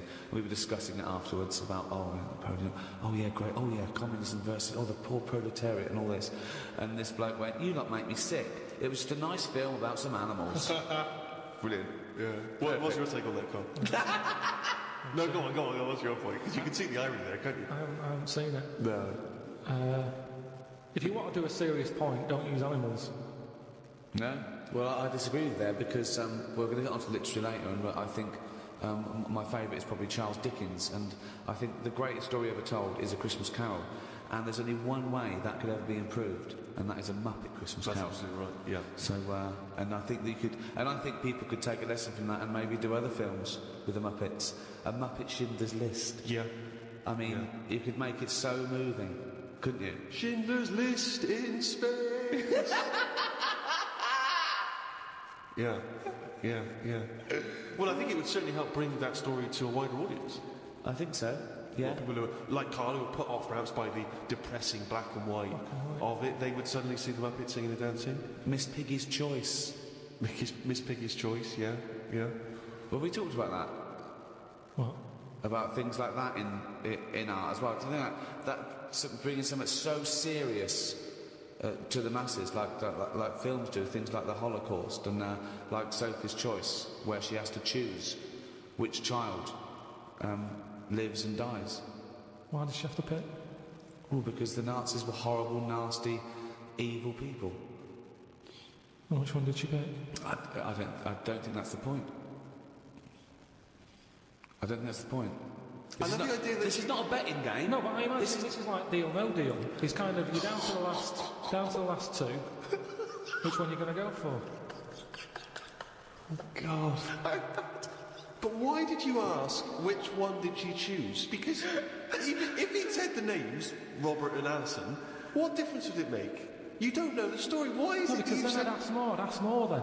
If he said Alison, I'd go, what was it with Alison? What did she have over Robert? That's what films are meant to do. You question it. Whenever I watch a film with Suzanne, I always say at the end, what was going on there? That's because you're an idiot. That's because you've just watched Muppet Christmas Carol and you can't understand why a frog's able to talk.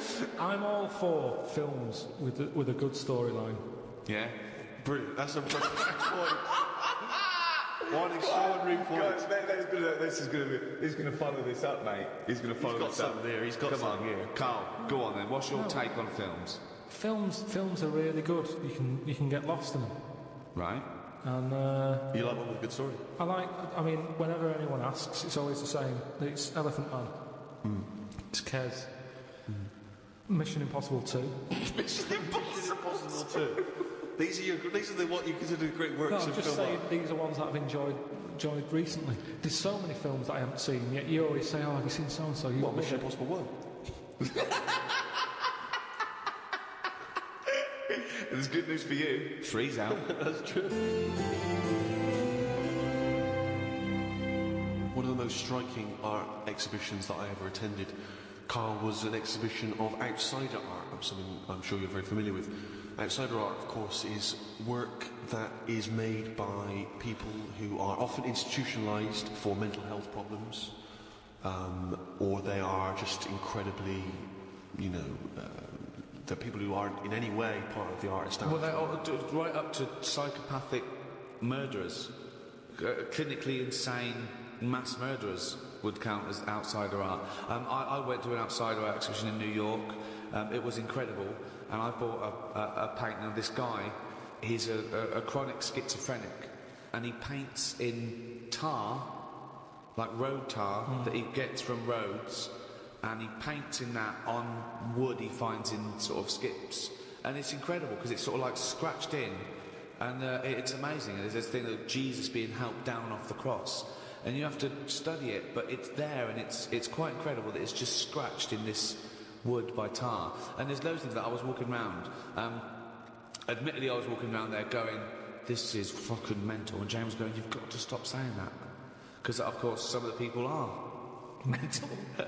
There was one bloke who did a sculpture of a skull, right? And underneath, it was like a little head with his teeth. Underneath, he put a sign that said real teeth. Where's he getting the real teeth from? What I think is interesting about that is how much therapy it provides for these often mentally unstable people, which is another important value of art, of course. People's self-expression, people being able to give a little piece of themselves through their work. Do you not see any value in that? How do you express yourself? Whistle. You whistle? Yeah, I found over Christmas I whistled a lot more than I usually do. And I think that was just freedom. What do you mean freedom?